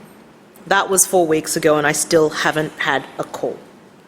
Now, there were times in the past couple of months where literally I would look at an update, noting that residents said to me there were maggots in their elevators. That's how much waste wasn't picked up by this LNP council. And they would literally say, oh, there's no one available from the waste team. This is just not good enough. And we know that this was a citywide issue and it still continues to be a citywide issue. Interesting to note that it was me last week, that didn't get my waste picked up in my area. Lastly, I just wanted to talk about the Uniting Church West End. Just before the end of the year, I'm not going to go into detail, but some very horrific homophobic graffiti across the church was placed. And the Uniting Church in West End activated. Collaboratively, we cleaned it all up, parishioners and community members. After that, there were discussions on what we could do to share that pain of what that graffiti was, but also to find a way to create safety within our community. And the Uniting Church with community group members activated again, creating a space within the church for communal conversation, talking, and also for some people, grief and healing together. Then again, after some great discussions, we had another idea, and that was creating a Pride Joy picnic in Banyapa Park, and this was put together again by Uniting Church West End. And while I'm running out of time, all of these things have happened just within 6 weeks. And I just want to really acknowledge the work of the Uniting Church in West End and also Pastor Aaron and the rest of the team, including Peter, who have worked so collaboratively with the community and to create space for LGBTIQ+ members. Further general business, Councillor Collier. Thanks very much, Chair. I want to talk about 2 items of general business today. First being working as a local team, and secondly, an exciting project recently completed in my community.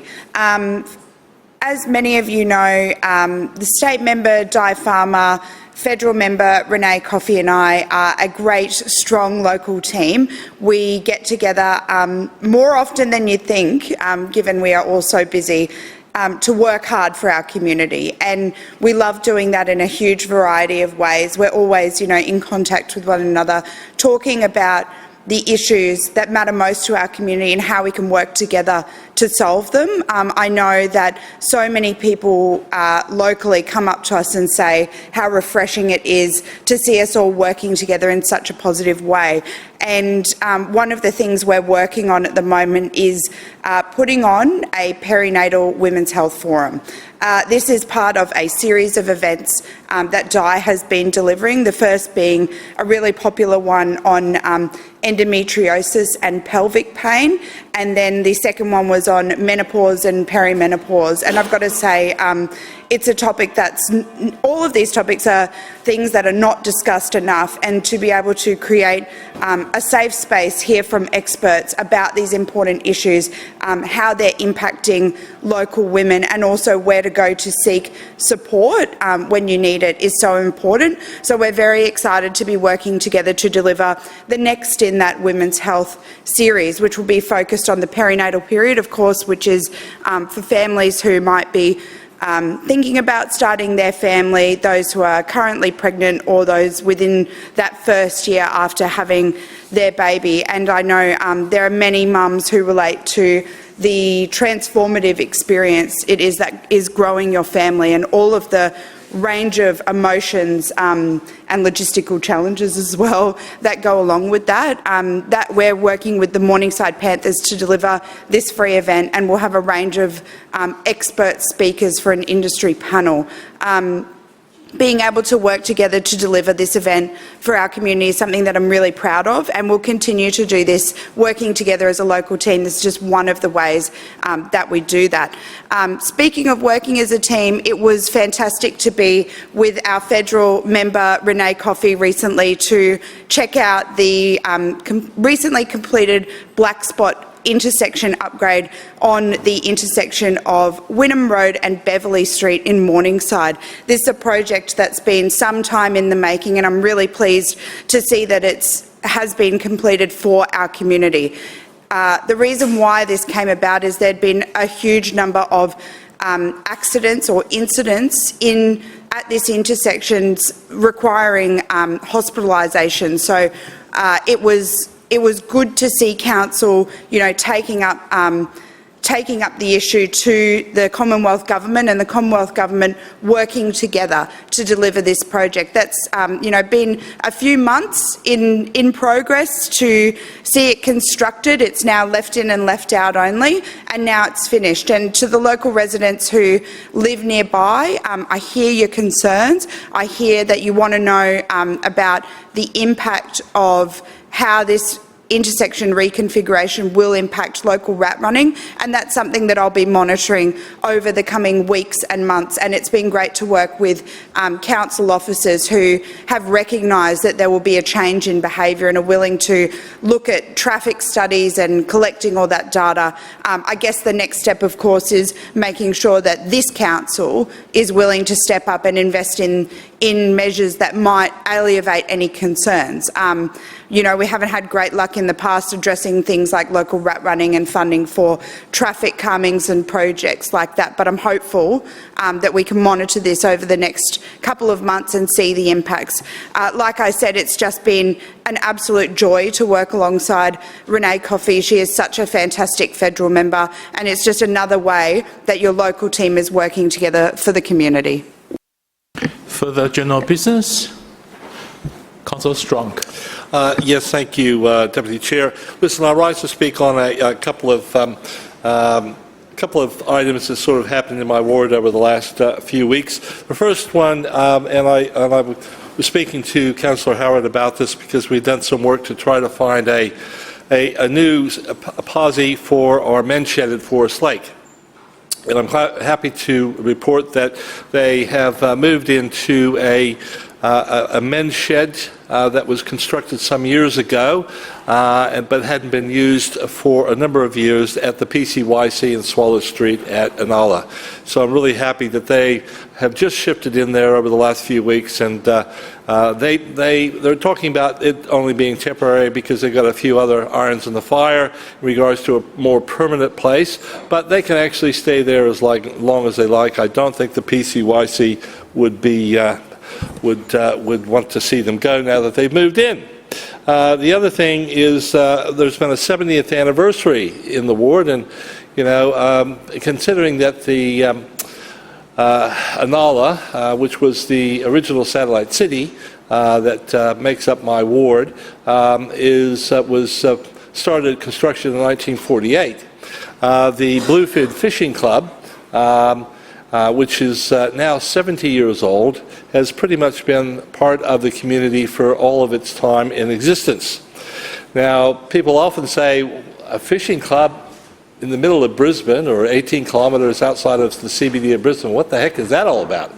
Well, 70 years ago, we heard all about it during the anniversary. 70 years ago, a few guys got together and said, we like fishing, let's set up a fishing club. Why not? What else would we do with our time, our spare time? So they got together, they formed a fishing club, they got some land, they built a shed, they built another shed, and they built some other shedding that they can put their boats in, and then it really became, and what's there now, it's like a small leagues club, right, with thousands of members. So I just pay tribute to the Bluefin Fishing Club and those early pioneers, basically, that decided that what a great thing it would be for the local residents, especially the kids as well, if they can have that recreation available to them. And they do all the estuary, the surf, the deep sea fishing. They do all the iterations of fishing, and they do it on a monthly basis as well, which is just fantastic. Lastly, I just want to also lend my voice to Councillor Adaman in regards to the closing of the Commonwealth Bank at Kenmore. My Commonwealth Bank in Forest Lake, after been there for 20-odd years, is closing on the same day. And it just shows you that the big four banks really just don't care. They don't. They care about the bottom line. They don't care about they really don't care about their patrons. It's just all bottom line stuff. And with AI kicking in, who knows where we're going to be with bank branches in the future. But it's such a shame because so many people still rely upon being able to walk into a branch. And I'm very lucky to still have the Heritage and the Bank of Queensland, which have been there, well, the Bank of Queensland right from the start of the community, actually. So it's really a shame to see that happen. And I just don't know where it's going to end in the end. So anyways, with those few words, thank you, Chair. Further general business, Councillor Johnston. Yes, I rise to speak on just a few matters, a little bit more on the Chermside pool, a little bit about upcoming festivals and perhaps some other local matters if I have time. The first thing that I would like to say, I'm not in Councillor Howard's committee, and I'm not sure what she was asked this morning or what the situation is, but I do know that the significant contracting plan that we have before us today states very clearly that Brisbane City Council does not have the funding to deliver on this project. That Council's contribution is $8 million and a proposal from the SEQ Livability Fund of another substantial amount, which has not yet been confirmed. So it is reckless and imprudent to be progressing projects when there is no formal funding arrangement in place under the council budget to deliver the projects.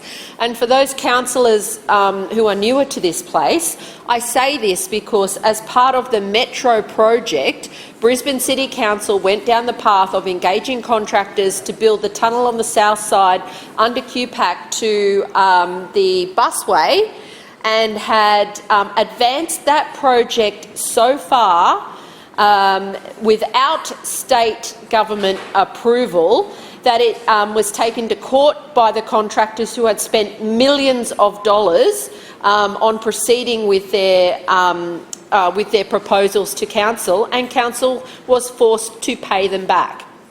This is the very real consequence of pushing ahead with projects that are not properly funded and where there are not proper governance arrangements in place.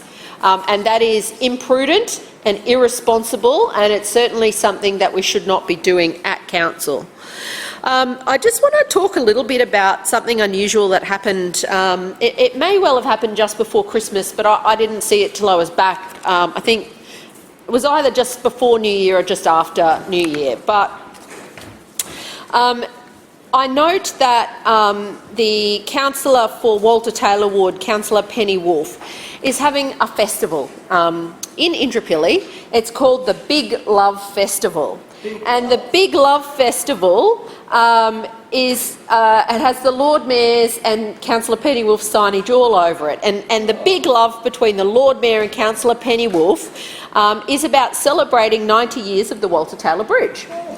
Yeah, big love. But yeah, but the 90 years of the bridge that's being celebrated in a park on the north side of the river.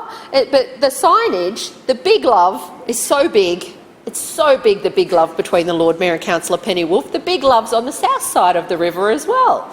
So yeah, the Lord Mayor and Councillor Penny Wolfe's love is all over Chelmer as well.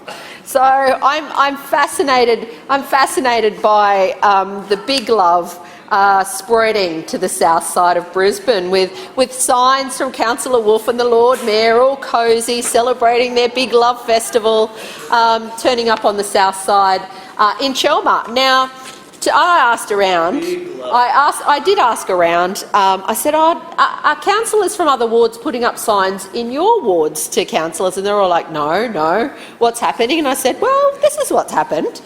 And I'm like, maybe she doesn't know where the boundary is, because she did have her campaign photos taken on the south side of the river. That was very entertaining. She worked out the north side's her side.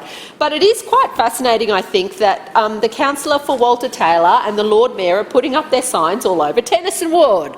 And I just want to say that, Councillor Wolfe, thank you for setting a precedent. I'm putting it on the public record for all councillors here now, that it's a free-for-all from now on, that you can put up your signs wherever you want all over Brisbane. And I look forward to putting up some signage on the north side of the bridge. I guess I'll tell you right now, it's not going to be a big love sign between me and the Lord Mayor.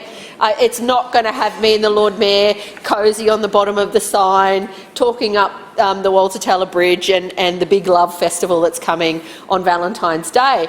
But I will very happily start putting my signs around other parts of Brisbane, and if anybody touches them, there'll be a little bit of hell to pay, because we know that you can't do that. So thank you, Councillor Penny Wolfe, for setting a precedent, which I hope all councillors will now follow. With that, I'll just say, well done, Councillor Penny Wolfe. 18 years I've been here, and this is the first time anybody's done Councillor this. Johnston, your time has expired. Further general business. Councillor Wolfe. Thank you very much, Chair, and I'm really delighted to be able to speak on a couple of items in general business. All of them, you'll be happy to know, are filled with love. We will be talking about the Namaste India Festival, the Iranian Society of Queensland, and also I'll be talking about the events at Bondi. Chair, during the chamber break, many in our city were fortunate to spend time with family and friends, enjoy sharing meals, celebrating milestones, and enjoy moments of rest and connection and share the love. For some, that included moments of great joy. For example, the India community came together to celebrate the vibrant Namaste India Festival. This was a wonderful expression of culture and colour, and I acknowledge and thank the Consulate General of India in Brisbane, Neetu, for her leadership and for all those who helped make the festival come to life.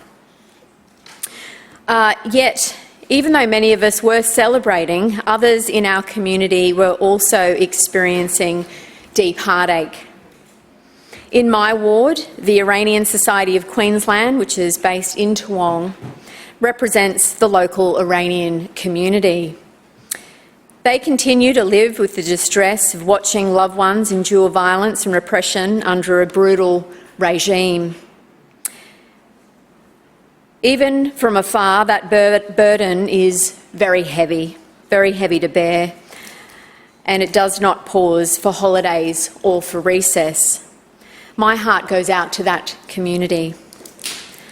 At the same time, the horrific events in Bondi have shaken our Jewish community. Many locals have been left grieving, fearful and struggling with a renewed sense of vulnerability at a time when safety and belonging should never be in question. My heart goes out also to this community.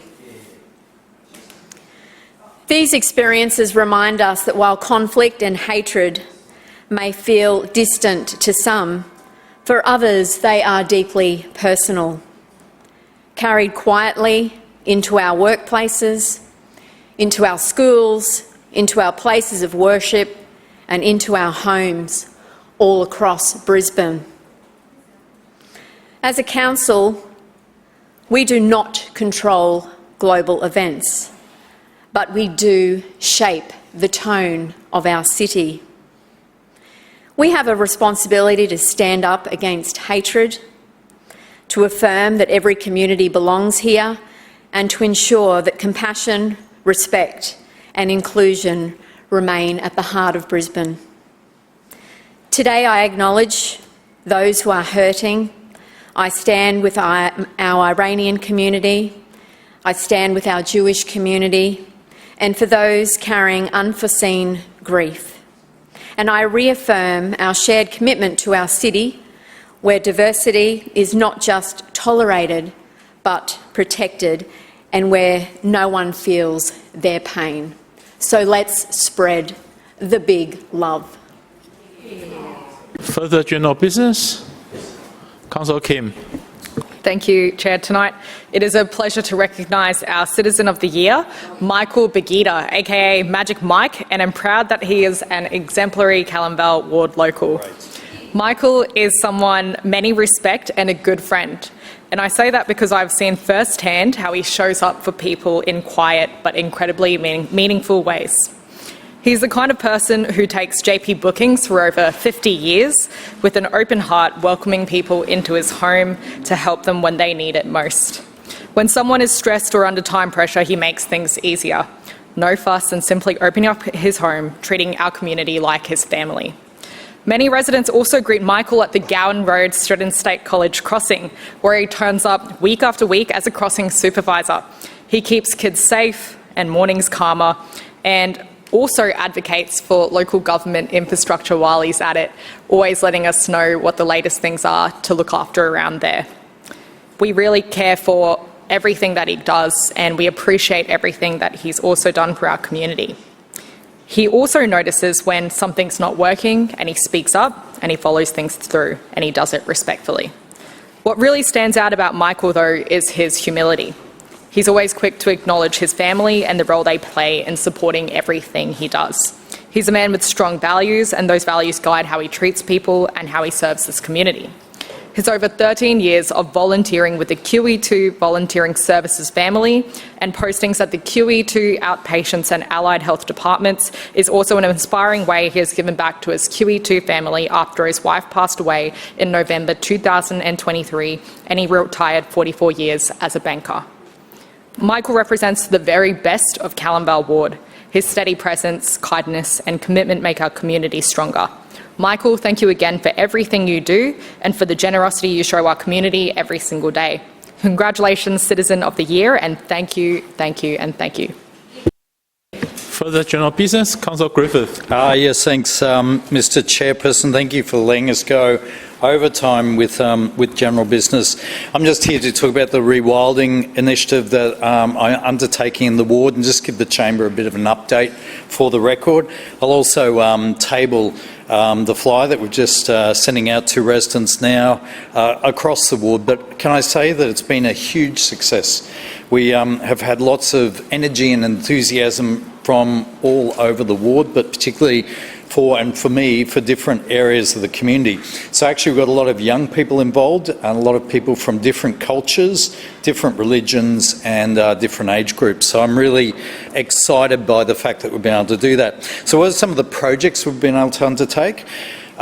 This week we'll be undertaking a planting of trees with 100 kids from one of the Christian colleges, and there's certainly other schools that approach me as well that want to do a similar thing, and that's with Council and also Salisbury Bush Care Group and OCCA. We're also doing another planting at Peter Scott Skate Park where we're going to get the community involved, and we've been able to establish a new bush care group called the Rocky Waterholes Creek Bush Care Group.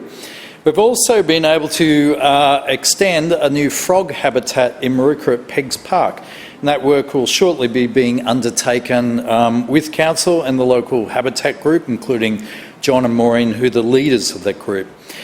Down at Archfield Wetlands, we've had people from Durack who've said they want to be involved in that, and in particular people from the aged care facility there, as well as some young people from Griffith University. So I've been quite impressed with the enthusiasm there. At Rocklea, we've had the local Frisbee group approach us, and they want to do a planting down there in Kookaburra Park as part of giving back to the local community. The other thing we've done is we've completed the underpass for Toohey Forest Wildlife Group. So I've been working with Toohey Forest Wildlife Group, who've given the idea around that underpass. We've been able to take that underpass to the federal government, and Council have just been able to complete that. So that has been completed in the last few weeks. It was amazing to be down there with the federal member and see where Griffith University are going to be installing cameras to monitor the wildlife that go through that underpass. I hadn't realised as a council, we're one of the few councils that actually don't fund in our infrastructure budget works for wildlife. So we're one of the few councils in our region that don't actually do it. I know one of the other councils actually puts aside 1% of their road budget to do fauna crossings. And the other group that's really orphan kicking is the Cracknell Gully Bushcare Group over at Cracknell Gully, Tarragindi. They're doing amazing work well. So what I'd like to say is this has been a project that's really got a whole lot of people together. It's been really enthusiastically received from the community. It's been a bottom-up process, and by connecting council and our bushcare groups, we've been able to get a lot of enthusiasm, and I'm picking that up when I go to other areas of the city as well. So hopefully it can expand to other areas of the city. Thank you, Mr. Chair. Further general business? As there's no further general business, I declare the meeting closed. Thank you, everyone.